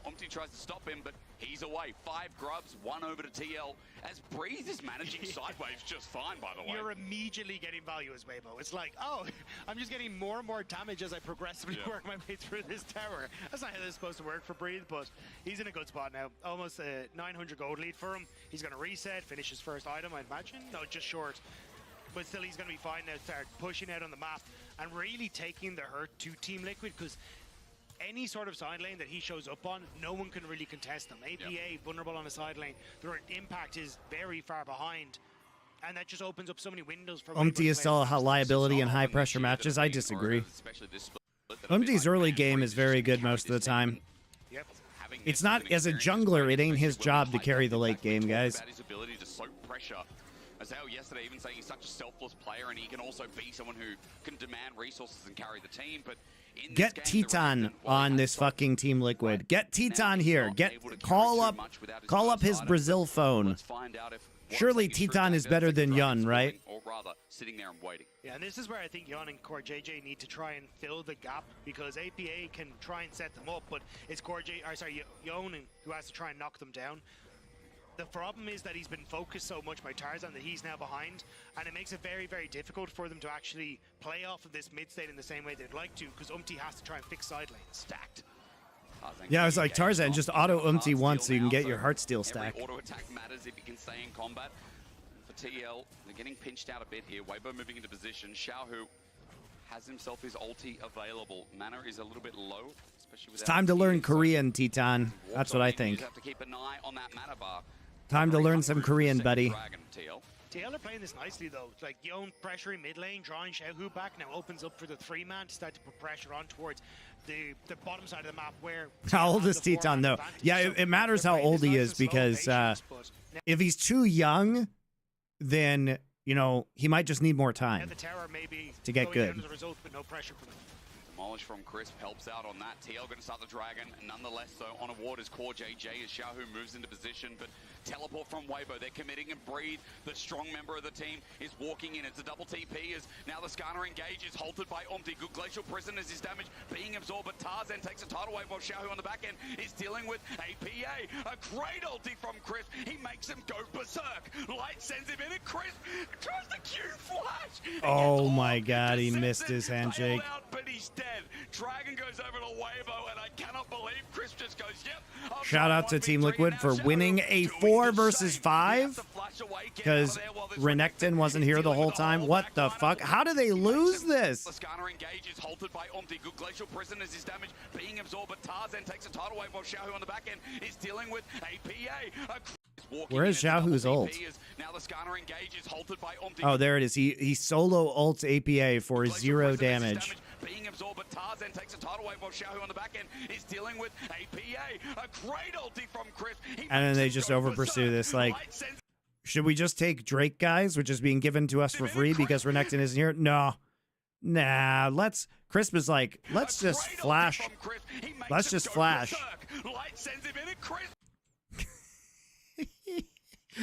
Chris fucking trolls this play, by the way. And why are they still walking forward? They still have culling. Oh my god. Xiaohu has no mana. And he already ulted. Then they one-man ult Skarner. Impact just fucking... What? This is... Weibo's so bad, man. Team Liquid, why can't you win this game? All the cost of Dragon, they get a couple of big kills. I take it back, it's Weibo who sets them up, but Yon knocks them down. What a stupid play by Weibo. What a... Crisp is a troll, man. Making mechanical errors on the play. Crisp goes in way too aggressive on this setup. Yeah, and look, Tarzan ends up getting knocked up by a huge amount. They're absorbing a ton of pressure, but it's a good ultimate to begin with, where you end up with this back and forth. Light tries to go forward here with Crisp, but where's your follow-up? I like how they just keep pursuing this, even after Crisp fucks us up. With no damage to try and they're like, yeah, let's keep walking forward. Where's Renekton, guys? I don't know. Where is Renekton? I think Chris thought he was the Drift King or something. Like, he tried to Q fade away. Weibo's, dude. Yeah, should we have done that? That was so dumb from Weibo. TL, a couple of big picks. I mean, for the cost of Dragon, you take that, and with way the early game was going, it mitigated some of the pressure, it mitigated some of the gold, and I look at who the kills went over to. Yon has got some in his pocket now. You guys have some wild Twitch names, by the way. Somebody just followed me named Impregnated Briar XDD. That's what we expected. Top has a lead, but at least it's less than before. That's messed up. Well, I was going to say, like, the fact that Yon isn't as far behind as he was is pretty crucial. Because again, like, this Lucian wants to be able to try and play off of mid-wave, look for a lot of these plays. Going to be in a difficult spot to do so right now because that contest is coming through, but Umpty looks mid. APA spots out a good pick onto Crisp. He's dead again. 3 kills. Or deaths rather onto Crisp. As big as now the teleport. TL can feel a good scout of the week. The Herald goes down, but Weibo in trouble again. I do appreciate your funny Twitch names, though. Midway, look for a lot of these plays. Going to be in a difficult spot to do so right now because that contest is coming through, but Umpty looks mid. APA spots out a good pick onto Crisp. He's dead Western again. teams always suck at playing the Lucian Nami. Well, Team Liquid historically doesn't, actually. They're actually pretty good. Dude, Crisp actually is bad. He's been bad this year, and he's bad right now, and he should feel bad. 3 kills. Why is he walking up on this brush that he has no vision into that might have a Sejuani into it? APA spots out a good pick onto Crisp. He's dead again. 3 kills. Or deaths rather on Now they just get destroyed in pit. The Herald goes down, but Weibo in trouble again. A tidal wave buffered by Tarzan, running for his life as Impact chases the backline. Umpty's there as well. Permafrost is perfect. Dude, how can NA not beat this garbage Chinese team? Chasing under turret. They're gonna find 1, 2. This is embarrassing, man. Weibo is garbage. Oh my god, Xiaohu missed his ult. Gets some good damage at range. Now he's just gonna get killed under the turret. Okay, dive this. Yeah, do it. Doesn't work. Bree survives for a bit, but Xiaohu's got nowhere to go. Impact dies in the end, but TL wipe them clean. TL destroyed. Crispin's one of the best supports in the world. No, not this year, buddy. Great ult from Umpty into the middle lane. Not this year. Immediate turnover towards the pit to turn on towards the key members of Weibo who were stuck there. That was beautiful from the North American representatives. Slowly but surely picking apart, separating Weibo, and while Light gets himself a mid-turret, we look back at this play that gave so much gold off these individual kills. And it's such a great read. Impact the immediate TP, and look at the patience, the stun, follow-up stun. And then Yon still doesn't open up with the culling here because he knows he just wants to try and finish off Tarzan. And it means that as you start to move I like how Dak just like, he doesn't open up with the culling here, and then also he continues to not use the culling this entire time. Should Yon use the culling? No, he should instead go under the turret. Why don't we just cull them under the turret? He's saving that ult. He's saving that ult. He doesn't mind that at all. I think there was a word in there that we will not be saying, but obviously elation after the early game. As I said, 4 kills now on Yon. Rapid fire cannon, and that is a very fed Lucian. So, it's all He used it going to weirdly be in the pear last shape fight, for too. Weibo here He as did they use try it, to make a though. play on this mid push. Still, though, I like this patience from TL. They're not overextending on mid-wave. They're like, we don't know where the members of Weibo are. Breed's missing. Mid-jungle's missing. Just wait for them to show on waves, and then we can actually try and set up something up. So, TL, that patience pays off with that bot lane turret. The thing is, the gold is still close because in spite of all of that, they gave up the mid turret. The dominant team in the LCS for so much. And they're really getting scrapped back to back as Yon desperate here because after yesterday's almost win, after coming so close against Gen G, if they lose this game to TL, they're in so much trouble. Back to back as Yon has to flash away. Actually, just a terrible engage by Tarzan. He wish he could go back as Breeze TP. Game to TL, they're in. His E is just slightly too short to reach Yun. Then he gets a slowdown. Yun just flashes the ult. Yon has to flash away, and it's set with a backup from Man, Weibo is actually garbage, guys. It is embarrassing they are losing to this. Weibo found the dream fight, bailed out as Breathe is separated. APA scout of the week as a triple is there. I'm looking at a Syndra, looking at pad the stats. Where's MT's Q? Okay, there it is. Slowed down, but he's still alive at full. Breeze just getting spaced right here. Boomerang thrown out. APA has arrived, and he's finally involved. Now they should just get a free Infernal here, right? It's APA Syndra is scattering the weak of Weibo, stopping them in their tracks. The damage isn't there from Xiaohu, who gets a great shot to get access towards Yon, but just able to escape away. the wave from Core JJ is crucial, not only to buy space for Yon, but also to get that kill onto Light with APA in a perfect position. And then the shockwave sure hits, but Oriana on one item just doesn't do enough. True. And then again, another great shock, or Scatter the Weak from APA. Keeps Breathe at bay, he turns to Mini, they follow up, and it's mid lane again once more. It is carnage from Weibo. Even though, as you said, they find the dream fight, they find the dream setup. Almost like a Flowers moment, right? But there's not enough damage from Xiaohu. As now TL, they're putting Weibo on the back end. Breathe is going to get ganked here by a 3-man. He hops over. Impact is tanking up Taradagger. He's about to go Mega Nut. Wait, TL, are they going too far? No! Unleashing hell upon the top laner of Weibo is APA's job. They will just back away though. Weibo started to collapse onto the top side, but it's mid lane that Weibo needs to be worried about because Yon is still knocking on that tower. Rapid fire cannon going to start to chip away. Who won the last G2 game? Up and available for them as well. TL, the map. Somebody tell him, chat. Right now. You know what I'm saying? It was a wild ride. Before the fight. It was Hanwha though. This game is because the loser of this goes to 0-2. The loser then has to win 3 best of 3s in a row to make it to the top 8 stage, to the knockout stage. It is in such a bad position to start your Swiss on, and right now TL don't want to be there as an Aqua Prison starts us off. Tarzan's trying to roll in again. APA looks for Scatter the Weak, doesn't find it. TL are running towards this dragon side of the map. At some stage, Weibo have to realize this tactic isn't going to work because every time they've gone, Yeah, why do they keep just trying to like Skarner E-engage in the middle of the map? Is it going to be found? Yes. Is it going to be punished? I don't know.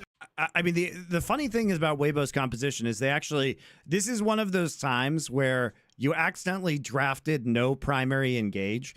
So in the meta right now, you really want some form of non-committal engage, and the meta champions that provide that are Ashe, Jhin, sort of.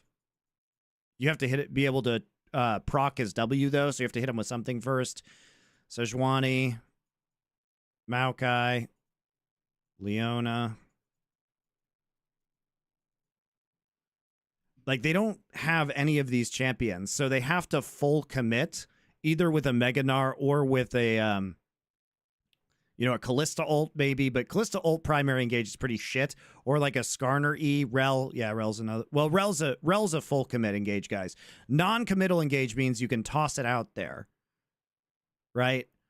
You can toss it out there. Like, you could fully commit with a Callista ult. You can fully commit with a Skarner E. You can fully commit with like a Hop, Meganar. Varus would be another one. Yes, Varus is a good one.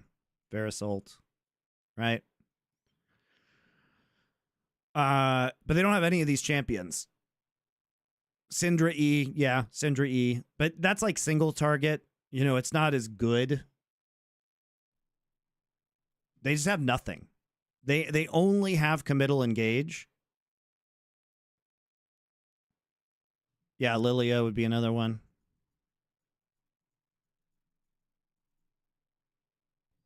So not Rel.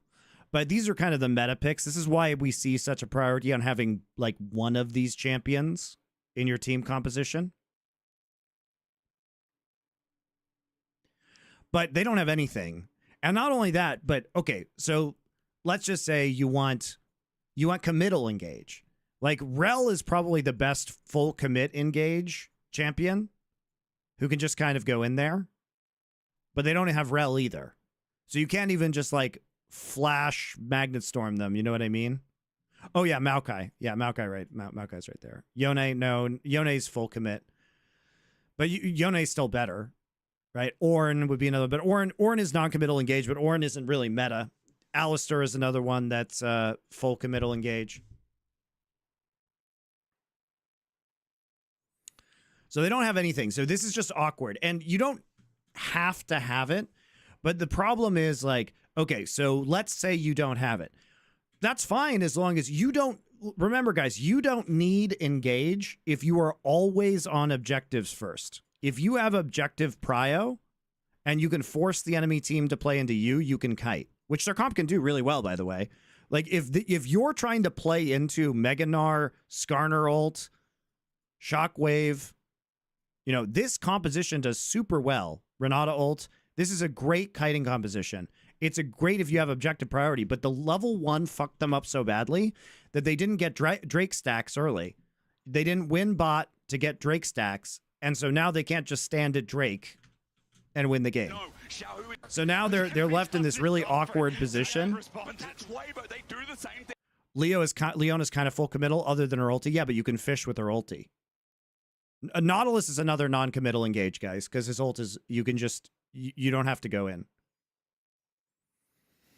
But now they're in a position where they have no real engage, either committal or non-committal, because a lot of these tools are just better. Like Gnar ult, Skarner ult, Renata ult, they're just better if the enemy team is playing into you. They're not as good as like an Alistar combo or a Rel Flash combo. And so we're in a position now, like, first off, they shouldn't be doing this because this is exactly what Weibo wants you to do. Like, basically right here, you can actually just play for the, Drake and then turn and kite them. And they can't do anything. You have vision control. You have pink ward here, you have pink ward here, you have control of banana. You can actually just play for Drake. You don't have to do this play. They can't do a quick Baron, guys. We shouldn't be TPing here. This is bad. I don't know. Xiaohu is going to be engaged on, and the answer is no. Running into this mid lane of the Berserks there. See what happens when you play into them? See what happens when you play into them? They still have Skarner ult. Oh man, Tarzan missed it again. It was really bad ult. They could have just taken Drake, by the way. TL want to try and step up. Yon and Core JJ feeling it right now. They know just a couple of taps could turn it, but everyone backs away. No one goes down. Because we have to do it again. 2 minutes. Let's reset and do it once more. Dagda, let's answer. I don't know why we're TPing there. Will Weibo make the same play? Just another 5v5. Bad call from Team Liquid. TL, every time I've won out, it's been kills the last 2 times. This time, yes, you got TP from Impact and the Flash. Now you don't have TP. But it's Dragon now for TL. They are continuing. Because if you double back, take Drake, kite them out, push this, right? They can never do this because you still have TP on Renekton. Get deep vision here. Making these plays work, but now you have to send Syndra bot. It's very annoying. From them by Gen G yesterday, maybe learning from us. Let's fight around mid again. This time, right? Yon's resetting though. APA needs to be so careful. Damage though onto Xiaohu, and that's meaningful at the very least. You're right. They don't know that Yon's. Although you know what? Because nobody on Team Liquid can actually flash Skarner's E.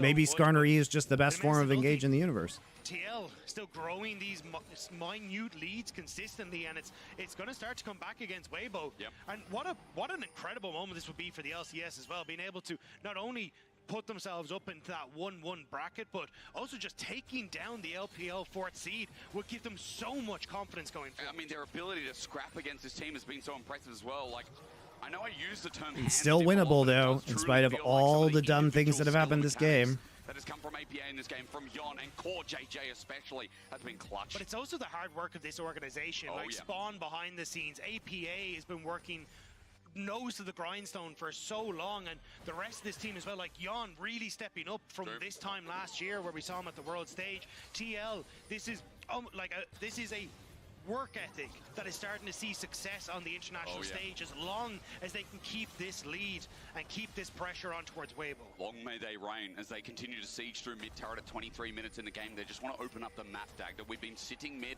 we've been A-ramming for quite a lot of this game. Sidewave's now getting a bit more attention as Breathe moves back. Remember, this Weibo member still has a massive gold lead against Impact. Just hasn't been seen in a full-out 5v5 with him getting a dream engage. And we said already that it was TL that denied Weibo that moving forward in 2021, and then you're looking for Light to try and deny him once more. Just a zoning ult. It opens up mid, and that's the very least. Even though it misses, Umpty enables the pressure so that Yon gets a turret eventually. And, well, Impact gets the stun, and Breathe stops him breathing. See, I can be funny too, but APA walking in stops this joke in its thresholders. Looks for scatter the weak, breathe by space. Look at what Weibo doing. They're pinging onto the Baron. I wonder if Can we do Impact, this? it would be How useful are we for gonna him to find have mid? TP Breathe right is gonna now. die, though. But that's the thing. I don't think Breathe planned ahead here, and now you've got the positioning for TL to He's keep Baron. pushing on towards this bottom side, threaten elsewhere. Oh. Breathe. Does he get the execute though? Maybe he does. At the very least, he's kept the wave. Oh, excuse me, sir. He backed away, and the kill goes over. Weibo didn't start the Baron. So TL. I think Weibo probably could have done Baron there. 40 seconds. And what do they want to try and achieve? I knew it was going to be war from last year. This, but for TL, the Spotted on a ward, breathe. really what TL wanted, because Dragon in 45 seconds, they're putting pressure on towards the tier 2s, but it's only to buy space for Okay, vision. buy just space stack for Infernal. potential That's what TL should do. TP This flank is still for winnable. Impact. This is Force perfect them to map play into planning you. for TL on They this have objective. TP back up It's like again. he's not throwing the ultimate, just using that as threat to get access to that mid tier 2. 10 seconds. which TL Just now go for is Drake. back away from. They're not ever over threatening. They are playing this slow and calculated, and just never giving an opportunity for Weibo to come back like LNG did yesterday. Top of the Baron ward spots. Tarzan doesn't start it off, and there's no opportunity here. I mean, TL just have mid. Beautiful. Okay, we see you over Baron. Where are you going? Doesn't matter. We get mid. And now they get control of this top side as well. So Dragon is up and available, but I think they're just worried about Weibo trying to threaten a quick Baron. They don't do a particularly quick Incel Baron, Man just in case 69. What a something's name. going Thank you on. for your Twitch Prime sub. Now, with control over the mid wave and a little bit more vision. The last time TSM was at Worlds, they went 0-6. I know, it was glorious. Hover in case there's a It was mistake. glorious. There's an overstep, but there is none. As Dag just said, they're dotting everything in perfect fashion. On a ward, Xiaohu spotted. They clear. Okay, they're keeping vision on Baron nicely. Well, Umti, he's leaving the Drake. Just do the Drake, man. Yeah, but look, you had a reset from Core JJ. He won't be here for a little bit. Okay. TP out. Okay. Impact ult, please. Ult, please, Impact. Got a Callista, so they think they have the smite advantage, but Umti's walked in first. Tarzan on the back of the pit. The ulti connects, and Light has to cleanse away. A good little grab back. Light probably wasn't the one you wanted to target there. Tarzan's still in the pit. He's not stopping to leash this Baron. Well, you can't. It's too low. You have to commit to this either way, or else TL just walk into the pit and say thank you for the leash. But he's getting debuffed. He's getting damage. It's still going up. Electric feels Baron as he pulsates for a bit and now goes up to max health. And the entire time Umti's been tanking this, he's getting heals from Core JJ, so Weibo getting the advantage. I get that you hate Reggie and TSM, but do you dislike Bjergsen? No, I like Bjergsen just fine. You know, Bjergsen and I used to like go out to lunch together in LA and not talk about esports, just talk about books and stuff. Umti's been tanking this, he's getting heals from Core JJ, so Weibo getting the advantage to that, and Chris Caught out. He went in deep in enemy jungle. Fates call. I like all Bjergsen just sealed. fine. I think it's going to be called this time. He's not dead. Still though, heals from Core JJ, so Weibo getting the advantage to that, and Chris Caught out. He went in deep in enemy jungle. Fates call all sealed. I think it's going to They're just getting the wrong targets, man. Like they're Sejuani ulting the guy with cleanse. They're targeting Crisp when Callista ult is up. Tidal wave used. Tarzan not dead. He gets an impale. It's a great little ulti sent out by Crisp, and the jungler is getting rammed up against the wall. Umti almost dies. He flashes away. Impact is now here. He wants the ult. He slices, but no dicing. TL Imagine all away. Bjergsen talking to Reggie about a book. Never happened. That's true. If you told me Reggie has never read a book in his life, I would believe you. Got clipped by the edge of Crisp's hostile takeover, which meant that he wasn't able to follow up there. Focus down from Weibo on towards the TL jungler means that this play fizzles, but risky call from Weibo. But in the end of the day, they do get the TP out, and they also get the flash from Umti, so summoner spell advantage for the LPL 4th seed. And look what was used. Tidal wave was used on a bit of a cooldown. Okay, go Fate's Drake. call is down. Crisp doesn't have that hostile takeover deck that impales down as well. Okay, Dragon's you guys still know upsitting that there. That's sole point. you can literally just send Yun by himself to get Drake, right? But again, You guys TL know you access can to do the that. mid wave, Just so Weibo have just to come send back Yun to to Drake, answer as soon as please. this gets pushed in, which then just You need keeps one TL guy to facing do it. it. They need APA doing a good job of threatening this choke point, so you can't really go for Tarzan. Could come over the wall. TL starting to collapse around APA to make sure nothing happens. Thinks about that angle. Too far away, he zones himself out, or rather puts himself into a better position. Meganar is going to expire from Breathe. APA going towards the rest of his team, which is at this dragon, and Weibo still on the defensive here. This game no decider yet, but again, TL still using that gold advantage, that heavy Syndra that they've got to try and get some range. But that's all the TL needed. They got the mid control, they forced Weibo back, they turn over towards Dragon. It was a lot of jostling for that mid position, but eventually Weibo's able to go for it. And now, We could have done this Drake 3 minutes ago and almost been on Soul by now, guys. I don't think they can just go for this though. especially with Xiao, who kind of desynced from them here. But they will. They will, or they'll look for another pick. I mean, Weibo's options seem limited as Tarzan wants to find impact. Doesn't go for the play. Light as well, not going to throw Crisp this time around, so they just clear the wave. They continue to stick around the top side while TL are moving into position. Tarzan has to get out of here. There's the TP, but TL are collapsing. They're like, we're turning. Impact flashes away, but he's up and now against the wall. He's going to be queued back as ulti throws the ulti. Tidal wave is good as well. Nice tidal wave. Oh. Take over. It's a Weibo fight all of a sudden. Set up by Chris, knocked down by Tarzan, hit away by Light. TL are in their own side of the jungle, and Breathe is running out of Meganar. Numbers. Like, I think really the only way that Weibo wins is if you engage into them. They continue to stick around the top side. Like we don't have to do that. We don't have to make these choices. There's the TP, but TL are collapsing. They're like, we're turning. Impact flashes away, but he's up and now against the wall. He's going to be queued back as ulti throws the ulti. Tidal wave is good as well. Hits everyone, but a bailout and a takeover. It's a Weibo fight all of a sudden. Set up by Chris, knocked down by Tarzan, hit away by Light. TL are in their own side of the jungle, and Breathe is running out of Meganar. Numbers advantage. What does it all mean? Giannis trying desperately to be the difference maker here, though. Wants to get into the backline of Weibo, but can't really do it. APA going to steal away the blue buff to keep this one going. Oh, didn't get it. As you said, Breeze is going to get top lane turret in the meantime. Xiaohu threatens with the shockwave unused. Dagda, they're in a choke. Xiaohu sends the ball out. TL are still hovering around Baron. TL are trying to deny Just use the Weibo's culling, guard, dude. But no TP on impact. This is still a 4v5. Xiaohu Can we use the culling, please? Shockwave on the cards, but is spotted by APA. Tarzan's back in that same position, right behind Baron where he was before, and Weibo double, triple, quadruple down, and Xiaohu almost gets hit into the ground, but Breathe flashes on. APA almost had it, unleashes nothing, and Impale in the back. Baron where he was before, and Weibo double, triple, quadruple down, and Xiaohu almost gets hit into the ground, but Breathe flashes on. APA panic ults onto Breathe too. And Impale in the back as Tarzan finds the enemy jungler, and Weibo are using their hands again. No heads, only hearts. A team fight from hell. APA went for it. He sent it, man. He full sent it. Where he was before, and Weibo double, triple, quadruple down, and Xiaohu almost gets. But he didn't press R. He didn't press R, guys. He didn't press R. Spotted by APA. Tarzan's back in that same position, right behind Baron where he was before, and Weibo double, triple, quadruple down, and because he gets pulled out and he has no vision, so he can't press R. Oh my god. And Impale in the back as Tarzan finds the enemy jungler, and Weibo are using their hands again. No heads, only hearts. A team fight from hell. No, dude. Knock down all the triple, quadruple down, and Xiaohu almost gets hit into the He gets pulled back.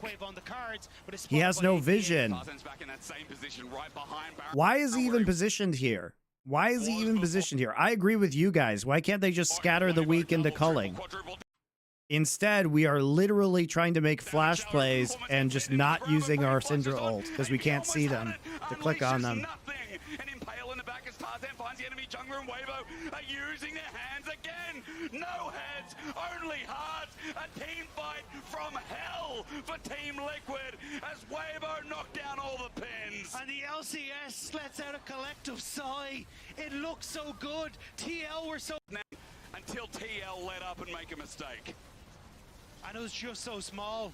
They thought maybe they could make it happen with the collapse, but Crisp's hostile... Like, you just don't have to... Again, guys, they don't really have engage. And you win... You literally win the range battle. You literally just straight win the range battle. You do not have to do this. Like, the only thing they can do is catch you if you go into them. Look at that. Using their hands again. No heads, only hearts. A team fight from hell for Team Liquid as Weibo knocked down all the pins. And the LCS lets out a collective sigh. It looks so good. TL were so... Now, the landlord has to kick them out, Dagda, but their defense is airtight. This team just sits around the same area, go again and again and again until TL let up and make a mistake. And it was just so small. They thought maybe they could make it happen with the collapse, but Crisp's hostile takeovers have been clutch this game and are making it impossible for LCS. This should have been such a smooth win from the level 1 for TL. on the Fates call. Man, you can't lose Making sure games they like can't this. follow up, Light being able to chase They're people just down. now Whereas the play ignoring before the this, and enemy team's win it is conditions. heartbreaking because It's really bad. good team. So Because he's like, they went on to into that combo, it is awry. Nothing happens as the Fates call sent in. Chris does it again. He gets a pullback, a good tidal wave, but we're taking over. Only onto one in the backside. It zones off. here, so Avo can just get chased down. want him. Potential just to stop those resets, not going to come fast. through, but Impact going to back away. The Baron buff recall is going to be too much. Weibo is So he won't shit, be able to man. get This the team is inhibitor, but the garbage. Like, trade is still attempted by Tia. At least mid is open. At least there's an option to get inhibitor, add some pressure. Dag going to try side to. Still have a channel Tyson, but has shown that they do belong this, and are almost it is heartbreaking because the only thing that TL have shown, Oh my god. well, is a bit of frustration, but has shown that they shown.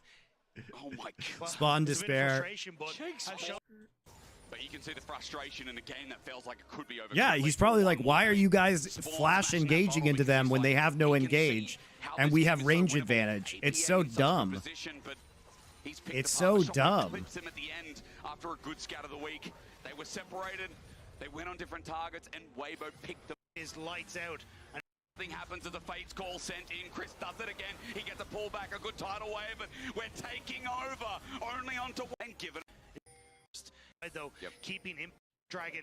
tools that can be set up to find a pick onto Weibo. On the other, he auto attacks down. He does enough damage. He's a pain. With the ward back here that hasn't been spotted, the potential for Impact, but it may Control of mid and threaten. top side away from Umpty is going to be very nice. As you can see, Umpty spots out the Tarzan has already stolen everything away from him. It's gone. If he walks in here, he will get hand shook. Umpty will get caught. He knows he has to be careful. Range damage from Breed, who now goes Mega. Yon able to accept the wave with the team at his back. Nothing up for a minute 45. Impact still getting push on sides though, so you are creating space in the map, and bit by bit, despite the fact you're losing it. He's on a ward, he's on a ward, he's on a ward, he's on a ward, he's on a ward. His whole team backed. Handshake the air, okay? No deal. Umpty's okay. Still just going to stand here, try and hold his ground. Weibo fishing for anything, but again, I think this is going to come down to Baron in a minute and a half, when there is a real objective on the map that TL are kind of forced to play their hand. But Weibo, this slow push into vision is basically what TL were doing to them. We just have to see if there is a moment now where TL can find their spot. Court JJ, this is dangerous, but he's just going to be able to get some vision down that's immediately cleared out. Yon and Core JJ, as they step up, they'll see Breathers looking for an angle. They've walked maybe too far. Fate's Call is going to get the flash from Yon. He was almost caught unawares. Now that summoner's down. Weibo have 50 seconds, and no flash for Lucian. Hurts a bit. Also, no cleanse. He opted in towards the barrier. So now if Crisp ends up throwing out that ultimate, Yon doesn't have the option to try and flash over or even get away from Breathe potentially flashing on him. So this team fight for TL just got so much more difficult. In a choke as well. Weibo know they have mid priority because TL grouped up around that wall. There's another one spotting them all moving down. Mid could be a freebie with a wave, but instead they look for the choke fight once again. Breathe about to go into Mega, or at least halfway there. Flash from Tarzan wants a pick onto APA and tidal wave in the choke. Like, look at how garbage their engages, guys. With a wave, but instead they look for the choke fight once again. Breathe about to go into They Mega, literally or at least just halfway there. run Flash after from them Tarzan doing wants nothing. a pick onto APA and tidal wave in the choke. Wave And then trying shoot to a seal the really deal right now, ineffective but TL gets Renata away. ult onto But the them. wave is finally there for Weibo. Bit of chaos from Court JJ coming in clutch to keep Yon out of that hostile. JJ and Umpty down. Tarzan on a different, but TP. Trying desperately to get people into position. Impact snuck his way up into that top side. I don't think. And now Weibo actually has objective priority, so they're fine. He's got a This is the thing that they should have never had this game.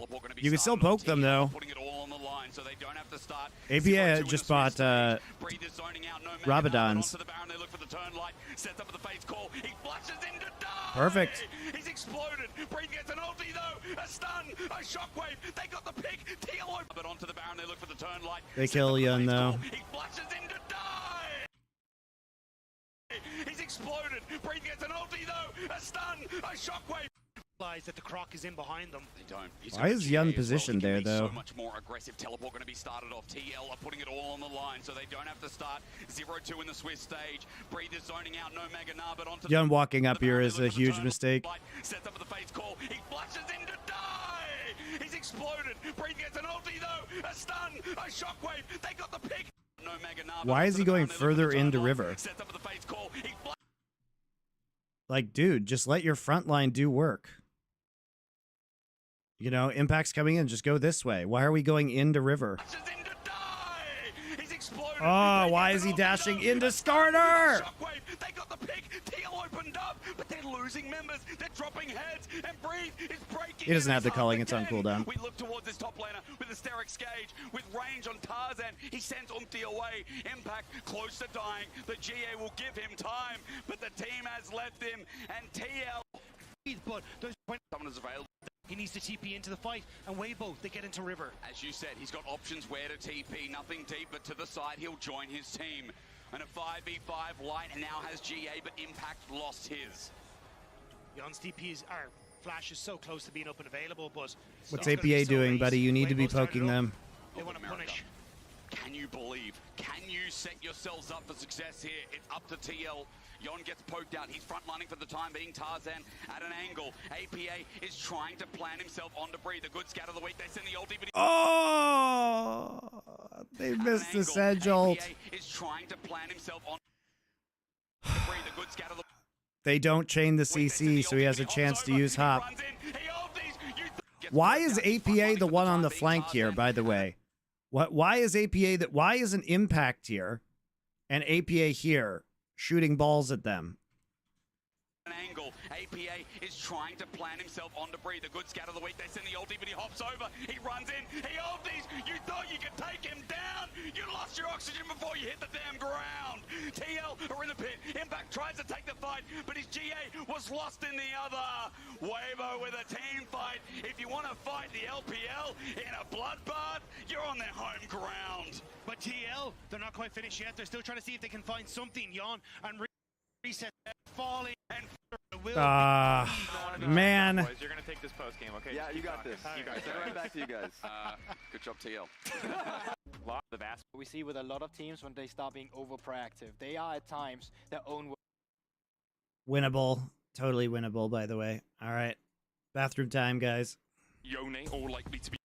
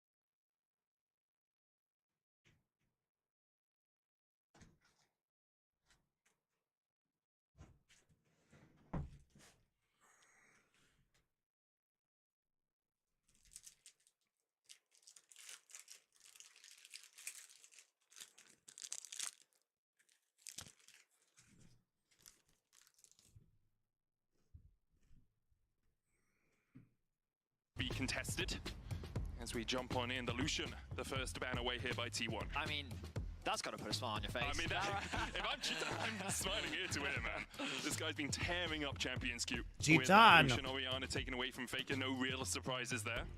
Yeah, for people that don't know, Faker has a few skins in our game. Oriana is one of them. And given how strong she is on the current patch, they don't want to afford that list. Because even though you typically see a tankier build, Ooh, Yone first. Faker's Yone is terrible. Like the Kai'Sa as well to give you a little bit Probably more for Zeus, though. Yeah. But the Vi response. So far, a lot of what we've been talking about has come through for both these teams. Just that with the laning phase hurt, he's not as dominant. All right, he's doing it, though. But none of it is taken away from late game, as you say. When you get to level 5, rank 5 of any ability, it's the same damage as it used to be. Olaf locked in here. Spicy. Wiser in the top Spicy lane, Olaf pick into Vi. 1-2 of those Love games.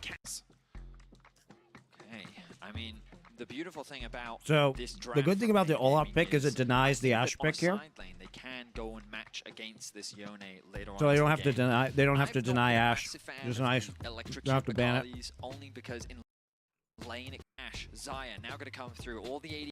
Wait. Why would you take Olaf and ban Ashe? I feel like Kai'Sa's up there in my estimations now as well, especially for T1. You've got the Never mind, guys. I'm wrong. I'm wrong. As well. I wonder about the Callista. Where's that priority going to fall? We will see. Is there going to be another AD carry ban here from T1? They've already taken away that. Well, I'm side. only wrong because Bane are bad. Alongside that, Rel will join. Going to be the... Getting that respect. Gumayushi's Draven is going to come through, and he is throwing the gauntlet down. That is going to be an aggressive bot lane 2 versus 2. I wonder if Pain will look for the swap to try and... Is it mid-rumble? Go in, and then she knocks everyone up, especially with Rel. No. Now, to provide some peel, but against an Olaf... Mid-rumble into a Akali would be funny, though. Just cook her in her I think shroud. what's crazy about this matchup is there's just so much mobility across the entire draft from both sides. There's so much potential backline their heads, but I'm just how that... This is not David. Now as well, seeing the reactions. Faker's Yone was not good in LCK, guys. The, not Brazilian good. streamers from ex-pro players being like, we wanted this. This is the battle we want to fight. You know, if anyone's had an opportunity to watch any of the in-houses that have been happening in Champions Queue, like, this man has been absolutely popping off with some of his performances. So I'm excited to see his Callista. It looks like that we are going to get the traditional 2 versus 2. Yeah, what else, 1 Daddy? versus 1. None of that lane swapping shenanigans here. It's crazy. A lane swap. Every other game was a defeat, so teams quickly picking up on the meta. But lane swaps, perhaps not always the best idea. Chitan trading with Carrier here. Gumayushi taking a bit of poke back from Kuri as well. Getting the early push. I mean, Renata, a champion that doesn't really have the strongest trading patterns at level 1, so Kuri able to leverage the poke that this Nico does have to be able to get that early level 2. They're going to secure it. Flash! Looking at the stun onto Carrier, who will just flash and heal away. He gets out. Both the supports burn their sums, and it's a statement of intent. Carrier should be very used to dealing with the support Nico, though, considering he's the support Nico guy. Kiddo falling a little bit behind in terms of farm in the mid lane 1 versus 1. He really has to try and get in Faker's face to be able to win out on this matchup with the electrocute. A little low on energy. But overall, we see junglers pathing towards the bot side of the map, and with summoners already down, that's going to be... Tries to get that push out. Ona going back in with the Vault Breaker, but that Permafrost is going to proc. Ona comes out the worst for wear of the two. Obviously, Aftershock helping Carioca there eat up some of that. Starts up on the red. Gumayushi falling low, 210 HP on him. Chitan pops the barrier! What? What? Right now, could try and steal away these Is Krugs. Guma trolling? Starts up He cleanses out, right? on the red. Gumayushi falling low, 210 HP on him. Chitan pops the barrier! That is the first... Away these Krugs. Starts up on the red. Gumayushi falling low, 210 HP on him. Chitan pops the barrier! All right. That is the first blood for Chitan!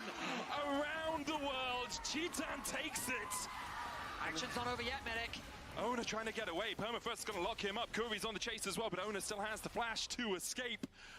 Guma just wasn't expecting it. He was not respecting. What do you mean he wasn't the expecting damage. it? And we already talked about Chitan, a man that plays with no fear, finds that window and is able to draw first bloods.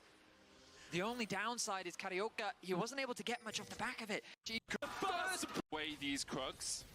Starts up on the red. Gumayushi falling low. 210 HP on him. Chitan pops the barrier! No, he doesn't get killed by Ren, guys. He gets killed by Try and steal Callista away Q. these Krugs. Starts up on the red. Gumayushi falling low. 210 HP on him. Chitan pops the barrier! Mystifying. Kuri's on the chase as well, but Ona still has the flash to escape. Gumo just wasn't expecting it. He was not. So now he's. Carioca is going to be a little bit behind in terms of his early clear.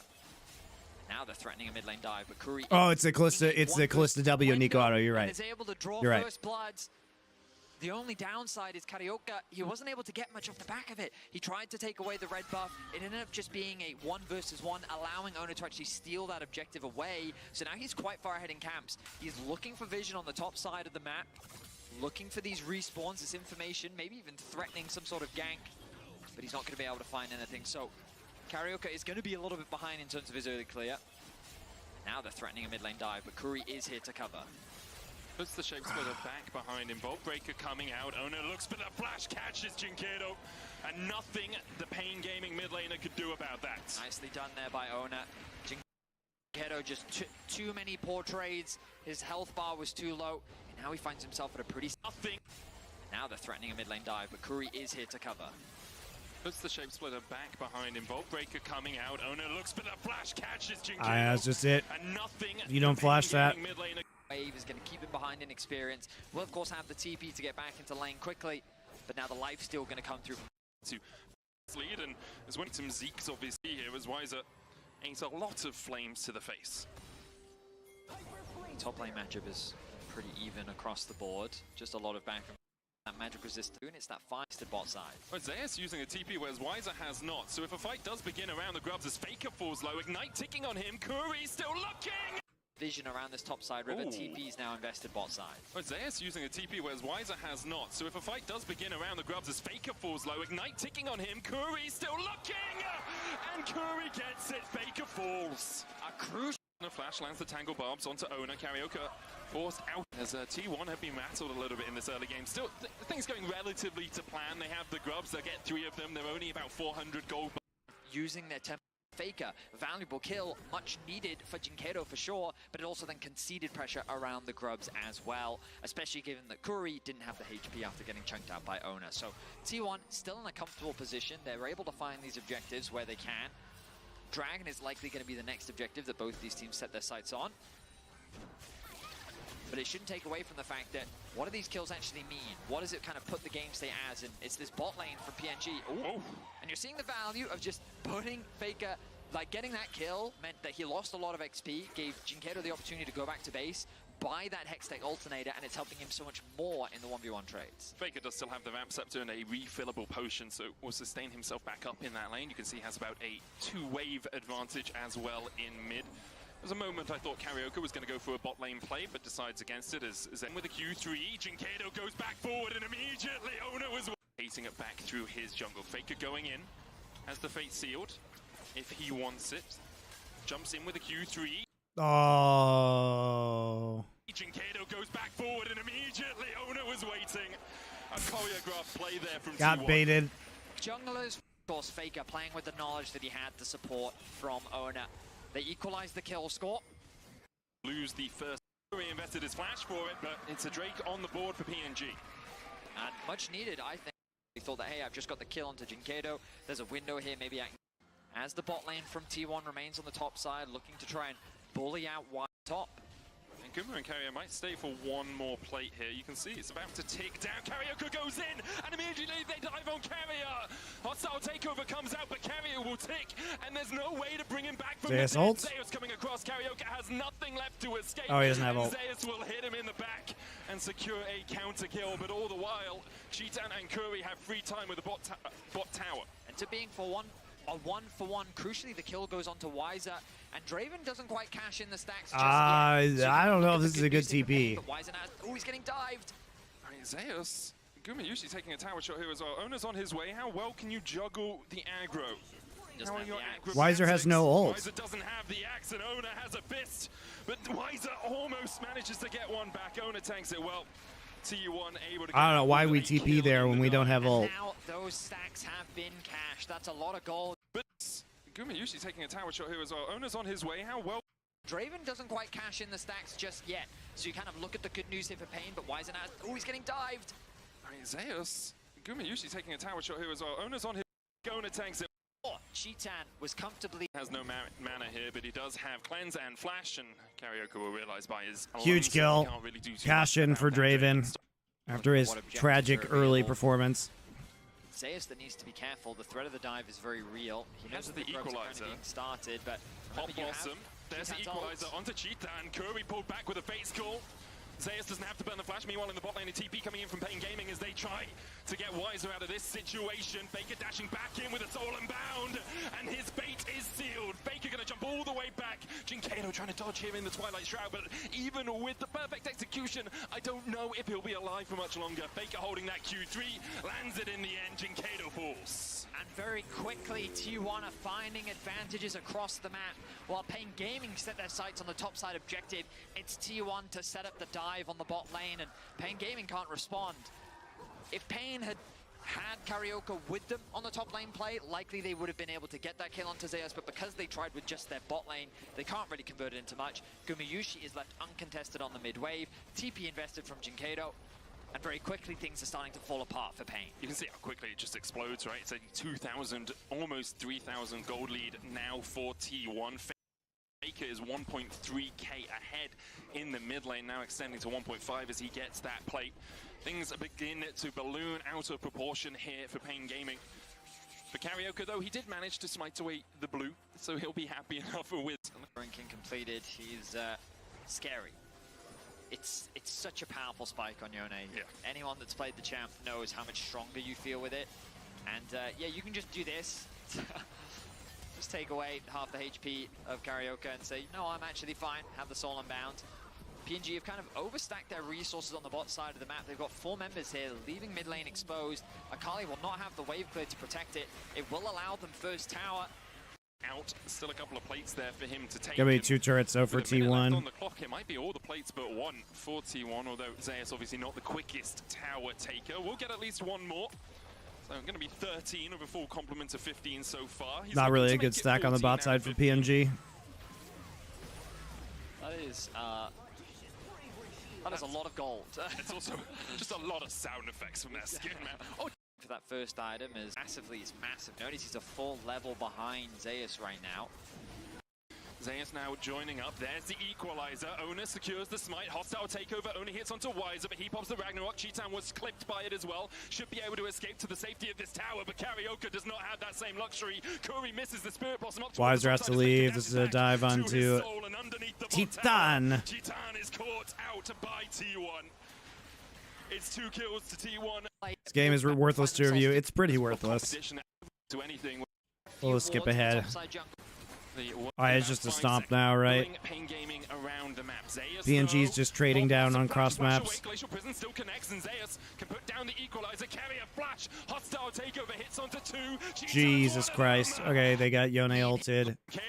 But they killed Faker, so worth. Hits another undertow. The heal coming out from Carrier doesn't have much mana left. Ragnarok, Faker left alone. Curry still chasing forward here. Jinkato trying to kill the king, and he should be able to take him down. Faker dashes back, but Jinkato It's a good shutdown. Gets his first kill of the match. At the very least, he'll get a decent amount of gold. Aiming and one and get a blade of the having a jar. Pain Wolf's current state of affairs is looking likely. 0, I believe, is the statistical call here. Jinkato going in though, and they found Zeus and Ono on the flank. Kuri's gonna get hit with a hostile takeover already. Zeus is down. What more can Pain Gaming find? The chase is on as Ono has to dash away. Jinkato's fallen as well, and Karaoke and Wise are the only 2 left alive. There's a bit of a meat grinder in the middle there. Pain Gaming were able to get 1, but not much more. It was a promising start to the engage. By securing that kill onto Zeus, you'd think maybe they can turn this around. The problem is the wallet difference is just way too big. So the moment that the rest of T1 join the fray, PNG, they just melt like butter. There is very little that T1 has to cut through, and what they do, but crucially, they get the Rumble ultimate off and the Vi ultimate, and Cheetan basically died. As closer, you can see how Pain Gaming's composition could play into the T1 comp, but it is a struggle from Faker has the WS. Being Gumi, get in range. Beyond takeover, 2.5. Karaoke trying to get in, but he's locked up, and Baker dives in onto him. The paranoid is secured by T1. Fate sealed onto Karaoke as well. Carrier flashing forward with a hostile takeover, matched by the equalizer. Jinkeido's TPing in, but I'm pretty sure he wants to run away from this fight. It's 2 already. It's a T1. Olaf's been entirely useless. 13-14 Hit, allowing him to. Jinkeido. It's just too early in the game for T1 to actually end. Can they find more? For as T1 JK 24-minute game. All right, well, we mostly skipped through that one. There's nothing we learned from that. Besides, Pain is the worst team in Swiss. From MSI. And so we're gonna Oh, see, God. I would say this is the first real Surely this competition won't be here a at the World fiesta, Championship, right? And I'm excited to see what they can do against the Ziggs. Going to be taking away from aiming. A boom or a, I mean, it can be perceived in many different ways because many people sit there and think of aiming as this incredible AD carry player. which he is. When you put him on the Ziggs, he doesn't have that same impact, but at the same time, he's an incredible Ziggs player. No, he's been getting really good at Ziggs. We saw that in the gauntlet. On the AD. Don't let him have it, Yone. The Rumble taken away. Aren't they? More niche for him. He's All right, they're just taking the Vi because that's Lucid's pick. I guess they think there's no Yone players in this game. Showmaker would probably rather play LeBlanc or Syndra anyway. Of course, are going to be taken away as well. They'll take the Syndra away. They got a lot of long-range setup. Prepared for this World Championship. They're testing. One thing that's really interesting about FlyQuest is Quad and Masu have very good synergy. We saw this when Masu was playing Ashe in LCS and Quad would be playing like Azir. Their Quad's follow-up to Masu's arrows is really good, and obviously you can do that here with Syndra too. So I love the Ashe first pick for FlyQuest. Especially by denying the Rumble, it also makes Yone that much. And having, I've noticed that when FlyQuest plays like the Ashe and then Quad on something that can follow up on the Ashe arrows, like a Syndra, like an Azir, they do really well. Oh, they are playing the Yone. Interesting. It's cool. I'm chilling. Yone top. I will say. So Kingen has played Smolder top in the past. Obviously, aiming could play the Smolder. It is a flex here. Kingen's played too, so it could be Yone mid Smolder top. I sincerely doubt it, but it's always a possibility. The map, which is already a very scary thing. Rel, I wonder if that counts. Masu was kind of in the LCS, so taking away the Jax for Whippo. Gonna take away Renekton. No, we're taking away Skarner. Okay. Off the back of that. So how will FlyQuest round this out? Inspired has a very deep champion pool. Really, we're banning Rakan and Alistar, and we're not gonna play. We're not gonna ban Rel. Rel is Moham's best champ. You have CC set up in well. You've got Scatter the. We're back on the Amumu bullshit. I hate this Amumu pick, man. I just play Maokai. You've got Arrow. You've got Solar Flare. You've got so many setup tools. Just play Maokai. Oh my God, they got baited. They see the Amumu and they're like, ooh, we can Amumu ult, but with Sylas. Wow. He's got so many options, honestly. Ashe Arrow, Leona ult, fucking Amumu ult. This is actually so good. I love the Sylas. So that's going to be Sylas mid, Yone top, Smolder bot, Rel. Showmaker Sylas, man.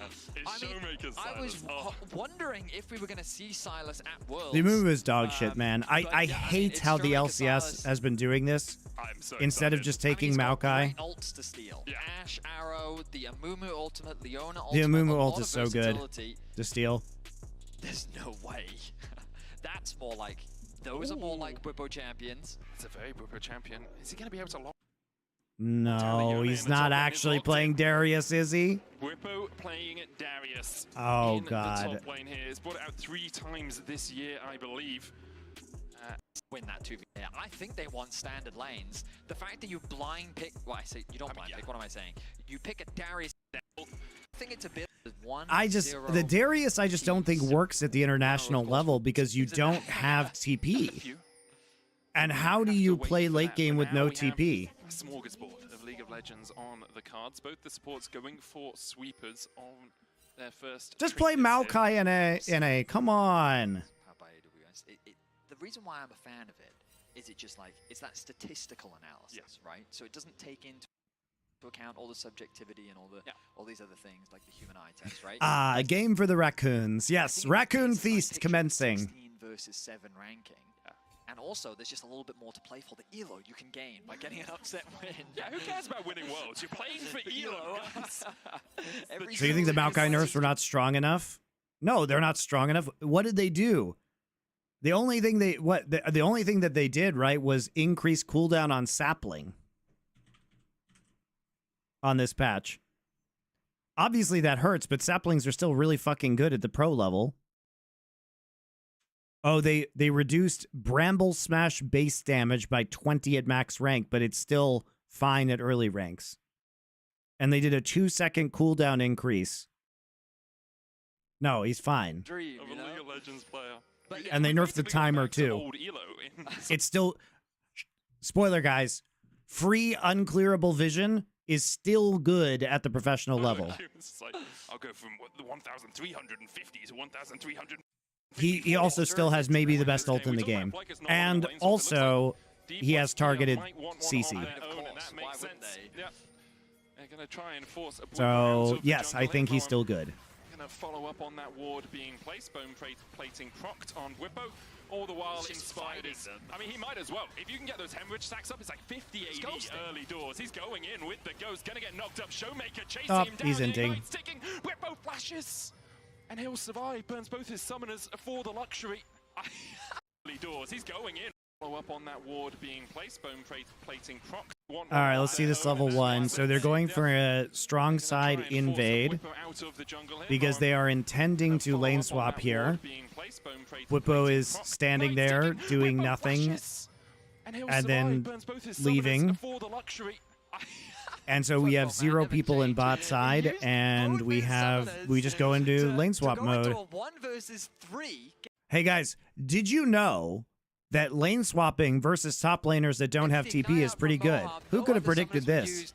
But now the map is split. The traditional swap that we've been seeing so much is the top lane. Z Plus plays this super well, right?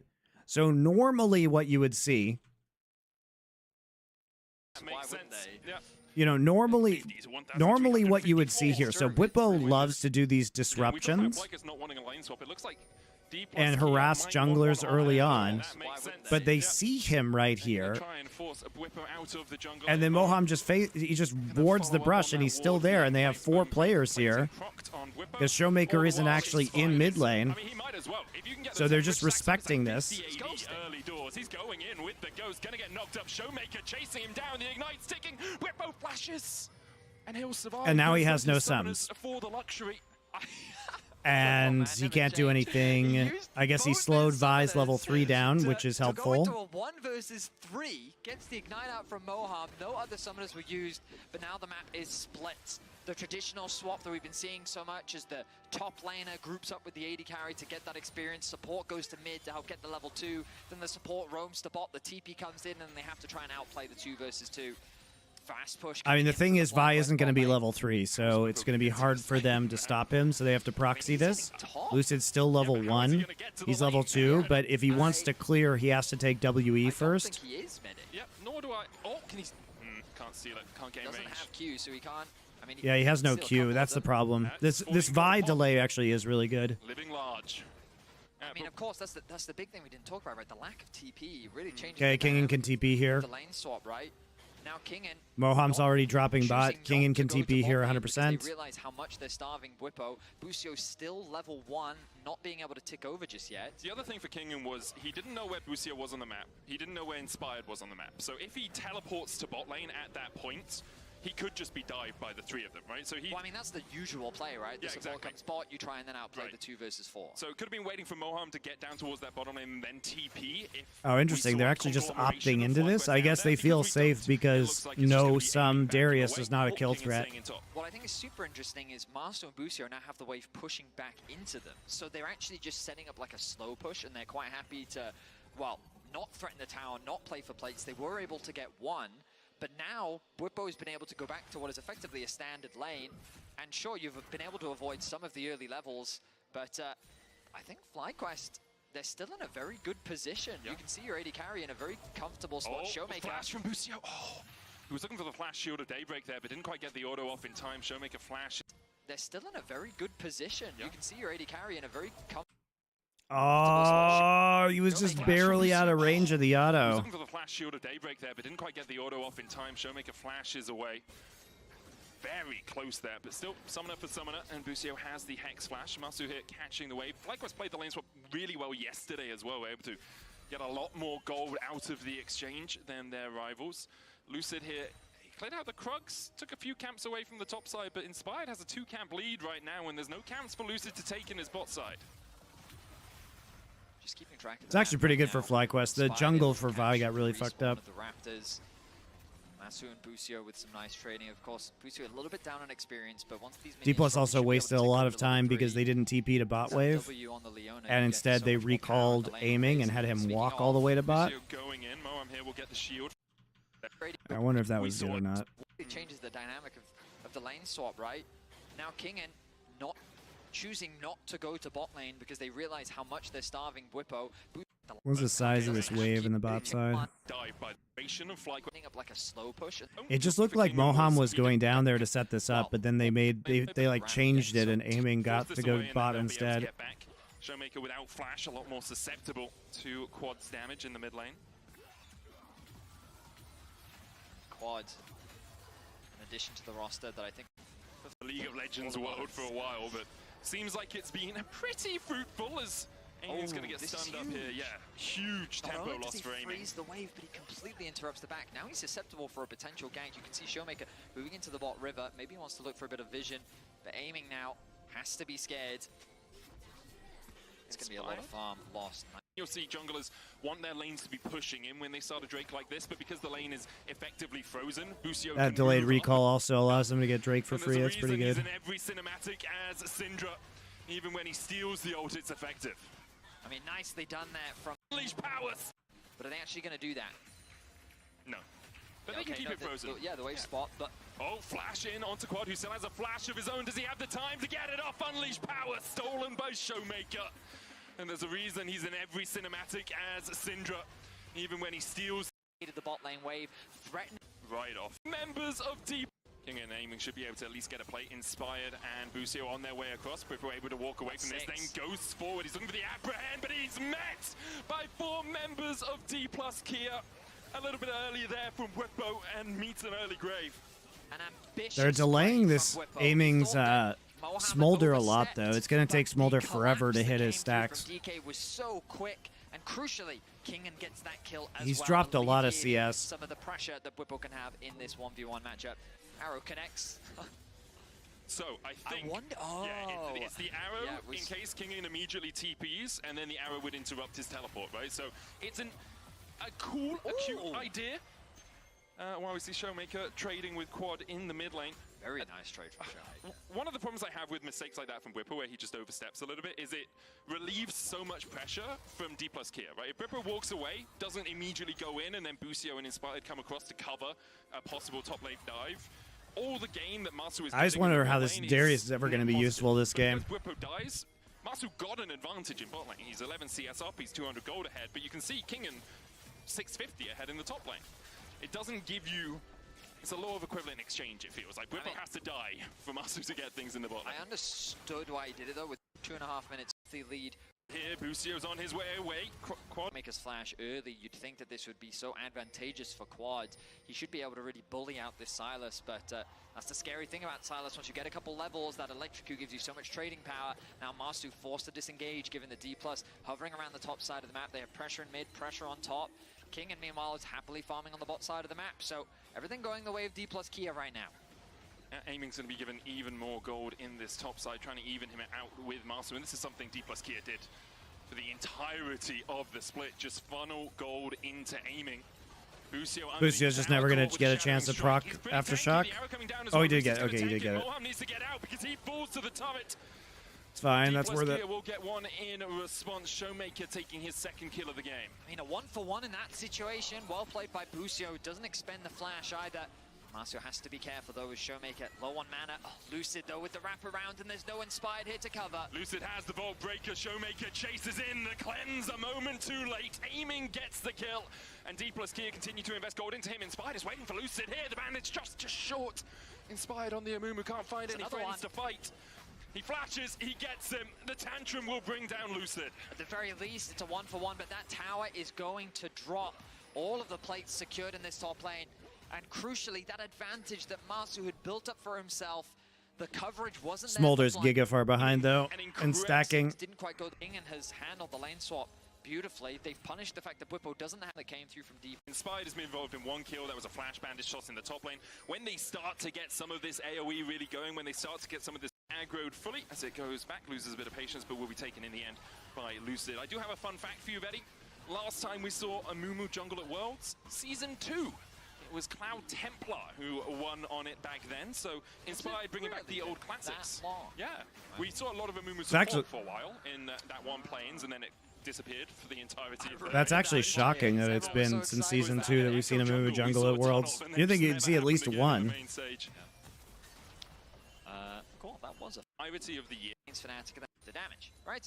Now, of course, with the solo laners being as fed as they are on D plus Kia, you don't really want to try and force a fight yet. You want to get to those first core items, you want to wait a little bit. So the best thing for now, for FlyQuest, is to try and slow the game down, wait until they get those crucial spikes, and then look for a little fight later. Don't try and overforce, because you're at a deficit, but it's nothing too dramatic. Yeah. Good old Cloud Templar. Out of. So it's not all doom and gloom yet for FlyQuest by any means, and that's an ulti from Kingen, cautious of the fact that he is on the weak side of the map and FlyQuest are looking for a collapse. We're bumping both his sums though, once again to try and make a play happen, and it doesn't come to fruition. Couldn't quite. I haven't seen Cloud Templar since I'm back in Korea. I've hung out with Ambition a couple of times though. Because Ambition has kids too, and our wives are friends because they used to work at Twitch together. So I actually have hung out with Ambition a couple times. Lying in wait in that bush.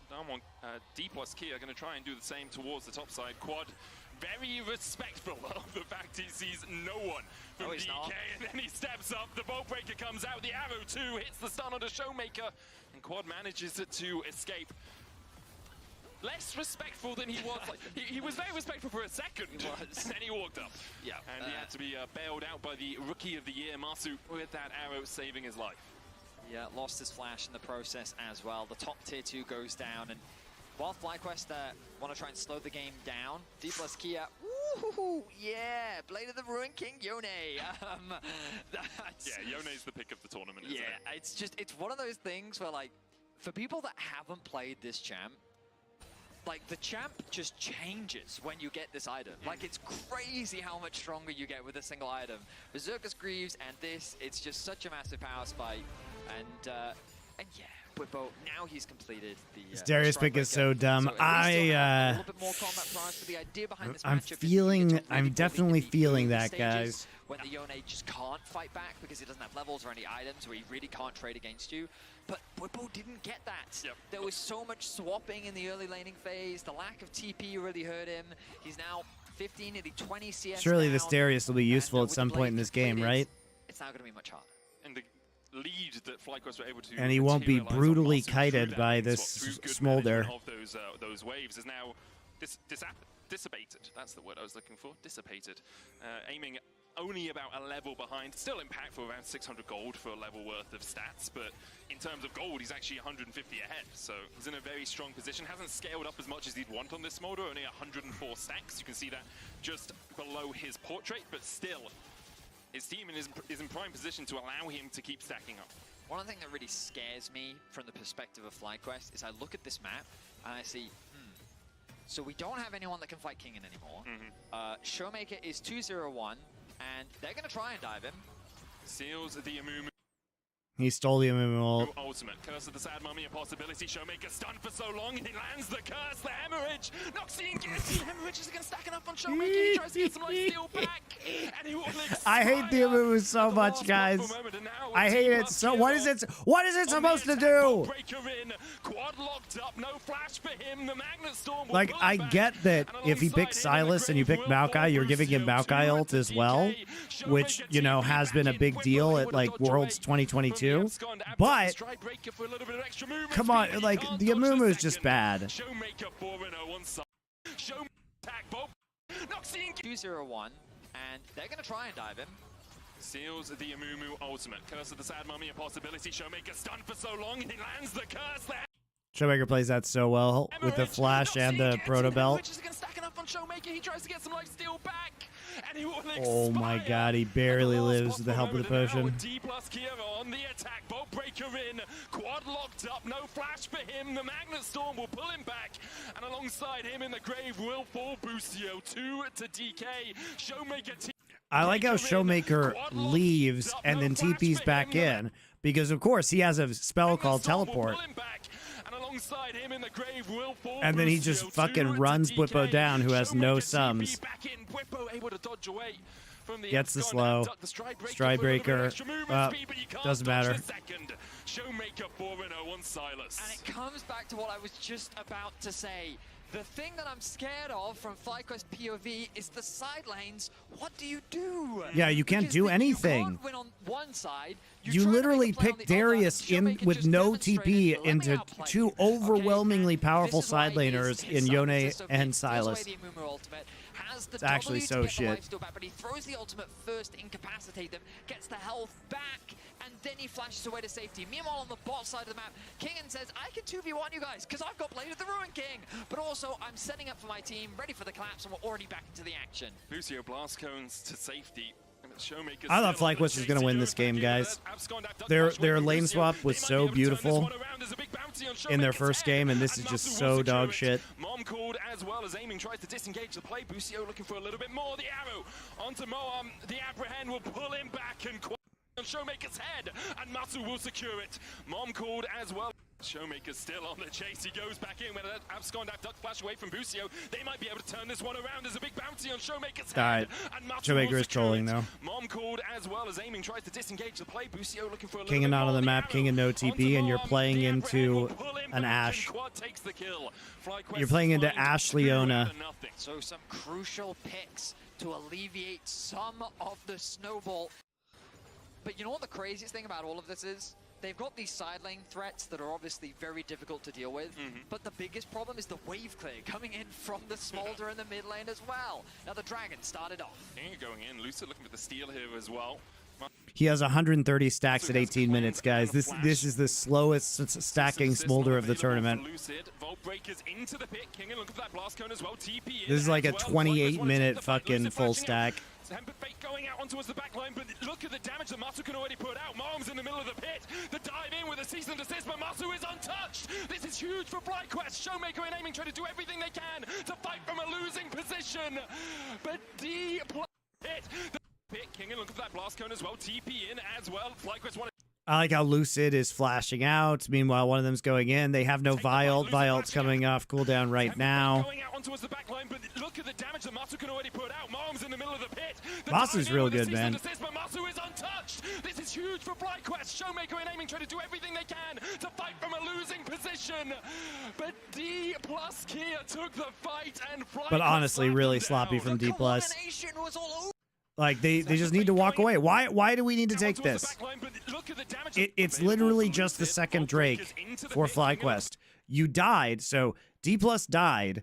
Showmaker doesn't have TP, so now he has to walk all the way from base. Lucid's going out. Lucid has no ult yet. It's still on cooldown. Showmaker's not there, and then we're going in. And King misses his ult. Look at the damage that Matsu can already put out. Mom's in the middle of the pit. The dive in with a cease and desist, but Matsu is untouched. This is huge. And the Smolder is definitely not online yet. To fight from a losing position. But D plus Kia took the fight and FlyQuest slapped them down. The coordination was all over the place from D plus Kia and FlyQuest. I mean, they're just taking that fight and like flashing out of the pit when Showmaker's not even there yet. Look at this battle. So you see first, Lucid goes in, but he goes in alone. So he then gets forced out of the pit very quickly off the fact that Inspired just says, I'm not going to give you this opportunity. Single target ultimate, but it doesn't matter because the job gets done. They force him out of the fight. Kingen then tries to get an ultimate onto Masu. Nice Masu flashes it. To get away to safety as the objective is secured. But now look, Showmaker's off on the left. Aiming's trying to hit whatever nice target volley he can. from Masu. He's not doing that much damage this early on. And as you highlighted, Masu is just untouched with quad right next to him. So they're just free to do so much damage against so many melee members on the side of D plus Kia that they're able to find 4 kills. If that's not the Why is Arrow in a Teddy onesie? Does anybody know? What is Arrow wearing? Able to find 4 kills. It says if that's not Teddy power on it. members on the side of D plus Kia that they're able to find 4 kills. If that's not the most D plus Teddy Fresh. I can't read the bottom one. That is just what they do. Showmaker, it took so long to be able to join. Why aren't you in a Teddy onesie? Well, Gino, that is an excellent question. He's just sitting here in my ear going, why? Why would they do that? So we've had you be Jack, now we've had you be Chronicler. Who do you want to be next, Betty? Freak? This is what peak team fights look like. It comes from D plus Kia. But a great leave here for FlyQuest. Teddy Fresh. Is that the cool new brand for the kids? Lane's still a problem for FlyQuest, but they've got a Teddy Fresh. which is the I'm looking at it. So now they need to be playing for these objectives, and they need to minimize their losses. As I say that, Arrow, solar flare onto Lucid, lands the stun, bandage shots for Why don't I have a Teddy Fresh Lucio securing hoodie? the kill. And this is the pick comp we talked about for FlyQuest. Now, Let's create a summary, Venice. I know, I have Slightly better for Chronicler FlyQuest is now. messaging me once more. He says, can you ask Lucid why? So let's look. Now, the push in bot had come through from Kingen, and so you imagine that Lucid was on Looks the like bot side shit, guys. jungle to set up some vision. Kingen. Do we also need to ask Kingen why? Trying to seal the 0 out of 10 would not wear. The scat of the week knocking him back out of the bandage toss, but the chase continues. Kingen just flashes. Into the curse of the sad mummy. He's not out. Betty a volley. The arrow pierces his back. Meanwhile, in the top lane, Whippo might just solo kill Showmaker. He gets him. What the hell is happening? That's it. Seal the fate of Quad. Had come through from Kingen, and so you imagine that Lucid was on the bot. He literally side just jungle to set takes. up He literally just takes some vision. Kingen. a hex gate. Why? Quad flashes his ult. What is Kingen doing? Then you see the TP coming. Whippo cancels his TP using Apprehend. He's not out. Betty a volley. The arrow pierces his back. Meanwhile, in the top lane, Whippo might just solo kill Showmaker. He gets him. What the hell is happening? It is offensive that D plus is in the 2-0 match, guys. They are shit. Picks on the solo laners. We just talked about how they're the biggest strength for D plus Kia, but now things are falling apart as D plus tried to get something back on the top side. Meanwhile, aiming is never actually going to hit 225 stacks. Oh, but the Avengers are coming. The Avengers on their way. FlyQuest trying to find solace in a fight after Whippo falls. He'll go down first. Now the collapse begins from FlyQuest. Quad coming in from the side as well. Has that unleashed power. Aiming locked up Oh with the my stun. god, aiming flash, but the E was on him and then he just got scattered. It's done for. Moam and Lucid trying to escape with a bandage shots. Finds Moam. Baron? Is that a Baron for FlyQuest? This is so stupid. This game, I hate this game. Oh. No, Matsu, you are on a ward. He's going to try and escape, but Showmaker still has an arrow in his quiver. 4 members were committed to the top side.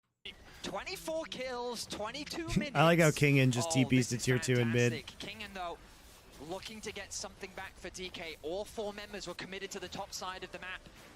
Oh, the smite! Oh no, Matsu, you are on a ward. He's going to try and escape, but Showmaker still has an arrow in his quiver, and he's looking for Quad. Oh, actually big play by Show. Great play by Showmaker, man. It's a free-for-all.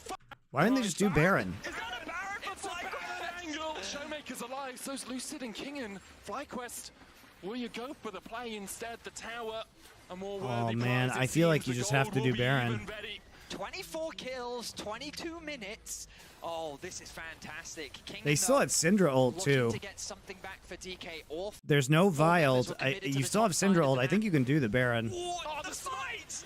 Oh no, Matsu, you are on a ward. He's going to try and escape, but Showmaker still has an arrow in his quiver, and he's looking. Committed to the top side of the map. Kills, 22 minutes. Oh, this is fantastic. Kingen, though. Pretty sure you can do looking to Baron get there, something guys. Back for DK. All 4 members. And he's looking for Quad. He finds him. Matsu able to dodge away from the Abscondac dot, but he can't dodge. There in Kingen jumps in onto Whippo. Inspired diving in as well, but D plus Kia were just looking for the fight. Inspired falls low. The chase can. the blast cone. Kingen jumps in onto Whippo. Inspired diving in as well, but D plus Kia were just looking for the fight. Inspired falls low. The chase continues as Busio falls lower. Kingen will take him out even with a Zenith Blade going back in. D plus Kia will turn their eyes back towards the Baron. It was all it took. Showmaker returns to top lane and instead shut down. Why they like so trying to get. Okay, do you want me to just keep going for They had them. all inbound, hits the in his way as well. FlyQuest things are just kind of fallen too far apart now for FlyQuest. With the top lane pushing, Whippo makes his way back onto the map. Cease and desist forward. Showmaker's like, good. You're good. But now the siege is ready. TP comes in. Mid wave is being pushed in. Top wave as well. They only Lucid have 4 sending members alive. it. Whippo makes his way back onto the map. Cease and desist forward. Showmaker's like, good. You're good, Lucid. Sayonara 07's in the chat. It's actually okay because it pushes them back. They have to use flash, and you get top inhib anyway. That's what they wanted. It's fine actually. To a grave right there. I mean, they get Masu's flash. I guess is the positive. They still walk away the victors.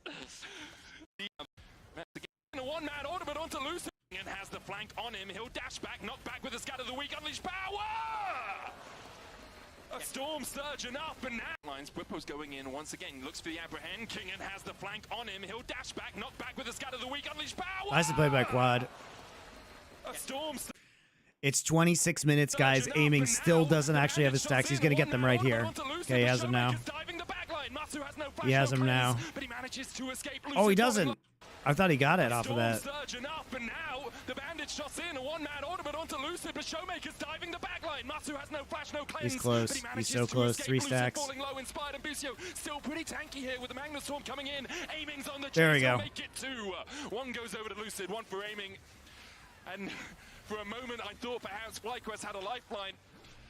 But D plus Kia pulled the life ring up behind them. Yeah, I completely agree with you, Medic. I really thought D plus meaning violent, incredibly haven't been able to convert much. As well, the arrow connect. Finding the kills that they did. Every opportunity has been met by an equal and opposite not-opportunity as Whippo here is caught out. The apprehend going out as well. The arrow connects, but great jump back. Nice snap back on that arrow. Could be caught out. Forward, but not by Busio. Away, can't clear the control ward. Another scat of the week from Quad. Not going to do too much. The wave pushing in the top lane. Solar flare wide by Showmaker, but not by Busio. As Showmaker falls low, Inspired though on the front line is immediately burst out. They literally didn't even know that he had arm guard, I guess. I'm in a 4v5 for the next 40 They baited seconds. themselves because they didn't know that Showmaker had arm guard. Showmaker before he has an opportunity to respond, but the stopwatch was able to come through. And they could turn the play around now without the front line. PK are looking to siege. Everyone's trying to do so much, but you can't really do much into D plus Kia. They have the range, they have the minions pushing in. The inhibitor tower for Showmaker dashes to the bot lane. We'll tank a couple of tower shots for the pleasure. As aiming is left in mid lane to take down that inhibitor. FlyQuest on their last legs. Can they find some steadiness in them? The arrow wide from Showmaker. There's the last 2 ultimates he's missed. Not so far for FlyQuest. Objective opportunity. Well above that, which is all he pulled ahead of there. All the goals on the selecting it, he flashes away, it's fine! The Baron begun by D plus Kia. King and looking for the flank on Masu, who puts the arrow down and wasn't expecting it. He flashes away. That interaction is actually fucking hilarious. Inspired going for more, the QSS out, but the Baron's being whatever, they just lose Baron. Inspired's like fighting King, and who cares? You kill King and you can't even take him out that quickly. The Baron will be secured by D plus Kia. FlyQuest got whatever little meager bit of hope they could from killing Not a great trade. Hilarious interactions though. I didn't even know that happened. They recognize the goal difference is massive, so even if they try and force the fight, there's no guarantee that they can try and stack up 120 split up on the tank. Is he going to top lane in from range? That rapid fire cannon doing work in this exchange. The inhibitor already down to half HP. FlyQuest like just bleeding out. The solar flare from Showmaker likely expiring. Chucks it out to see if anyone is expiring alongside. You gotta go for it, because right now you're Quest slain where they stand. Actually, dreadful game of League of Legends, guys. Game of throws for sure. But I don't even know what FlyQuest was thinking with this draft. I hate the Amumu. I hated it when they played it in LCS. I hate it now. Fucking hate this no TP Darius. Just trash. As every single team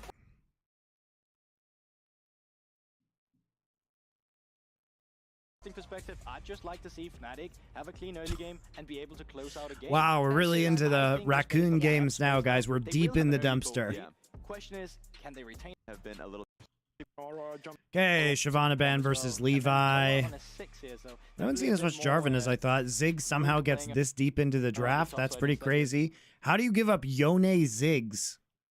Gam, how do you give up Yone Ziggs? Two champions that were Flash take lead of scaling. Look like they think this Smolder is going bot lane for now. Are they just not banning? They're going to take Leona? No. What are they doing? You don't take Leona, so you just give them Ziggs Leona. And you don't ban it. It's actually been interesting. I didn't expect so much Smolder to be a priority coming into Worlds. Yeah, let's take Leona, sure. To the meta for Worlds. I think, but I think let's see who wins the game. Yeah, first. truly. Let's see where the game ends. And I think so far, winning through the side lane against Smolder has been quite difficult. It is actually Kaisa AD carry, so I was wrong. But I think it's very interesting. You saw that in the Hanwha game versus G2. Yeah. It was like a 3 Baron, like... Did Bwipo just like hop on the mic after losing? Top inhib, bot inhib, knocking on your Nexus door.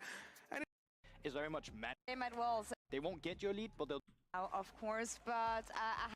Razork is just going to go across to his Razor Beaks. Zyra can come across. I was able to clear out.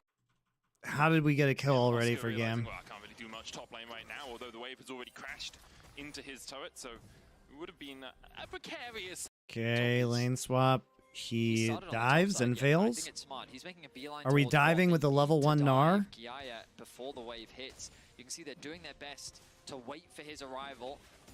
There's no Jarvan here. Some rage bar on that Gromp. He's going to come in with no rage. Levi's already here. Is here. No one tanking the tower as of yet. Noah takes it, but Oscar just caught underneath. He flashes. The plant finds him. What? Why is Oscar so bad at lane swaps, guys? He's going to be harassed. So they literally know the pathing. Okay, let's talk about this. They literally know the pathing. It's a strong side start. He puts a ward right here. Look at this. Oscar walks in and puts a ward right here. So you know exactly where Zyra is. You know exactly where Zyra is. Still going to be able to get some experience, though. I guess Zyra has killed 2 camps. You see her. Okay, right? Emo, though, is going to be harassed down by Oscar. Humanoid already. So you know Zyra's leaving right now. You also know Zyra can clear super fast. Maybe try and harass Levi in Zyra can clear much faster than your shitty little Jarvan. He started on the top side. Yeah, I think it's smart. And you're going to dive with a level 1 before the wave hits. You can see they're doing their best Gnar to wait for his arrival. versus, I mean, Jax is going to hit 3 off of this wave as it crashes. Like, where did you think Levi was? Oscar, you put the ward down! Oscar just caught underneath, he flashes! The plant finds him, and that's disastrous for Fnatic, but great for Gam. I mean, Gam just call the fact that, hey, your Ziggs can't do much to us early. You don't have the damage to set up an Oscar made Peter Dunn swear on Twitter. He started on the top side of the map, took much longer to be ready for the play, and Levi was able to clear How is so Oscar many still this shit in swaps? Yeah, it's so true. What is he doing, dude? He had the info. He had the ward. He put down the ward. His top lane counterpart has had access to no farm, no experience, and on top of that, Levi secures. He knows where his jungler is. Oh Fire, my the god. Leona stun that Q. With the first call to action, all he does, he runs up to the top lane and says, I'm just going to sweep this. And now you don't know if I'm here. Easy. Can't the farm. Okay. Ignite. Less effectively now if Kiaya dies. He jumps away with the restrike. Jun has to flash away as well. That ignite is ticking but won't take him down. Gam able to survive it. Didn't even burn Kiaya's flash. Raccoon games at 1 a.m. PST with Monty is what I need. Is that what any of us need? Just massive opportunity for Fnatic bathing in the dumpster, swimming in the garbage. Sitting in a situation like this when there is no pressure. Dude, Fnatic must be destroyed. I hate this team. Free Razork from this prison. A couple of pings coming down towards Easy Love in that bot lane. Possibility of a gank, but likely he'll step back when he knows that Jarvan is just starts in because it's and Zig map Sheen to here. They are punching it down. And this is devastating for Oscar because he's lost that whole wave. He is now down nearly 30 CS. As Humanoid now the one in danger. Manages to get away. Easy Love going in with the killing instinct. Humanoid flashes. Easy Love does the same. He'll tank 3 tower shots and fall. Getting the kill. The turret falls as well. Noah able to take that in the bot lane. I mean, It's worth. They got to play it's a too. weird situation because And an you commit assist. your flash, it's Easy Love, but the And crucial then thing is that you just denied denied that Camp's whole wave mid. from Humanoid as well. So similar to Oscar, just being denied that farm, denied that XP. The good news for Fnatic is they secure first tower on the bot side of the map. Noah then TP's top to catch that wave. The advantages are sitting right. That's 6 camps. By human matchup, but ever since forced to sacrifice a lot of experience. So Kina finds him killed. Kiaya gold down. But it's Oscar just wants some heat from Jax is 2 level higher than him. So He literally just walks up to this in mini. 1.4k gold. He knows that Kiaya has flash, and he just dies. Almost gonna get solo killed. He is gonna get solo killed. He's gonna get solo killed. Kiaya dominating on the Jax. Trinity Force gonna be complete. Find Way to safety. Blast comes away, as you say. And I will say, like, Fnatic have done an okay job of. Kiaya down. Why? The 1v1 matchup. Why? Elio has kind of been roaming around the map. Easy Love has been forced to sacrifice a lot of experience, so he now finds himself 1.4k gold down. But it's a similar situation for Oscar, who's almost gonna get solo killed. He is gonna get solo killed. He's gonna get solo killed. Kiaya dominating on the Jax. Trinity Force gonna be completed soon. Humanoid now looking to at the very least get something back. And Humanoid jumps across with the lead strike. Humanoid going with the Mortar of Steel, but can't find it. Safety. Blast comes away, as you say. And I will say, like, Fnatic have done an okay job of funneling gold onto Noah, while Kiaya was getting fed on the other side of the map. You can see he's about 1,000 gold ahead. But if I were to look at any Ziggs and say, do I trust? It's just I don't associate him with Ziggs. He played it once in the LEC. He's team to me. There's a lot of pessimism, which Like Fnatic has like the meta Exodia too. How do you get this? Nobody gets. Is this the first team at Worlds to get Ziggs and Yone in the same comp? Serious question, guys. I think it is. This is the first time where I've seen one team get Ziggs and Yone. But fighting is something that Fnatic have typically found success with. They do it really well, and all I'm saying is I don't associate Noah with Ziggs. He only played it once, it was in the finals. He did go 3-1 on it, but one of his problems was setting up around objectives, as you say. Like, often he would be basing while the rest of the team was stepping in. We'll see if that comes to the fore once again in this game as Jun looks to trade onto Elio. TP behind here by Gam as they look to collapse. All 5 of them on the top side of the map right now. Noah looking for that satchel. Flashes instead. The satchel not too well placed. Oscar's already onto Elio. TP behind here. Oscar's coming back, guys. He's here. He's helping. Once again in this game as Jun looks to trade on Oscar's here. He's mini. He's autoing a ward. He's hopping over. Oh wait, Jax can hop too.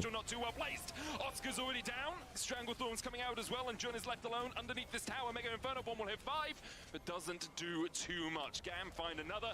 They lose 2 grubs. Gam get 4 grubs too. Humanoid. Emo still has flash here. It's good harass with the Tangle Barbs. Razzle's going to get the second Empower W that and just like slap it. Take it somehow under Razzle. He doesn't quite have that much damage. Like, there's this Emo has pretty good stacks right now though. Fnatic. So aside from that 2017 matchup, Fnatic typically get the better of Gam. Yeah, but the thing is, you remember you're at 3-0, and I see Jun getting caught out, and the Tangle Barbs coming down, and the Stranglethorn's there to follow up, and I see Easy Love flashing forward, and I see Jun almost falling, and Mom coming in and getting the kill. I can't help it. Deficit for Oscar to find himself in. And in his face, Kiai is just going to take the tower. He's 3 levels up. It's been exemplary from Gam as well. Oscar in and going in. And like 80 CS. 60 CS, sorry. Jumps onto the backline as well as immediately flashes away. Mega Inferno Bomb's going to catch 2. Kiaya falls the shot and going in. The TP behind as well. Fnatic want this fight. Razzle coming in, has the Cataclysm go into Kiaya. Jumps onto the backline away. I mean, this is dumb of Gam. Like they're pushing this way too hard when they don't have TPs. And in his face, Ki is just going to take the tower. And you have to respect the cross-map Ziggs ult, It's been exemplary from Gam as well. Oscar winning, as well as the fact that Ziggs has behind as TP. well. Fnatic won this fight. Razzle coming in, has the Cataclysm, going to Kiaya, jumps onto the backline away, as well as immediately flashes away. And the Inferno Bomb's going to catch two. Kiaya falls, the shot down to Razzle. Levi next up, and another caught as Elio falls. Easy Love trying to get away, should be able to escape the 3 quick Big kills shutdown. to Fnatic. Now the Fnatic face of Oscar, but you have to respect that the left 2 kills fall. But this Jax should be an absolute terror, right? Like, surely he just wins via split pushing. Gold to help him get back into the game. Credit to Fnatic as well The for pressure using that this the Jax lead can put out is as a crazy. huge advantage for Kiaya. In case you haven't been listening for the last 14 minutes where we mentioned it, basically very much in control of the Strength they have. Now, fortunately, there's no to fight. Kiaya just stands in their face, jumps back to the control ward, and no one knows if he is ever caught out by Kiaya without a flash and even shoving the wave out. Kiaya Levi has the out here. Fnatic beginning to collapse. Humanoid has a TP. There's a couple of wards behind Gam. If they do step a little bit too far, there we go. Once again, the flanking TP. Levi has the flash. He's locked up, though. Humanoid looking for the back line. He gets onto Levi already. We see Razor falling, but Humanoid's got one. Easy Love dashing away with a Killer Instinct as well. Oscar in and going back in with a Gnar. Noah trying to put the damage down across the wall. Surely Kiaya just kills everybody here, right? Hungry for blood. There's two immediately. Yeah. Noah and Oscar in walk away with I don't know about playing into the jungle into a Zyra. Guys, I don't know about that one. Fnatic that Gam are able to turn in their favor. Emo was largely untouched. Fnatic see an angle. They see an opportunity to find a numbers advantage fight. They commit. Target slightly split. They're playing into a focus, choke point, but so though, much versus damage comes Zyra. out from Levi, throwing absolutely everything out. Then Yone comes over the wall, tries to lock down Easy Love. You'll notice that Humanoid misses 2 crucial Qs. The first one is the knock-up in there, right next to Easy Love. Would have been able to secure the kill with that. But ultimately now, Kiaya comes in, flashes over the wall. Nice counter-strike. Enables them to secure the kill. Easy Love also picking a kill up, and then the ultimate coming in late from Noah rather, not being able to secure anything. Now the Dragon is alive. A lot of ultimates have come off cooldown. Razork has his. Noah's just coming back off cooldown as well. Levi's still about 5 seconds, 10 seconds away, so it looks like Gam are actually just going to give up the ghost on this Drake. It will be sole point for Fnatic. Positioning there not ideal for Gam. They did have a nice push through bot, so maybe they could have gained access that way, but they'll concede it for now. So sole point for Fnatic. While they find themselves at a 1.5k gold deficit, again, a lot of that is sitting on Kiaya. Oscar has been able to close the experience gap somewhat. At the very least, Trinity Force completed for him. As Noah continues to get stronger, the Horizon focus putting him in a prime position to be the carry. 1-0-4 is the scoreline. Yeah, he's the only got 66 stacks Those are right good now. stacks for 18 minutes. Yeah, especially since they have CS, as much gold under his belt as possible. Second item now complete for if you're, into a melee and you can just... How is Gam giving up so many of these objectives? Why are they pushed in right now? Yeah.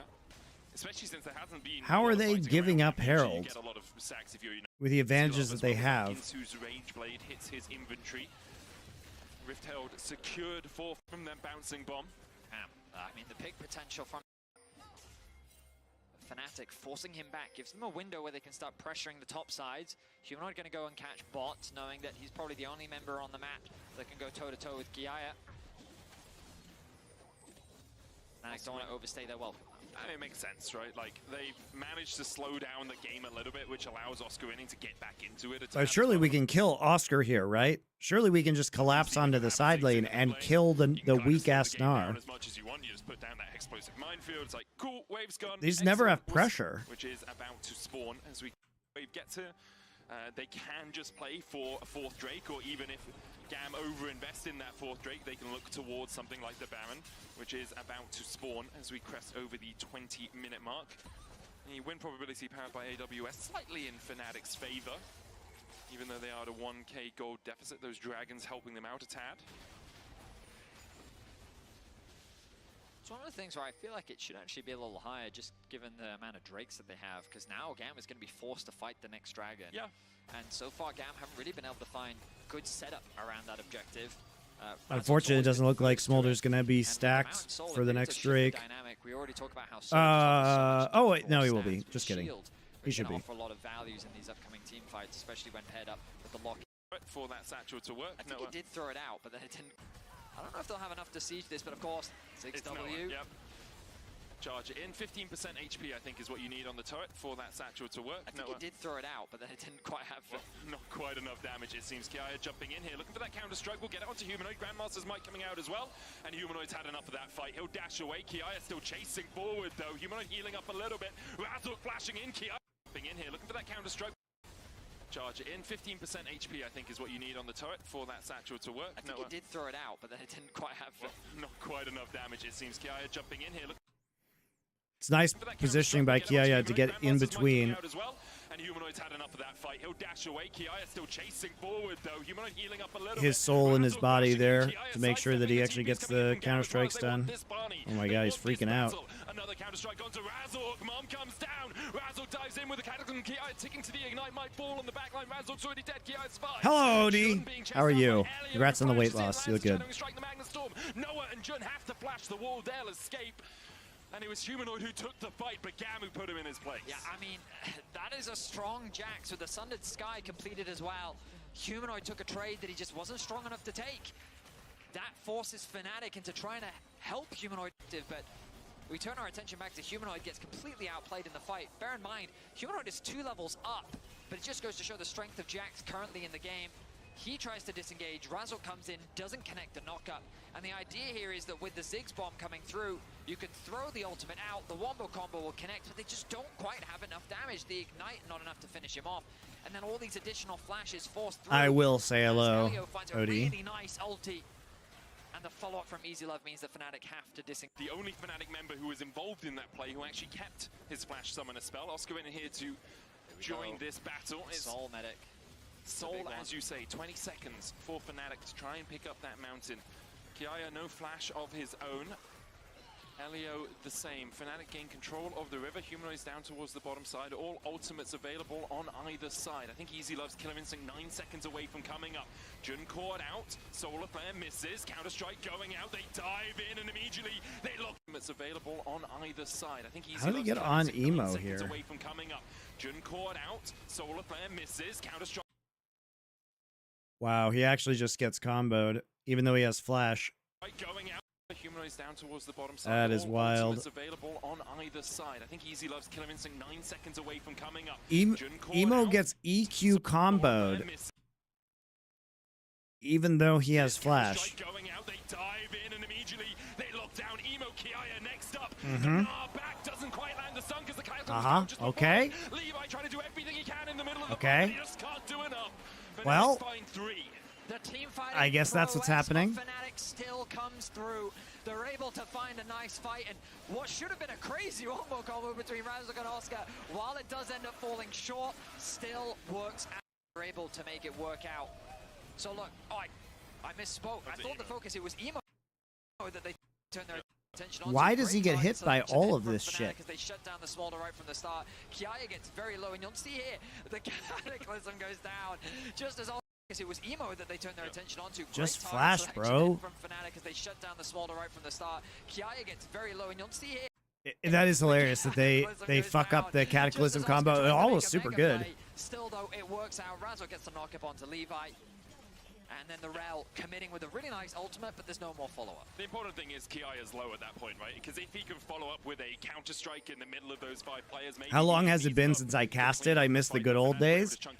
Ooh, how long has it been since I casted League of Legends? And tides now turning Oh, man. much in Fnatic's favor. They have been for the last few Years. minutes, but with the soul and the I gold think the lead in their last pockets. time I casted League was probably for Twitch Rivals with Doa. Like 2018 or 2019. They are in prime position to start to close this one out. And what I will say is you were skeptical of Noah's Ziggs, but I think so far in this game he's had a great performance. Yeah, he definitely His has. ultimates have been quick to follow. Because when I was in Flashpoint, I wasn't casting like at all. In this game. Agreed. And I know coming into the Monty Doa goated combo. That's right. And we still do stuff here. Check out, I'm dropping a link in chat. Go to Last Free Nation Culture. We do a show called Nerd Legion. You'll enjoy it. Was a really big thing for Noah. We've talked so many times domestically about Doa and I still do stepping away stuff, from social just not media so that esports he can stuff. Focus on his mental health and make sure that he can play. Fnatic didn't end up winning that game, but it is a side of Noah that we haven't seen in a while after he made a few mistakes on the LEC stage, and now it's good to see him back. So go into subscribe to that sort of, channel and as you say, enjoy having a great us world talking so about far. 1980s fantasy movies, because we're in the process of doing watching every 1980s fantasy movie.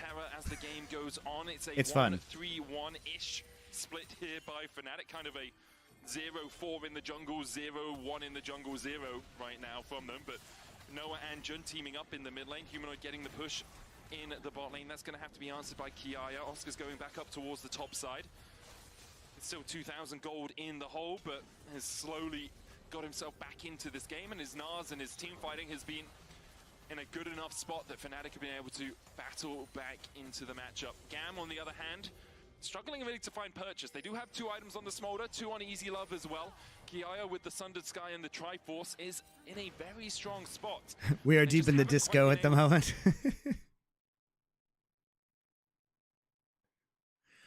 Would you do like a show match cast or something like that if you were available? Maybe.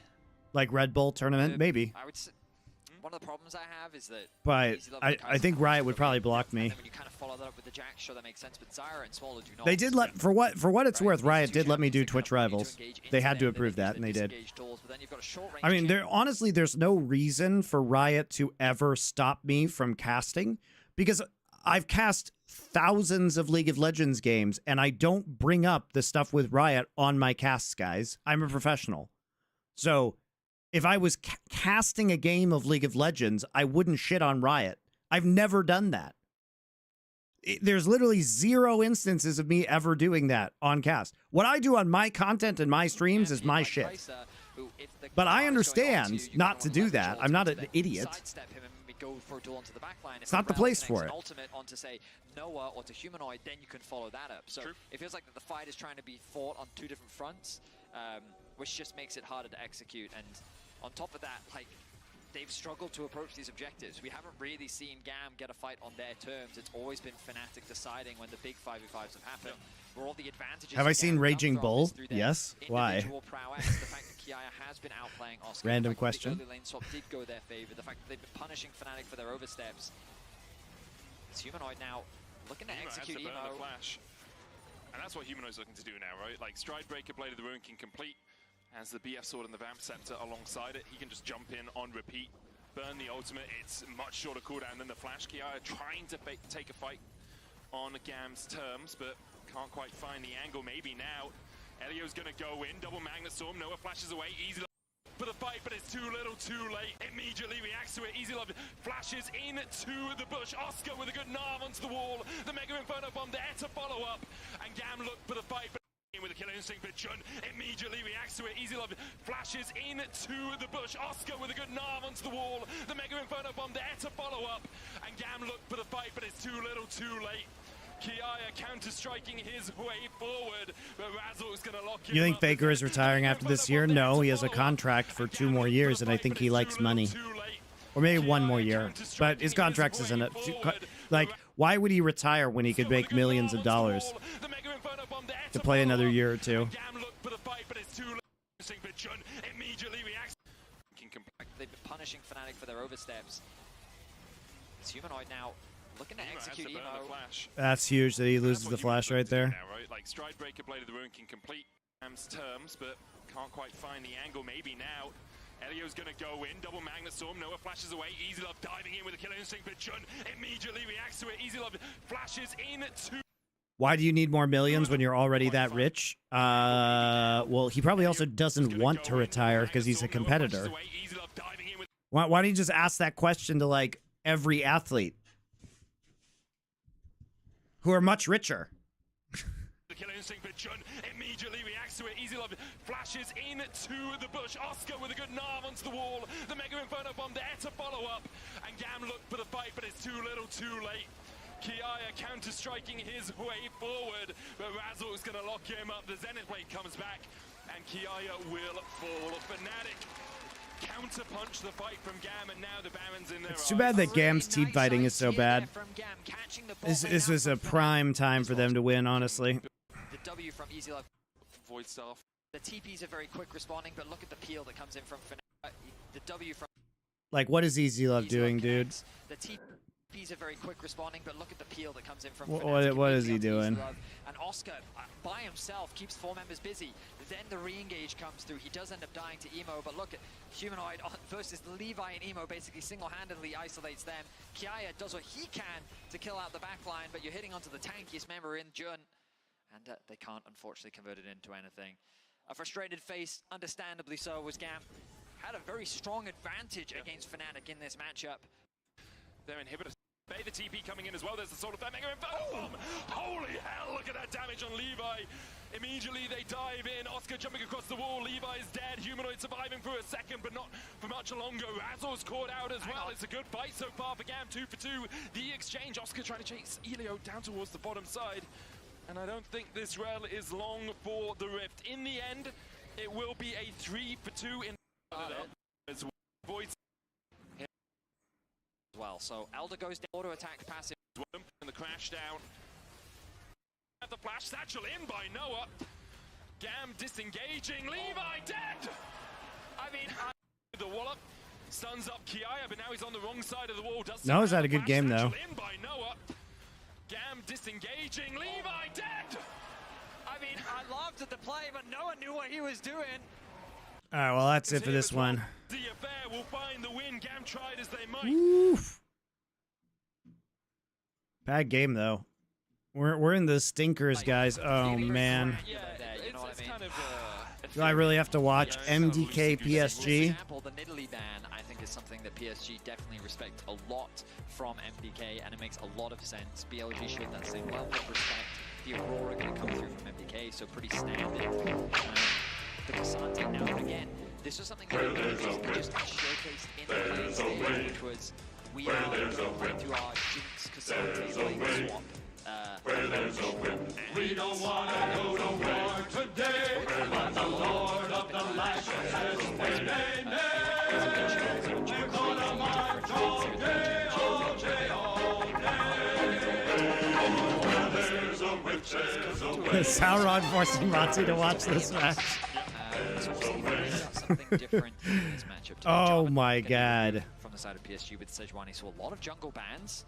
In fact, that's 4 across the board. What will be the first pick? Nidalee's the top lane ban, man. True. Kind of forgot about that. Yone available. It's been first and throughout the course of today, and it continues to survive. All right, so first pick Yone. We give up Ziggs. We ban Sejuani to maybe just to let Ziggs and Yone through and take whichever one. Okay. Mad Lions on their favorite red side. Smolder is a flex for them, possibly. Expecting to see Galio top that MSI, and it really wasn't played that much. All right, But I genuinely think Galio into Rumble. Let's go. We'll see. Backline threat. I mean, this is basically. In 2024, it was Broken Blade in the season finals against Giants X. It was great into magic damage. Just fact, his W gives it up. And remember to log into your Riot account on allesports.com and watch Worlds Live to earn exclusive Worlds, emotes, icons. How did G2 look? Is it doomed? No, it's not doomed. Show them off in front of your friends. It's not doomed. I mean, G2 got clapped in the early game, but they play well from behind. They really had no business being in that game. They managed to come back a little bit. And you show off your League of Legends emotes. I have League Partner Program, so I've got them all ready. And that's what you do. It's like flashing your gym badges. Danian's making the... Hey, Danian, did you see your first Lord of the Rings or Return of the King clip did very well on TikTok? A lot more people love that 1980s animated Return of the King movie than I thought. Engaged to be married, okay? There aren't many parties that I go to anymore.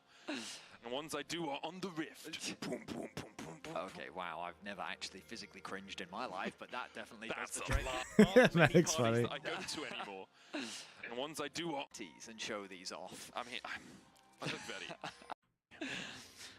The Ramus OK one is my favorite. I think Medic and Vedius are very funny together. I'm still trying to wrap my head around the fact that you go to parties and show these off. I mean, you show off your what League of Legends emotes. I have League Partner Program, so I've got them all ready. And that's what you do. It's like flashing your gym I'm like badges. Smaug, just holding all of them, hoarding all of them underneath me. The Ramus OK one is my favorite. That sits on top of the pile. But again, I'm still trying to wrap my head around the fact that you go to parties and show these off. I mean, Look, Betty, I'm 33 now and engaged to be married, okay? There aren't many parties that I go to anymore. The ones I do are on the Rift. Boom, boom, boom, boom, boom. Okay, wow, I've never actually cringed in my life, but that definitely does the trick. That's a lie, Betty. True, I'm the king of cringe. Anyway, looking at some of the early setups, it looks like we're going to get stock standard lane. Yeah, is that Electrocute Yone? What the fuck? And a Alistair. Not the strongest 2v2 early laning phase. They'll be relatively Electrocute safe, Yone Very versus rarely is the Smolder. ever in danger. When you want to lose So I imagine even the PSG harder should be in a able to melee get that versus early ranged fire in the bot matchup. lane matchup. In the mid lane, we expect Smolder to have order to... Alvaro getting the knock-up as he lands. Just mitigating some of that damage. Obviously, Aftershock helping out as well. Sorry, I just watched Super miss both minions because he threw his auto attack and it was just so slow that the minion died before he got to the line. A bit of AP damage to start things off. Frescowi dropping that ward to try and spot out the Maokai. The disrespect. But if nothing else, he should be able to identify that something. The disrespect towards the great mid laner Frescowi. Ginger pathing up towards Azure on this Galio. Winds of War coming out from Mirwin's going to be able to get that early push. It looks like Colossal Smash as well. Does do quite on. Heading into the season final. I'm skipping ahead, guys. I can't do every second of this game. Be put under scrutiny. I think I don't blame people for being skeptical about him. As expectations shift, yeah. When they start to rise, this team tends to get worse. And Exactly. when they lower, they tend to overperform. It's an inverse curve for them. Where there's a skill whip, is inversely proportional to how much there's a you way. expect them to be able to do. Elioya here stealing away one of the grubs with Super and Alvaro moving up towards the top side off the reset. TP coming in from Mirwin as well. He is level 6. I'm not sure if that TP was seen. It looks like MDK want the fight. He's going to stay out of vision. Has that hero's entrance to join any battle that might occur in the river. Now is going to back. So he pushed out the wave. TP's to top lane to cover with the hero's entrance. Then can walk back towards bot lane and catch that wave as it crashes in. Yeah, I mean, it may come across as a wasted match. Any people happily take them for doing that either. Just get your been around for. Talked about it a little bit in an interview recently, saying he is going to bow out of playing competitive League of Legends at least, and now is in his last tournament before retirement. He talked about I love Maple, man. What a staple of professional League of Legends. What an all-time great player. I think it's always important so underrated as the region he plays in, but has had shocking amounts of international success. Well, for sure. I mean, back when they were the LMS, they were really a region to be feared. So much respect from around the world. The upsets they were able to make happen. The Flash Wolves were definitely a scary name as Maple. Yeah, it's really interesting, guys. If LMS was so good and they were feared and they're world champions, why did their league get eliminated? That's so strange. The ability to jump out with the fate sealed and manages to escape any further fray. I mean, it doesn't convert into a kill, but just removing that ulti alleviates a lot of pressure onto Frescowi. Is there a reason why he never got imported? Add one more thing he did. He played on TSM. You just forgot because he didn't do anything on TSM. This Smolder in the mid lane. So, what do Maple and Monty have in common? They are both retiring after this year from this dog shit game. True. Sticking around, protecting that control ward. And not very well, Betty. I'm just gonna cooking stream in my retirement. Trying to move Woody out of the way, but Woody was able to secure it. 70 sacks though already on Frescowi. Yes, he also played in LPL. Mark that we talk about in every single game, because even though it's not as powerful as it once was, it's still a very good breakpoint for the Smolder. Gets himself into a strong position. Across the rest of the map though, Honor's relatively even.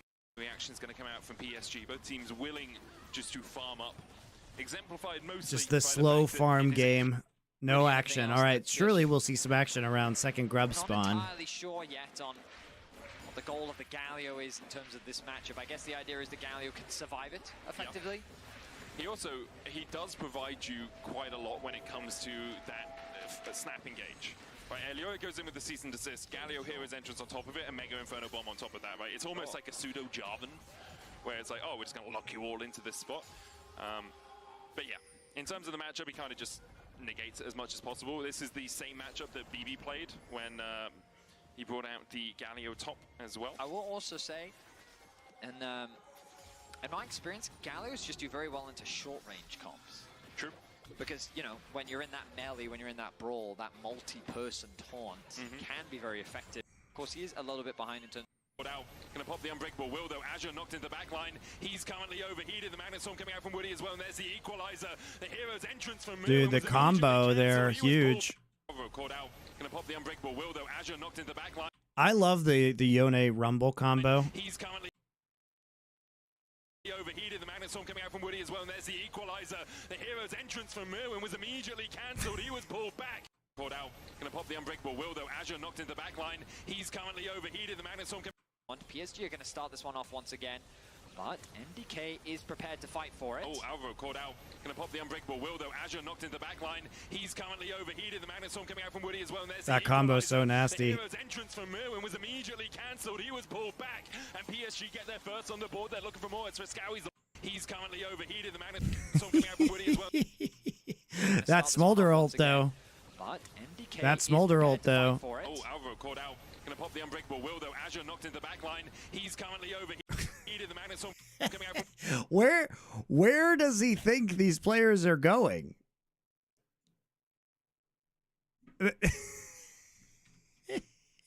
Woody as well, and there's the equalizer.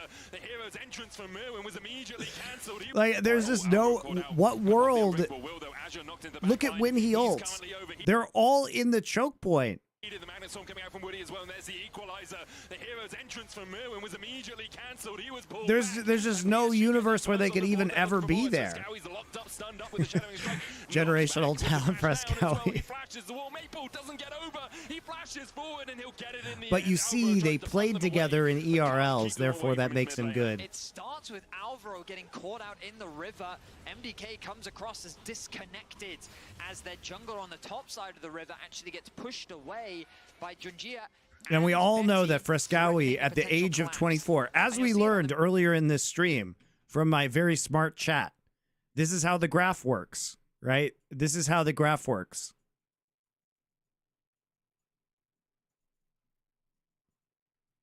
So he's 24, so that means he's like here. So soon, you know, next year he might be here, guys. The skill always goes up. The minimap right now. Keep your eyes on how the map is playing out. They're looking for a pick onto Betty. It doesn't quite come to fruition. That's why Faker's so good now, because he's so old. Top. While all that's happening, Alvaro is getting caught out on the bot side river. A nice flash from Azure, responded with a good ultimate from Woody, and then as Mirwin tries to disengage or buy time with his ulti, it gets interrupted by Maple. And getting Maple these early kills is going to be very valuable for PSG as they transition into the mid-game. People getting on the board. Now we see TP to the bot lane as MDK tried to collapse. Woody is here.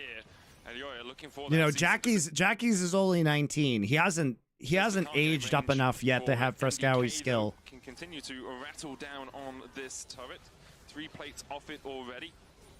All the while, Maple's in that top lane. He TP'd up there, so MDK know that they have a bit of time alone with this tower. Should be able to take it with the satchel as another wave comes crashing in. And there's the satchel. Super will wait as long as possible before popping it, denying a couple more of those minions. A lot of gold going over to MDK. The TP going to come out into top lane as well. Maple will get a plate, but nowhere near securing that tower. What is the point? What is the point of Galio? Because like it didn't win lane.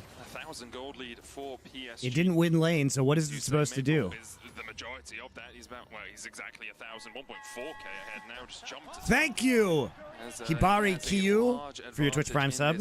Not like the rest of you filthy freeloaders sitting there hoarding your primes like the disgusting dragons that you are. Get it around 25 minutes or so. With the plates about to fall off in 30 seconds, Azure just clears out the wave. He agreed for another. Looks like he respects the fact he doesn't know where the enemy jungler is on the map, so he'll just back away. Items have come through. Oh, Vi's going behind him. Thank you, Optimus Ghetto. That's a very interesting name you have. On the collapse. Azure doesn't have a flash, has an equalizer, but here is the Vault Breaker, lands the initial CC. Alioya looking for the cease and desist as well, and Azure is locked up. MDK find a kill in a side. Yeah, but surely they just take top turret for this, right? This does mean that they'll concede the top tower, and likely the Herald as well. Might be a tier 2 though, because you can see Super's moving. They're not gonna. I mean, Smolder can't kill his tier 2. They'll be fast Oh, enough to they got secure Sigs there. the Never mind. They can do addition it. of Super. And Frescowi's running Demolish as well. Solo Cross. Thank you for your tier 1 sub. Is he? Flip Mode SQ, your Twitch Oh, Prime he's sub running is Cross, beautiful. He's running Demolish as well, so they Thank you, should be guys. able to take the tier 2 with Appreciate their it. powers combined. Another setup for the Dragon as well. So ultimately, not a bad trade. The biggest concern you have as MDK is now with the Herald. They can drop this mid, and it's likely going to fall soon. But Am I ever going to overall, live MDK stream? aren't gonna I be am too live happy with that streaming. play, specifically because you give that gold over to Frescowi. And when you look at the lead being built in mid for Maple, that's a scary position for PSG to be in. Look at the damage already. I used mine on the Big C already. He plays way too many ads without it. So what you're saying is I should play more ads?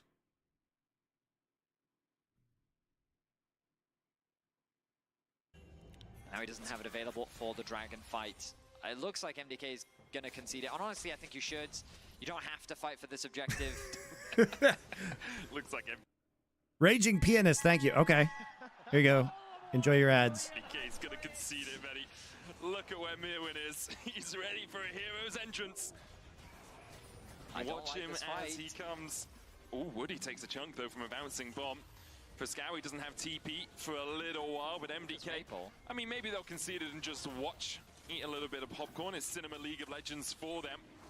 Because all they've done is bought a ticket and taken a seat as PSG secure the Drake. So you were right, Betty. So just in time. MDK did, in the end, concede it. Although they conceded. Wait, I didn't get an announcement even though I just subscribed. I'm sorry. I will thank you, Draco. 213-4435. That actually played ads 10 times. You guys told me to. I love how I lost like 100 viewers by playing those ads. Scowie here having to get away from Maple. Already used that face seal, dumping forward. So who trolled himself here, really? PSG take it instead of finding things on the rest of the map. Frescowi here having to get away from Maple. Already used that face seal, dumping forward with Soul Unbound as well. Super caught wanting as Alvaro has to flash the wall. Bolt breaker away by Elioya. Frescowi died as well at the top side. PSG just randomly find 2 kills on the map. What just happened? Maple gets a solo kill onto Frescowi. Super's caught out. Doesn't even get a chance to flash. Now the Herald will be dropped, securing the mid. LOL adds YouTube for the win. All right, you can have some ads too, YouTube viewers. You guys are doing this to yourselves. I can give you both ads. Now the Herald will be dropped, securing the mid tower. Bound as well. Conceded it by watching PSG take it instead of finding things on the rest of the map. Frescowi here having to get away from Maple. Frescowi in a side lane versus Yone. Surely that'll work out well. Soul Unbound as well. Super caught wanting as Alvaro has to flash the wall. Bolt breaker away by Elioya. Frescowi died as well at the top. Solo cross. Yeah. Thank you for your gift subs. That's very generous of you. Thank you very much. What just happened? Why is there a mod review in my ad stream? Thank you very much, Solo Cross. Very generous of you. This is going to be a huge swing as the ping's coming to top lane. Maple doesn't want to slow down. I can't believe, like, what just happened? I mean, it looks like Ginger maybe flashed, twisted, advanced, and then they just followed up with Woody's Magnet Storm and the Killer Instinct because the bot tower. They get so much out of that. PSG absolutely running the map right. Appreciate the content. I appreciate you, Solo Cross. That's very nice of you. I don't appreciate having to watch these dog shit MDK games, though. What just happened? I mean, it looks like Ginger maybe flashed, twisted, advanced, and then they just followed up with Woody's Magnet Storm and the Killer Instinct because the bot tower. They get so much out of that. PSG absolutely running the map right now. 2,000. I just don't understand why they're assigning Frescowi into. It's gonna get torn. You know, the problem here though is like here. Oh my God. The problem here is that basically you don't, because they drafted this Galio, like I don't understand what the Galio is supposed to do. If the Galio is supposed to do well into the Rumble, right? If the Galio is supposed to do well into the Rumble, but it didn't, we just kind of went even in lane, and the Rumble is actually ahead in CS now, so we didn't accomplish anything. But the issue is, if you're going to give them the Yone, who stops the Yone in the side lane? Because it can't be Mirwin. She's got Hollow Radiance. What the fuck? And it can't be Frescowi. He's at Smolder. So Yone is just, it's actually just unplayable. Meanwhile, in the mid lane, Betty TP back in. I haven't really talked about the fact that Betty decided to take the teleport on the Kaiser here to match the Ziggs' pressure in the early game. True. But smart decision by him, was able to save that mid-tier 1. And MDK found wanting a little bit over the last couple of minutes. PSG out to a 2,000 gold lead. I mean, Maple is a very serious problem. And on top of that, PSG are playing the side lanes better. There is no play on the top side right now. You can maybe trade for this tower, but the collapse from PSG is coming. They're spiking in the mid game very hard. MDK are looking. Can Galio hold Yone with Thornmail or Randuin's? I don't know because I haven't seen it, but I don't think so. I don't know why that would be a thing. Hero's entrance to join a battle. Woody with a shattering strike. Elioya decides against using the cease and desist. But as you say, Maple is that looming threat in the side lane. Who's going to go deal with him? At the moment, no one from MDK wants to be the one to have to do it. Maple now TPing in is going to make this MDK's problem. Alvaro with a punt back, equalizer on the back line. Here is entrance going in, but that's not going to find anyone with a knockup. Elioya trying to take down Azure, but with a twisted advance following, he is sent to a watery grave. Maple looking for more. Could seal the fate of MDK here. He catches the knockup. Elioya wants to be the one to have to do it. Maple now TPing in is going to make this MDK's problem. Alvaro with a punt back, equalizer on the back line. Here is entrance. I like how Elioya uses his whole combo on Aja, and there's just no follow-up, so he just dies. Following, he is sent to a watery grave. Maple looking for more. Could seal the fate of MDK here. He catches Merwin in the middle of the Justice Punch. Merwin has to flash the wall. He'll escape for now. Woody looking for a little bit more, but Super and Frescowi are able to escape the battle. I mean, MDK just keep getting caught on the map. Nice TP usage from Maple to create a flank. Merwin's forced to collapse quickly. Do it. You're falling apart. PSG doesn't suck, guys. Have this composition they haven't looked shitty. Likes to dive in with the Vi, with the Galio, you know, but a lot of it's just being used defensively. Well, I think they're very reliant on scaling, so they need Frescowi to ramp up, they need Super to ramp up, and I understand that, but if that's the case, then you should just prioritize constantly cross-mapping. You should just be playing away from where PSG is, but instead they're just getting caught.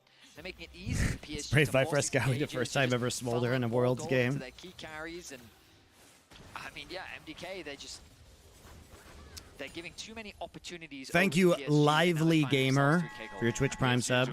I appreciate you. Capitalizing on those mistakes, on those opportunities, right?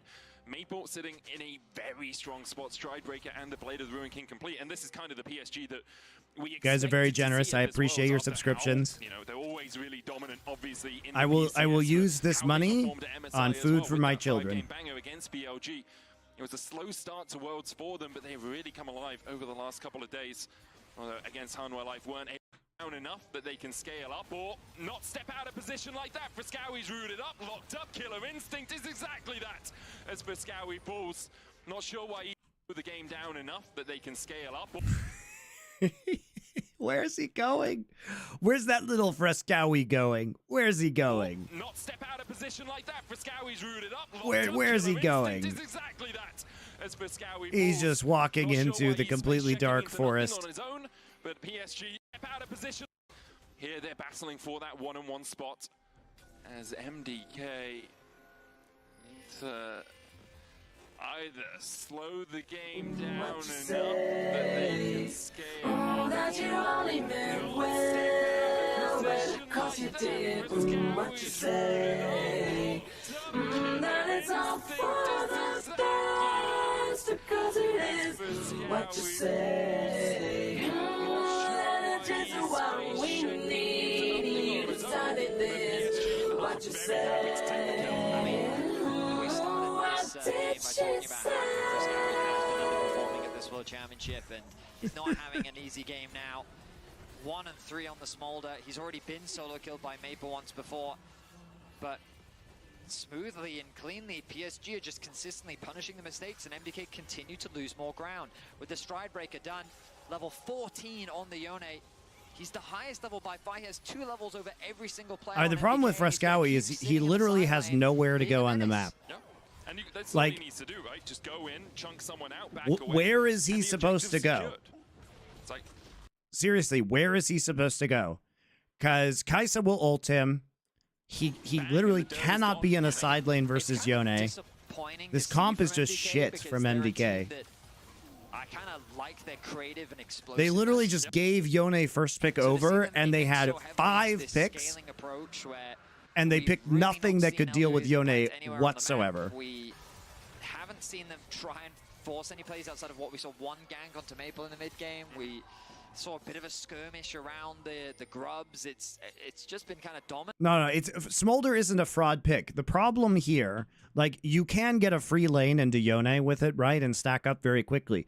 The problem here is you also have the Galio. It's not a purely Smolder problem. It's a Smolder plus Galio problem that Yone just does whatever the fuck he wants forever. Punish the mistakes of MDK. MDK struggling to find any sort of purchase for Scowy. Still, What's really good into Yone anyway? I mean, I think the Jax that we saw, you know, if Kaya and Gam hadn't played terribly, I mean, the Jax was winning in sides, and he was down in levels. PSG now coming in. Again, another TP. Just grass being used. That's not going to hit anyone. MDK would disengage for now. The TP in, as you say, from Azure. Counter TP, but that's in the middle of the fight. The equalizer miles wide. The Magnet Storm under the backline. This could be the opportunity MDK are looking for. Here comes a hero. It's Mir when he lands the taunt on Betty on the backline. Here comes a hero. Betty's going to tank the Baron, flashes across the wall. Azure burning Elioya though, and Maple just wide. I think it's really damning that PSG can literally miss everything and they still win this fight. They missed Maokai ult. Woody misses Q. Maokai ult misses everybody. Rumble ult is terrible. Rumble ult is shit. Woody comes in. He only gets 2, but there's no follow-up. I guess the Yone ult hits. The Yone ult's okay, but Betty... Betty's going to tank the Baron, flashes across the wall. Azure burning Elioya though, and Maple just wide. Super Amir when trying to survive, but at PA when he lands the taunt. Betty is like taunted when he slides past in his ult. This could be the opportunity MDK are looking for. Here comes. Like, Betty dashes through ult and gets taunted, so he can't even, like, do anything on the backside of the fight, and he aggroes Baron and almost dies to Baron. Like, PSG played that team fight quite badly and still won. Managed to clean it up in the end. PSG just have too much damage from so many angles. MDK, they were immediately forced on the retreat as a collapse was coming from every single side. The ultimate does come through from Mu, and you're optimistic about the Wombo combo, but it's not enough. Woody respawns, the Baron is up for grabs, and PSG are dominating in our last game of the day. And you feel that was the last chance for MDK. PSG, it was not the cleanest fight from them. The equalizer was a mile away from where you wanted it to be. But I mean, the fact that equalizer and Maokai ult both hit 0 people, which is almost impossible to do. I actually don't know if I've ever seen a team fight before where Maokai and Rumble ults both hit 0 people. The idea behind their composition, but then they just didn't Favorite have the sandwich, Ruben. too far behind. They don't have the spikes. And I will tell you guys what the best sandwich in the world is, because there is an actual answer to this question. I will tell you what the best sandwich in the world is. You ready?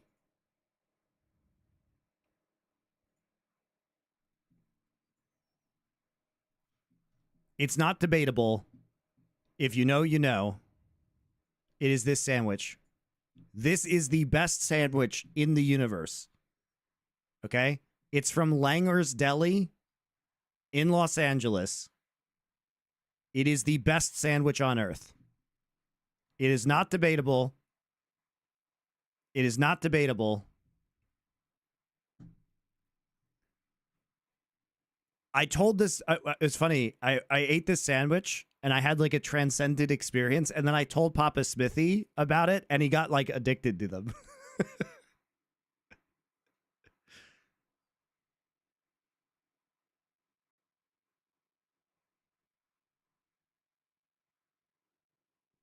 It is Langer's Deli sandwich.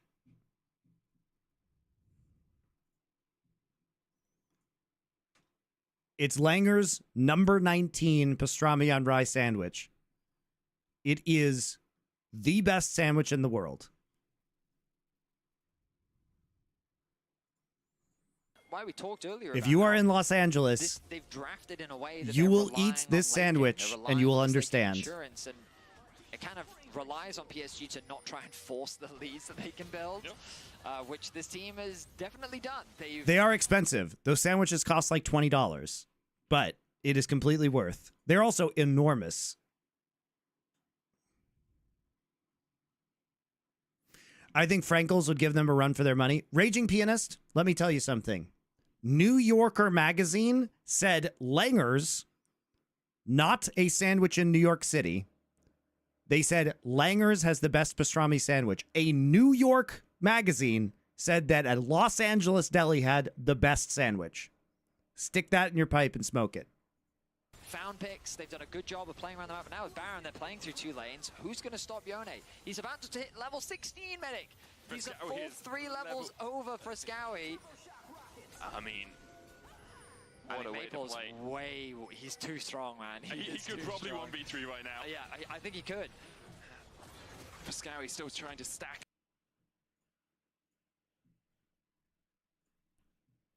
Here you go. The New Yorker. The New Yorker. The hot pastrami sandwich served at Langer's Delicatessen in downtown Los Angeles is the finest hot pastrami sandwich in the world.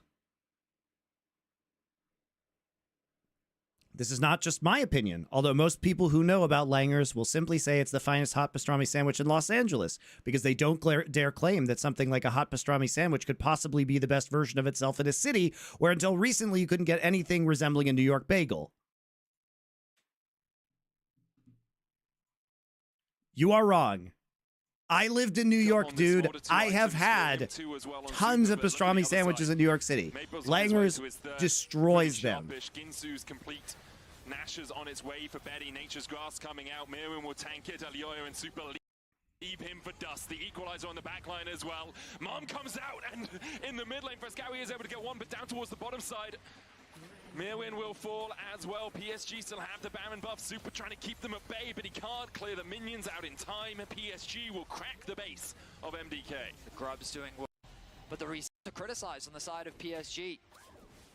Shout out to Galio. Oh, look. Frescowi's in a lane with Yone again. Surely this ends well. Doesn't quite hit. The fake sealed. Doesn't even need to hit his ult. It's free Scowie. Oh, he got the kill. So if he'd gone to the right, I think he survives. Yes, he definitely survives if he goes to the right. But hit by in what has been a bit of a disparage of a game. Level 4. I like that they just claw this game back.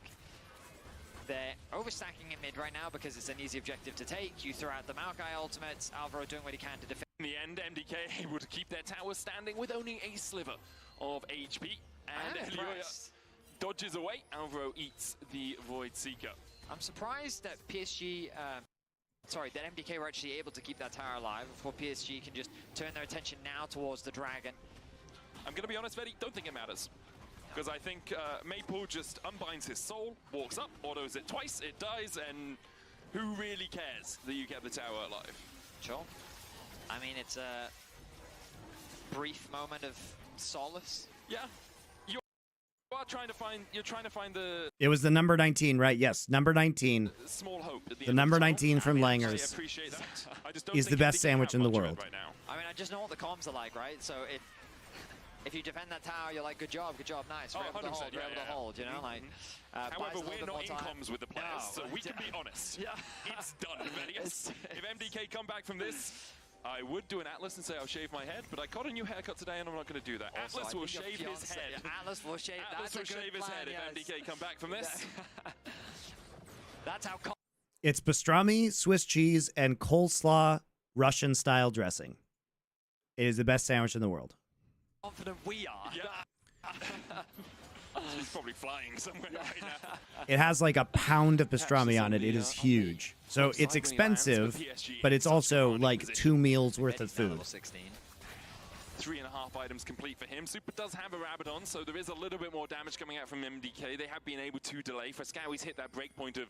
So you guys, if you're in now, Los Angeles, you try that sandwich, you will see God, and then you will come back to the stream and evangelize about the truth of Langer's number 19 being the best sandwich in the world. Welcome MDK into that fight. The bot lane inhibitor still has a minute 30 before it respawns. MDK at the very least have push in mids, but these sideways are a problem. Bot needs to go and be caught. The inhibitor respawned in about a minute's time. Galio gonna head over there. Nope. Woody will not face check. And PSG just setting up for the ban. Yep. Top wave pushed, mid control. Easy, patient steps. PSG really taking their time. Frescowi using the far side alteration to get a little bit of vision around the corner to make sure no one was backing up Maple. Maple just going in by himself. Frescowi forced What if away, you don't didn't like the learn taste of flash, though. pastrami and But prefer with other the ban meats? up, Frescowi's No, you are wrong about not liking pastrami. You are incorrect, Raging Pianist. If you don't like pastrami, there is something wrong with you. gonna have to back. There's a TP opportunity for him, but where's he gonna teleport to? Only one ward anywhere outside the opening lines of that MDK jungle. Yeah, now the thing TPs about to the mid Yone lane. is that he's strong in side lane, but also he's really quick at killing Baron. Double TP coming out here. Mirwin's looking for something. The Baron already down to 5,000 HP. Elio can try and get in the pit. The Shadowing Strike's going to stop him, though, and the Baron already secured by PSG. Azure looking for that flank as well. Has the Equalizer. Dive in with a killer instinct. Betty immediately dived on. The Equalizer on the backline. Chunks super out. Betty. The Shadowing Strike's going to stop him, though, and the Baron already Dude, I secured love by how PSG. Betty Azure looking just for that arm flank guards their entire engage. as well. Has the Equalizer. Dive in with a killer instinct. Betty immediately dived on. They try to combo him, but he gets hit by El Yoya's ult, and then he literally arm guards both Zig's ult, so of course it does nothing, and then also Galio ult. The value of that arm guard is crazy. Have all dived in, but I'm not sure they have the target selection they were looking for. Elioya down, Azure 2, Frescowi flashing away, super caught, Maple sends him packing, the static shift proc as well to kill Alvaro, and it's only Frescowi and Mirwin left alive. Ginger just going to chase Frescowi out. Betty behind him with the TP. Frescowi didn't realize the unseen Kaiser's the deadliest. Another Void Seeker finds its mark, and the twisted advance will advance PSG to 1-1. Maple TPing in behind them now, and only Mirwin left to defend. I mean, the arm guard did so much work for Betty. Dude, the So arm much guard was invested hilarious. From MDK to try and lock him down, and he just tanked it all by going golden. MDK threw everything and Second inhibitor without for the top lane. that, like, I am To infinity. All right, please let this punishment stop. This game is so boring. They collapse in the jungle. Woody with a monster This is draft gap, guys. I mean, they play MDK played badly, but also like this Smolder is just so useless. The Smolder Galio combo is so crap. PSG get their revenge from play-ins. They'll try and catch the wave. They'll need some minions to hit onto the tower, but there's only Alvaro left standing, and I don't think he's going to be enough to stop the siege from PSG. I'm not sure a single cow can stand in front of so much might. PSG controlled the game from early to the end, and they will even out their See, Raging Pianist, score at 1-1. why it matters is I am telling you perfection exists, and you're like, yeah, but I just don't like perfect things. Jungle support combo really doing work to set up their team. You don't for even know. success. You don't even know. Incredibly clean game from PSG from start to finish, and now the pressure falls on to MDK as they find themselves at 0-2. Have a couple of days to mull it over. I believe our 0-2 matches are on Monday, so a little bit of time to really get yourself in. All right, hopefully there are no empty balls in the draw this time. The second pillar are the teams with a 1-1 record. Ooh, they And got finally, individual we have the lights 0 set up and 2 teams. because we really For the needed remaining that. rounds of the Swiss stage, You know, I would have spent more effort making sure the papers were in the balls rather than just individually lighting every single and pillar. finally, we have the 0 and 2 teams. For the remaining rounds of the Swiss stage draw, repeat matchups are not allowed. If a team is drawn against someone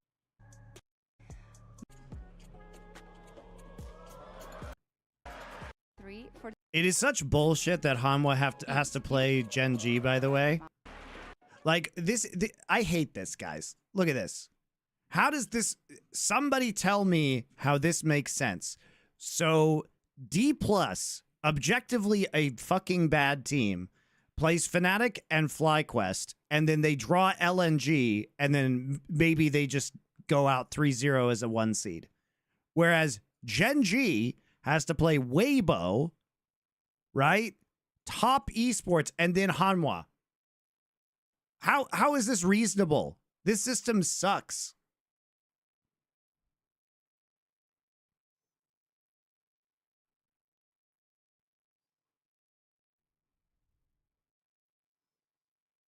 Why does top esports get to play Fnatic, but BLG has to play T1? This is nonsense.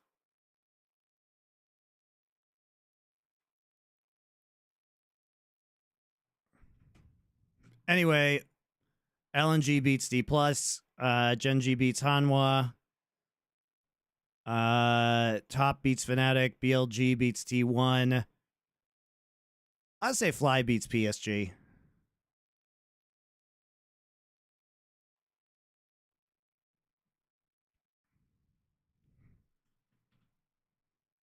But we have the winners matches tomorrow, so, or tonight rather.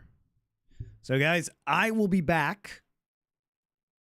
I'll be back, as Arnold would say. I'll be back tomorrow for those 2 best of 3s. I'm here every day until the end of Worlds, doing every game. So follow my channel or subscribe out to my YouTube where I'm also streaming, or do whatever you do.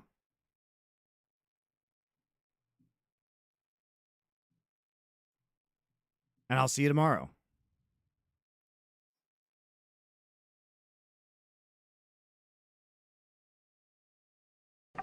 Where there's a whip, there's a way.